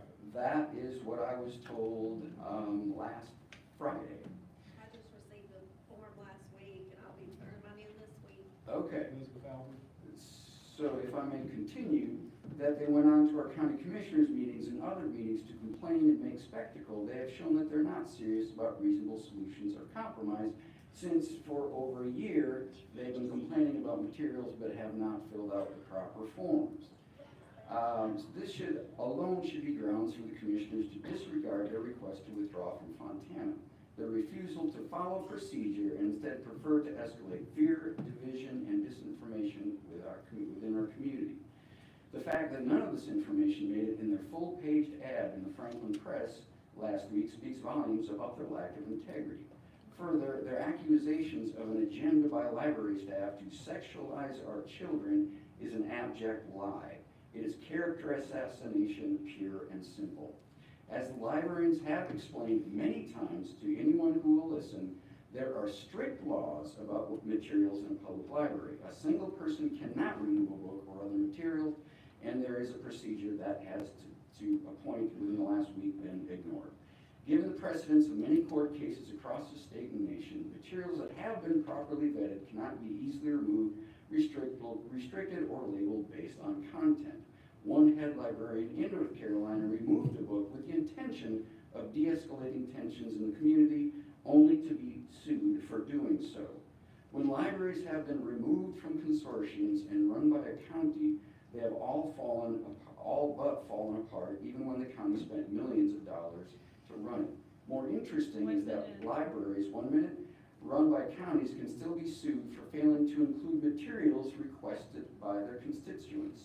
We need to stop demonizing our professional library staff and the LGBTQ+ community. We need to ignore the disingenuous campaign to vilify our librarians and work together for solutions. Right now, our library staff is being scapegoated. They're stuck between a rock and a hard place. If they follow what some of the community want to do, they will be sued because it's illegal. We don't need Macon County Pizzagate conspiracies that damage and threaten real people's lives. Let the librarians do their jobs in peace, and our commissioners have plenty to do beyond this. It seems there is a case to restrict a few books in order to keep our children safe from graphically displayed sexual acts. When in doubt, take the time, follow the instructions, and allow the process to work. It just might. Thank you.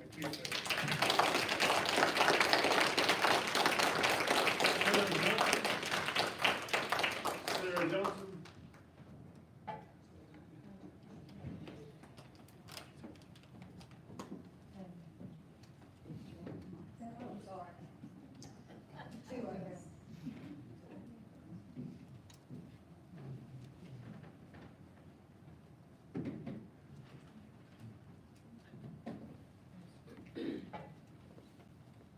Good evening. My name is Sarah Johnson, 3014 Shope Road, Octo, North Carolina. I was born in Macon County, and I've lived in Macon County my whole life. I vote in Macon County, and I pay Macon County taxes. I'm speaking to you now out of concern for the future of our public library. I have not spoken on this topic before, because previously there was no risk to our beloved institution. Now I fear there is. I've had my library card since back before they were located across the high school. I am a mother who is homeschooling her child. The library has become just as an important resource to me now as before, thanks to all the free programs offered. Free programs that are only possible thanks to the wide network that is Fontana Regional Library System. It took decades of work from community volunteers to get this high quality of a library. I have never felt unwelcome or unsafe there. At no point have I felt like my child was in danger. Not from the staff or from any book or any display. I abide by the rules. I accompany my child, as I would in any public space around strangers. Not once did political, religious, or anyone's lifestyles influence my experience there. My First Amendment rights have never been violated there, and I have never considered the staff as babysitters. I have never considered them groomers. In fact, when I scoured the newspapers to find any evidence of sexual crimes being committed against minors, all I could find was an article about a former Franklin youth pastor. Yes, I am homeschooling my child, but not out of fear of this so-called cultural Marxism that I've heard so much about. I was shocked at its origin. I advise everyone to look it up. Google cultural Marxism and look at who is angry by that.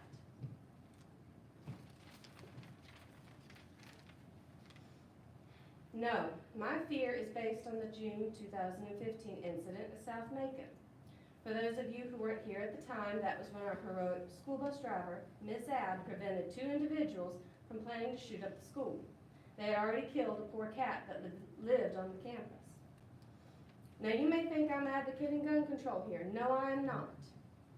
The arguments on the role of drugs and mental health are reasonable, but they are underfunded. We've heard about all the underfunded things going on. school track, all this, that. But they are underfunded at almost every level, if any changes have been made at all. As is the argument to strengthen animal cruelty laws, since there is a documented correlation between animal abusers and people abusers. Little is done to address this red flag. How can I ask for a new library when so many of our schools could be at risk from such funding gaps? How can I fund a new library when 5 priorities need funding? Macon Middle School vent pipes, Nantahala wastewater treatment plant, the new Franklin High School project, the Highlands Middle School renovation, the Macon Middle School track project, the Highlands Pre-K was paused. Far more children are in those schools than are in the public library at any one time. Macon's Fontana system is safe, and it's far more efficient to remain than to carry on with this drastic break. I've had a great uncertainty that we will have the same high-quality library that we have now than if the county gets involved. Thank you. Thank you.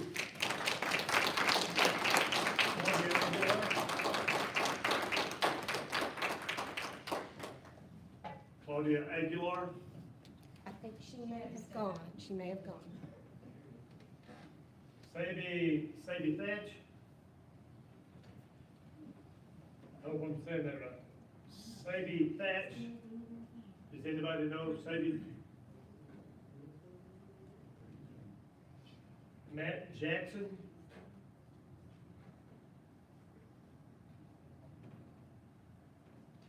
Olga Lampkin. If I may, that's my daughter. She had to leave. She has a child at home. May I read a message that she sent to the county? You've spoken, is that correct? Or is it printed? If it's printed, can she present it? I think that's a clear discretion. Is it in print form? Well, I got a print form for my wife that's not here too. If you're gonna allow her. Well, then allow both of us. Compromise.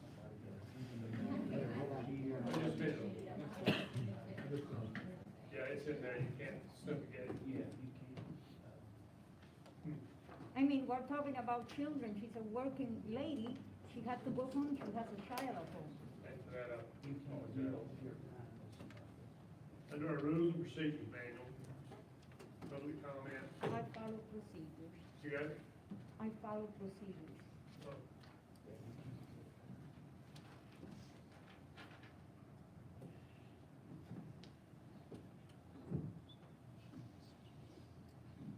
No one shall be allowed to have his or her name placed on the list by telephone request to county staff.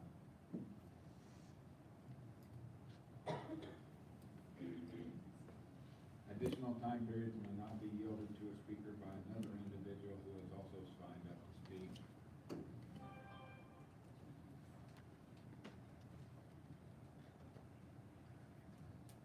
Doesn't matter. Is it brief? Is this from your daughter? I'm sorry. I'm a lip reader. I have a Okay, hearing. I'm sorry. I thought I had this on. No, I'm a, have Okay, a hearing. Now I I'm can sort of read. old, and I have an elderly husband at home, and I take care of him from here. So, am I allowed? Yeah, she's my daughter. She was here. She stayed as long as she could. Okay. Thank you. I appreciate it.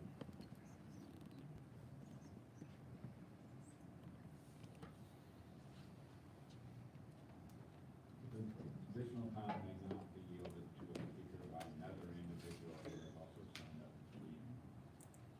We're violating our code of conduct. Oh, here. no, I don't want. You don't know that law. Go ahead. Okay, thank you, and thank you all for staying. It's past my bedtime too. It is. I know. Trust me on that. Necesito muchos picadillos. I'm hungry. Okay, all right. So her name is Olga Lampkin. Her address is 1731 Bradley Creek Road, Franklin, North Carolina. And she says, "Good morning. I strongly oppose withdrawing the Macon County Public Library from Fontana Regional Library. It is our county's library. It belongs to all members of this county. It is not up to the county commission to restrict access to materials they personally dislike. It is likewise not up to a select few outspoken, fervent citizens to restrict access to materials they personally dislike. There seems to be a lot of fear, misunderstanding, emotion, and I dare say religious belief involved in this commotion, and that's not how our government should work. The library already has safeguards and rules in place, including children under the age of 8 must have parental supervision at the library, and there are more rules about how more minors can check out books, and anyone under the age of 16 must have a parent or guardian signed to receive a library card. Parents or guardians are welcome to not let their child read any given book. They are also welcome to tell a child, "We'll discuss that later," if their child asks a question they're not comfortable answering or about what they perceive their child is ready to talk about. Just because a child reads about something doesn't mean the child will act on or become that something. As a youth, I read the Flowers in the Attic series without my mother's knowledge, knowing she'd tell me no, as she rightfully should have. And I have yet to lock my children in the attic and subject them to abuse. If the county commission is going to restrict access to books they find personally offensive, what about books by authors like Stephen King, which I also read in my youth without my mother's permission? She's getting in trouble for all this. Many of his books contain graphic, disturbing descriptions and details.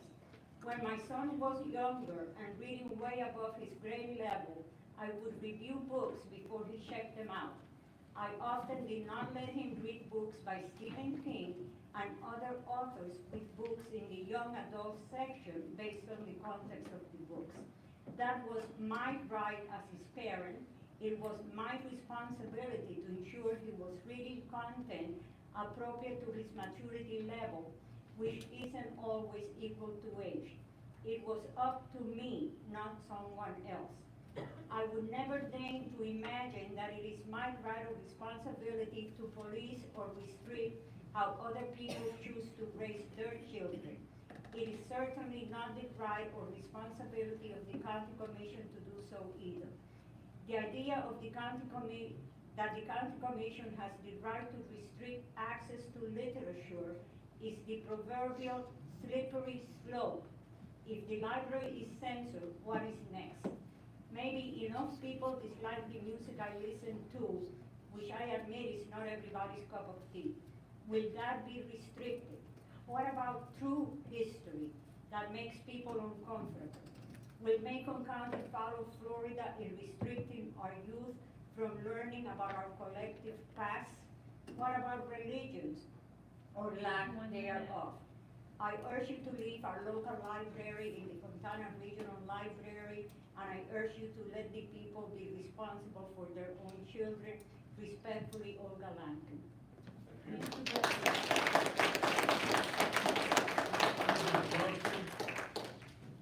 Heather?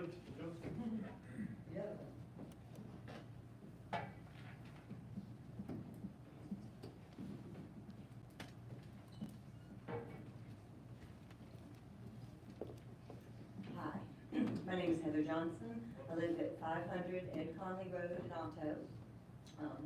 Actually, 7th generation for everybody who was concerned that maybe people who were for the library remaining in Montana Regional weren't from here. We're definitely from here. And I'd like to say that Macon County residents have to drive to Sylvan now to have a baby. And if some people get their way, I'm afraid that they're going to have to drive to the next county to use the regional library system as well. I've been a patron and a big fan of the Macon County Public Library for over 40 years.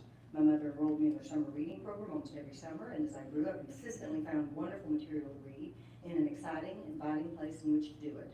Supportive and helpful librarians guided me through school projects and helped me find books that I was interested in but had a hard time finding in Franklin, where we had one regular bookstore.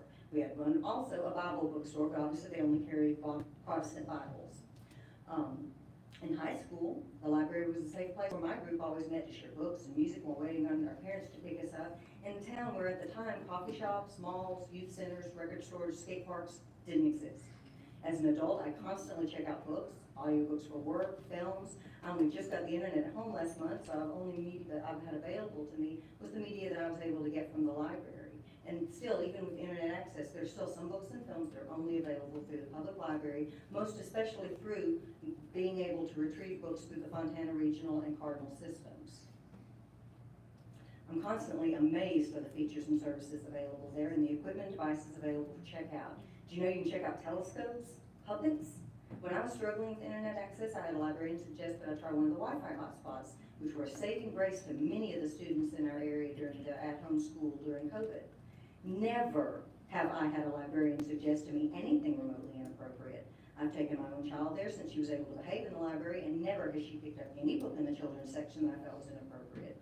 To denigrate the caring, wonderful women to whom this job of librarian is a labor of love is shameful, and to accuse them of having some sort of agenda, or grooming, or sexualizing children is base slander. The books that are being objected to all share one thing, and it isn't sexuality. It's the fact that it is queer sex. If it was graphic sexuality that some folks were objecting to, then are they gonna they're gonna have their work cut out for them adding content warnings to half of the romance and historical fiction genres? Or is it only just books with pictures? If you follow that line of logic onward, then whose list do we go by to classify books? Who will be the readers or the groups that would make these decisions for us? There's a slippery slope. It started with a pride display, because it isn't about children being exposed to graphic sex. They never were at the Macon County Library. It is because there was a pride display in a couple of places in the library. And you know what? The books in the kids' pride display were all very sweet. There wasn't anything sexual in those books, certainly nothing I would object to my child picking up, because I teach my child that all people are children of God. And just because you are different than I does not mean you are not valuable and valid. Some kids are queer. Those kids deserve to have books about them as much as any child, young adult, or grown person has a right to see themselves represented in a book. Books are there to tell all sorts of stories. If I felt like my child was trying to read something inappropriate, then it is my job to address it. Something that my grandmother very loudly and proudly believed was that if you could read it, then you can read it. My great-grandmother, Marge Hope, was interviewed in the early 1970s by student journalists working with Foxfire, and she said specifically that she believed in being honest with young people about sex and that she regretted her ignorance about the subject as a young woman. You can pick it up, it's in Foxfire, it's The Lady on a Mule. You can find it in the library. She really regretted her ignorance about the subject as a young woman, and she believed the young folks who had sex education would be less likely to make poor choices, which I hardly agree. She was the mother of 12 living children, so I think she probably knew what she was talking about. So I don't sex shame or queer shame in my house. If you want to demonstrate care for the youth of Macon County, then as commissioners, I want you to publicly support all of the youth of Macon County, regardless of gender or sexual preference. Let them know that you will not tolerate bigotry directed towards our youth or towards our Macon County workers, especially the library. And I would also like to get some clarification, maybe point out that the fact that Mr. Antoine has submitted a video indicating that his company and partners were seeking to purchase the Higman property a few months ago for a microschool. And now the board is seeking to purchase this property without indicating that it will definitely be used for our public school system. They've only indicated that they might purchase it, and it may or may not be used for schools sometimes in the future. So I would really be interested in getting some clarification on if you all still have intentions to build a microschool under your LLC, or if this is up for public use for public schools. All comments? Thank you.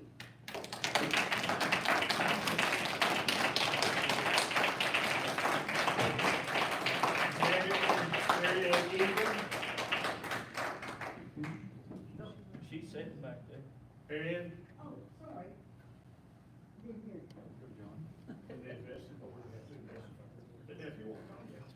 Yes, I do want to comment, actually. I was gonna say, when you come to address the board, in public comment, you address the board as a body, not an individual.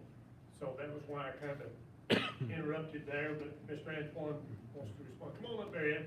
So our corporation wanting to purchase that property previously has nothing to do with county business.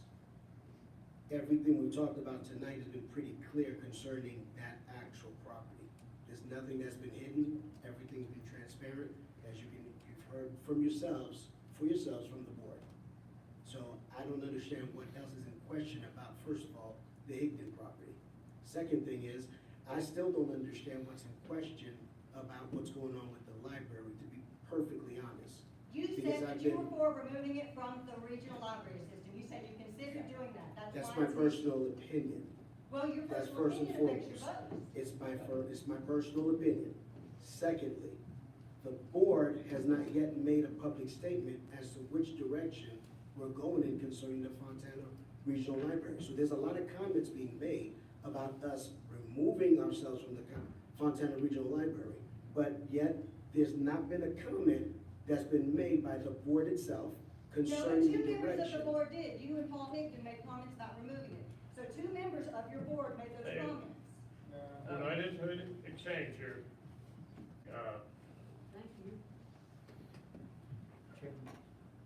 Marianne? Marianne? Before I come to the mic, I would like to say in the presence of the sheriff and everybody here, that after this gentleman gave his speech and he was walking back around, he was being videoed on his camera by Mr. Gass here. And I want to say that if anything happens to this gentleman, y'all know that pictures were being taken. Marianne, you want me to video you? I mean, come on. Hey, it's. There are cameras. Right, but I know where those cameras are. There are cameras in the room. Completely inappropriate. But Hi, guys. Hey. Thank you so much for taking your time and not getting to bed as early as you'd like. I wanted to let you know that with the Fontana Regional Library System, and if you have checked out books, you probably already know this, and I'm telling you something that you have already figured out. If there's not a book in our library, we can order it, and it comes from another regional Fontana library. And we can get it in 3 days' time or less. And that's one of the great resources of being part of the Fontana Regional Library, is that we can get information that we don't have, and we don't have to pay for it. I mean, just think, if we had to buy all the books that we have privy to through this Fontana Regional Library System, we'd be putting out a lot of money. So this is a good resource for us. And the thing that I would like to also say about the library is that it is a sanctuary. And we talk about churches being sanctuaries. We talk about schools supposedly are sanctuaries, but we have had both of those have gun shootings and people killed because they were there. And the library is a sanctuary for young people and people who are different. And they love people differently. They look at people differently. And they may, we say, okay, we can take these books that talk about the differences and we can put them in a section. Or we can put a label on them. Yeah, that's a possibility, and it's something to be looked at.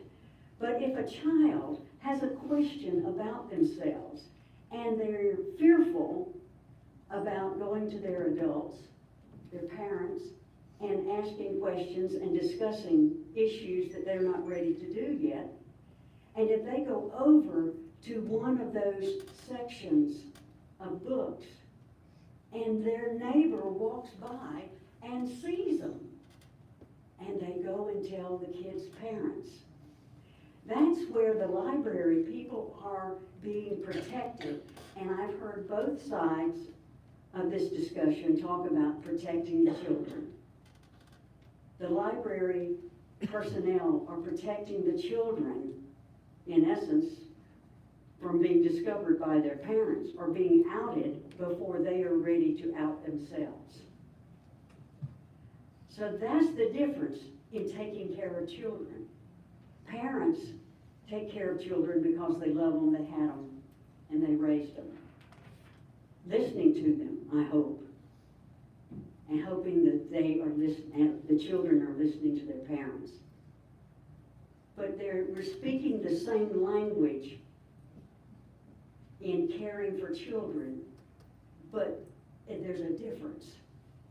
And if we can find some common ground in our differences and stay with the Fontana Library, because it has so many qualities that if we went off on our own, we'd have to recreate something where it's already created. Let's find some common ground and see if we can stay in this system. And we can make parents who are a little bit uneasy about some of the books, that we can, again, find some common ground and help them feel comfortable to let their children go to the library. Thank you, guys. Appreciate it.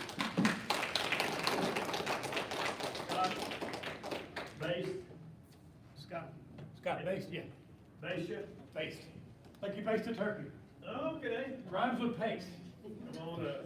Well, All the other ASTE words. It's funny how many people have a hard time with that name, but it's fairly simple. My name is Scott Based. I live on 10 Stillhouse Road in well, it's Otto, but Franklin, whatever. I just wanted to bring up a couple of issues. I want to thank Baldhead for calling for people to compromise and get together. One of the things I really heard in his speech that I didn't hear in his speech was sexualization of children and hardcore pornography in the library, because this is not actually what's going on. Now, I've read a couple of the books that were on the list, and I appreciate the heads up on what I can read now, because as a kid, any book that was banned or talked about by parents was the first thing we sought out. It's the first thing we tried to read.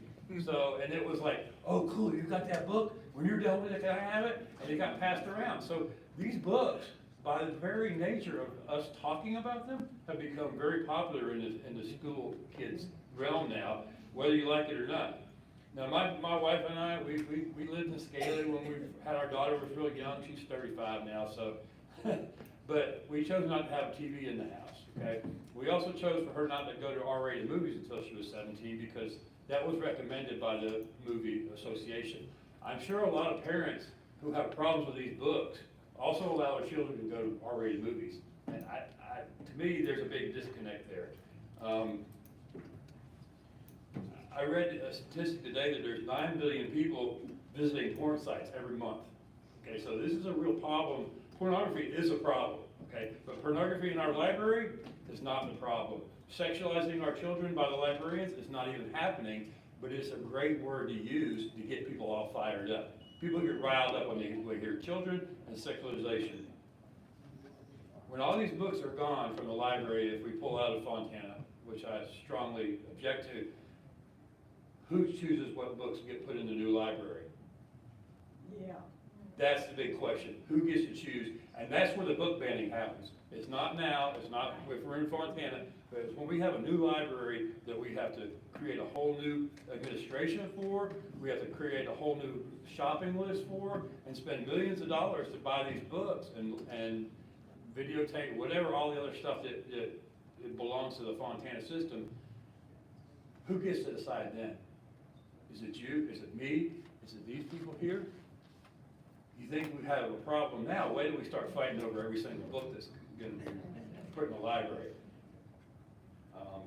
I think that's pretty much all I had to say. I just want to thank everybody for staying. Oh, I also wanted to thank Commissioner Young, because you're the one that said, let's add this to the agenda. I really appreciate that, because I knew you knew this was going to be a marathon session. I really, and the whole Board of Commissioners in general, thank you very much, but you in particular, because you're the one that brought it up, and I really appreciate that.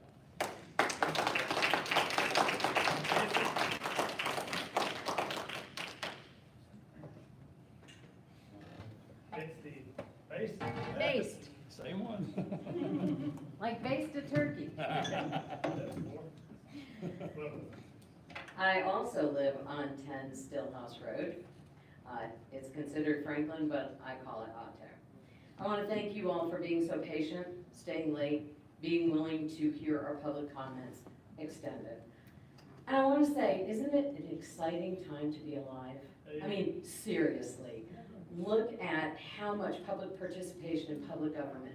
That's good stuff. You know, when you just get to make all your decisions and nobody has input on it, that's kind of boring. You know, you took this job because you wanted to serve the people, and I know that because I've been in many, many leadership positions. And also, I'm really excited that people are reading and they're researching and they're creating vigorous public discussions. Those are all important things. So let's not get stuck in the you said, he said, my thing, your thing. Let's remember what we all have in common and what we can agree on. We agree that we all care about the children in our community. Anyone who has spent time with children knows how important that job is of taking care of our children. We also know that it is still the parents' responsibility to do the hard work of parenting. We know that we have very strong feelings about what teachers are telling our kids, because we want to make sure that what we tell our kids is reinforced. As a parent, as an educator of over 25 years in Macon and Raven counties, from elementary all the way up to Southwestern Community College, I can assure you what children want is, and they have told me directly, this isn't stuff I'm making up because I did all the research, which I did in my master's program, but I can also tell you what children tell me. And I worked with the children who were in the at-risk situations. Every child, my daughter went to Princeton, she's a brilliant girl. Those kids didn't need me, but I worked with the kids who were falling through the cracks. And what they want is they want their parents to listen to them. So it goes back, for me as an educator, it goes back to, it's the parents. It's not the public government to tell you what you should teach your kids. It is the job of the public library to provide us all, with capital letters, all of us with access to diverse information. So I beg you to find a way to find a compromise to keep us in the Fontana Regional Library System so we can keep this incredible resource and the contents of the library, replacing them at a cost of an estimated $1 million, and that's a real figure. We got a lot of other things we need to spend good money on for our kids, not replacing all the books in the library. Thank you. Thank you.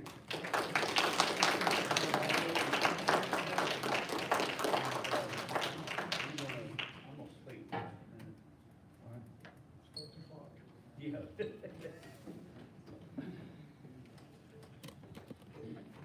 Okay, for everybody that's here about the library, I'm not the liaison to the library. I've been pretty much behind the scenes. I don't remember having a conversation with this board to leave the Fontana Regional Library. And I'm gonna tell you where I stand on this library issue. I don't care what book is in the library. It makes no difference to me. But what makes a difference to me is you said that 7-year-olds or less has to be accompanied by an adult. Okay, well what happens with the 8-year-old? They come in, they have a library card, they can go look at whatever they want to. My deal with this library issue is these books should be in age-appropriated places. These children should have library cards with their ages, color-coded. And I got an email, the one that always, I've been hammered just like the rest of these board members up here with emails, and I've tried to respond to every email that I've received. But one says, who are you to tell me what my child can read and can't read? I'm not telling you what your child can and cannot read. What I am telling you is if you want your child to read this sexually explicit book, then you as an adult, as a parent, will go into the library and you will check that book out and you can take it to your child and let them read it. But to have access to a 9, 10, 11-year-old child for these books is not what we should be doing as adults.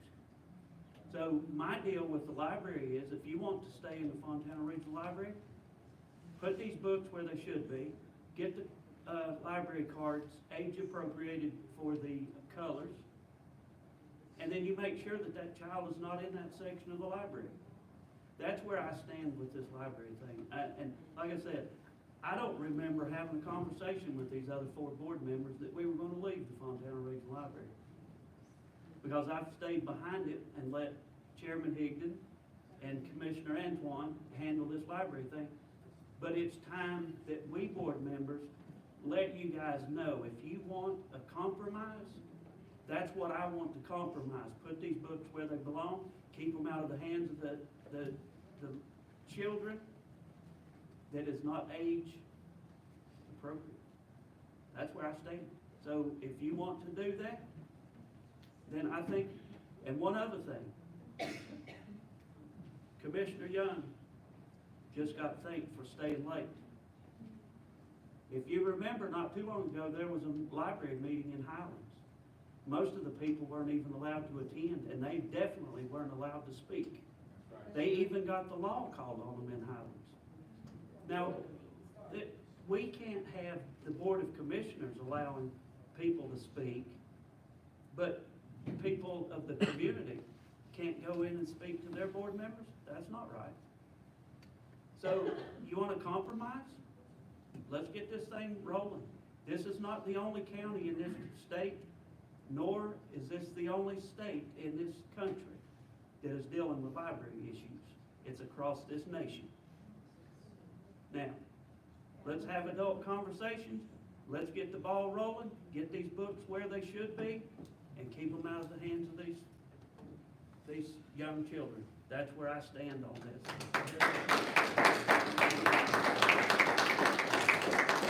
All right, moving on to consent agenda, item number 12. Hopefully, everybody's had an opportunity to look at that. Anything there that needs to be removed? Minutes, budget amendments, tax releases, monthly collection report, tax collection report. Everybody good? What's the pleasure of the board? Is that a motion?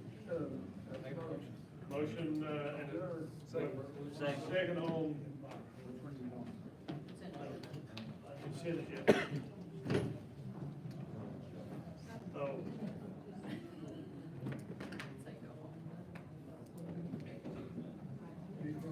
So motion second on the floor on the consent agenda. Any further discussion?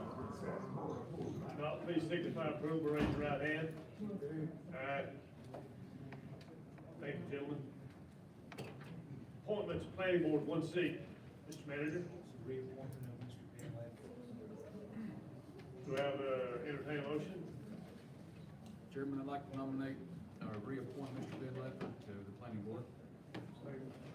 Got a motion, second, any discussion? Signify by raise your right hand if you're in favor. Aye. Closed session is allowed under 143-318.11, A3, 5, and 6. and we will be having a statement after the meeting. That's up to y'all. Which statute are y'all deciding for? 143-318.11, A. I'm gonna give them to y'all.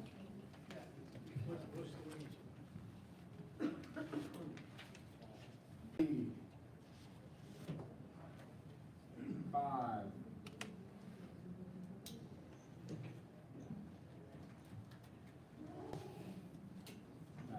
Possibly 6. All right. No, 4. 3, 4, 5, and 6. So it doesn't tell you any of the stated reasons for going into closed session. And this day. He just stated it. And it also does not say that you have to go into closed session. It says you may go. That's what I'll entertain a motion on the board. Motion to go into closed session. Yeah. Under those sections. Still don't know why you're going into closed session. We don't know why you're going into closed session. We just, okay, Mr. Scott, we just told you, it was the 143-318.11, A3, to consult with an attorney, 4, for the possible, okay, I'm not finished. If you're gonna ask me the question, I'm gonna give it to you. That's fine.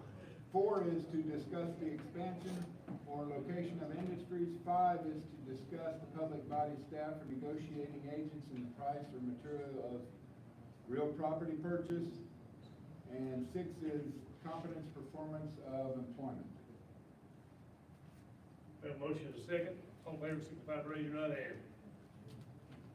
We will make this as brief as possible.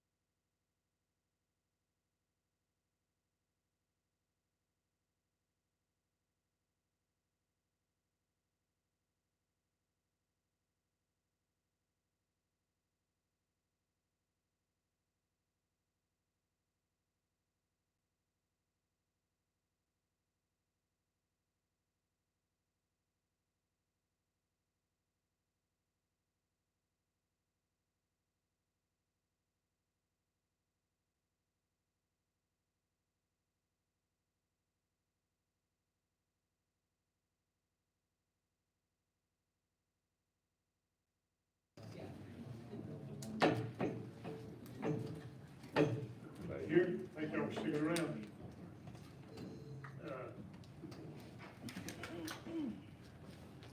We'll read a position of the Macon County Board of Commissioners regarding the Fontana Regional Library Agreement. And this will be the only statement we'll be making tonight on this. Fontana Regional Library Agreement entered into in 2013 requires that the three participating counties, Jackson, Macon, and Swain, revisit the structure of the Fontana Regional Library every 10 years. In compliance with that agreement, the three managers met on Thursday, the three county managers met on Thursday, April the 6th, and discussed what was working and what needed improvement. It was unanimously agreed that the regional agreement is beneficial to all three counties and their citizens, but improvement is needed in the areas of parental empowerment and governance of the Fontana Regional Library System.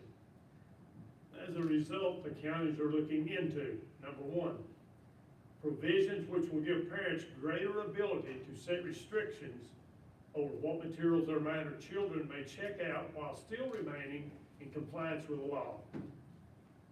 Number two, the structure and authority of the respective local county library boards and the regional board.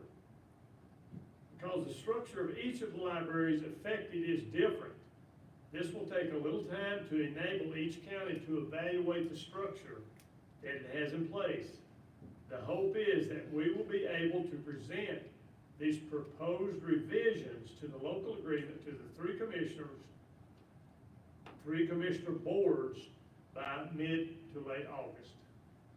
And that is, I know that sounds a little vague, but that's the official opinion of the Macon County Board of Commissioners.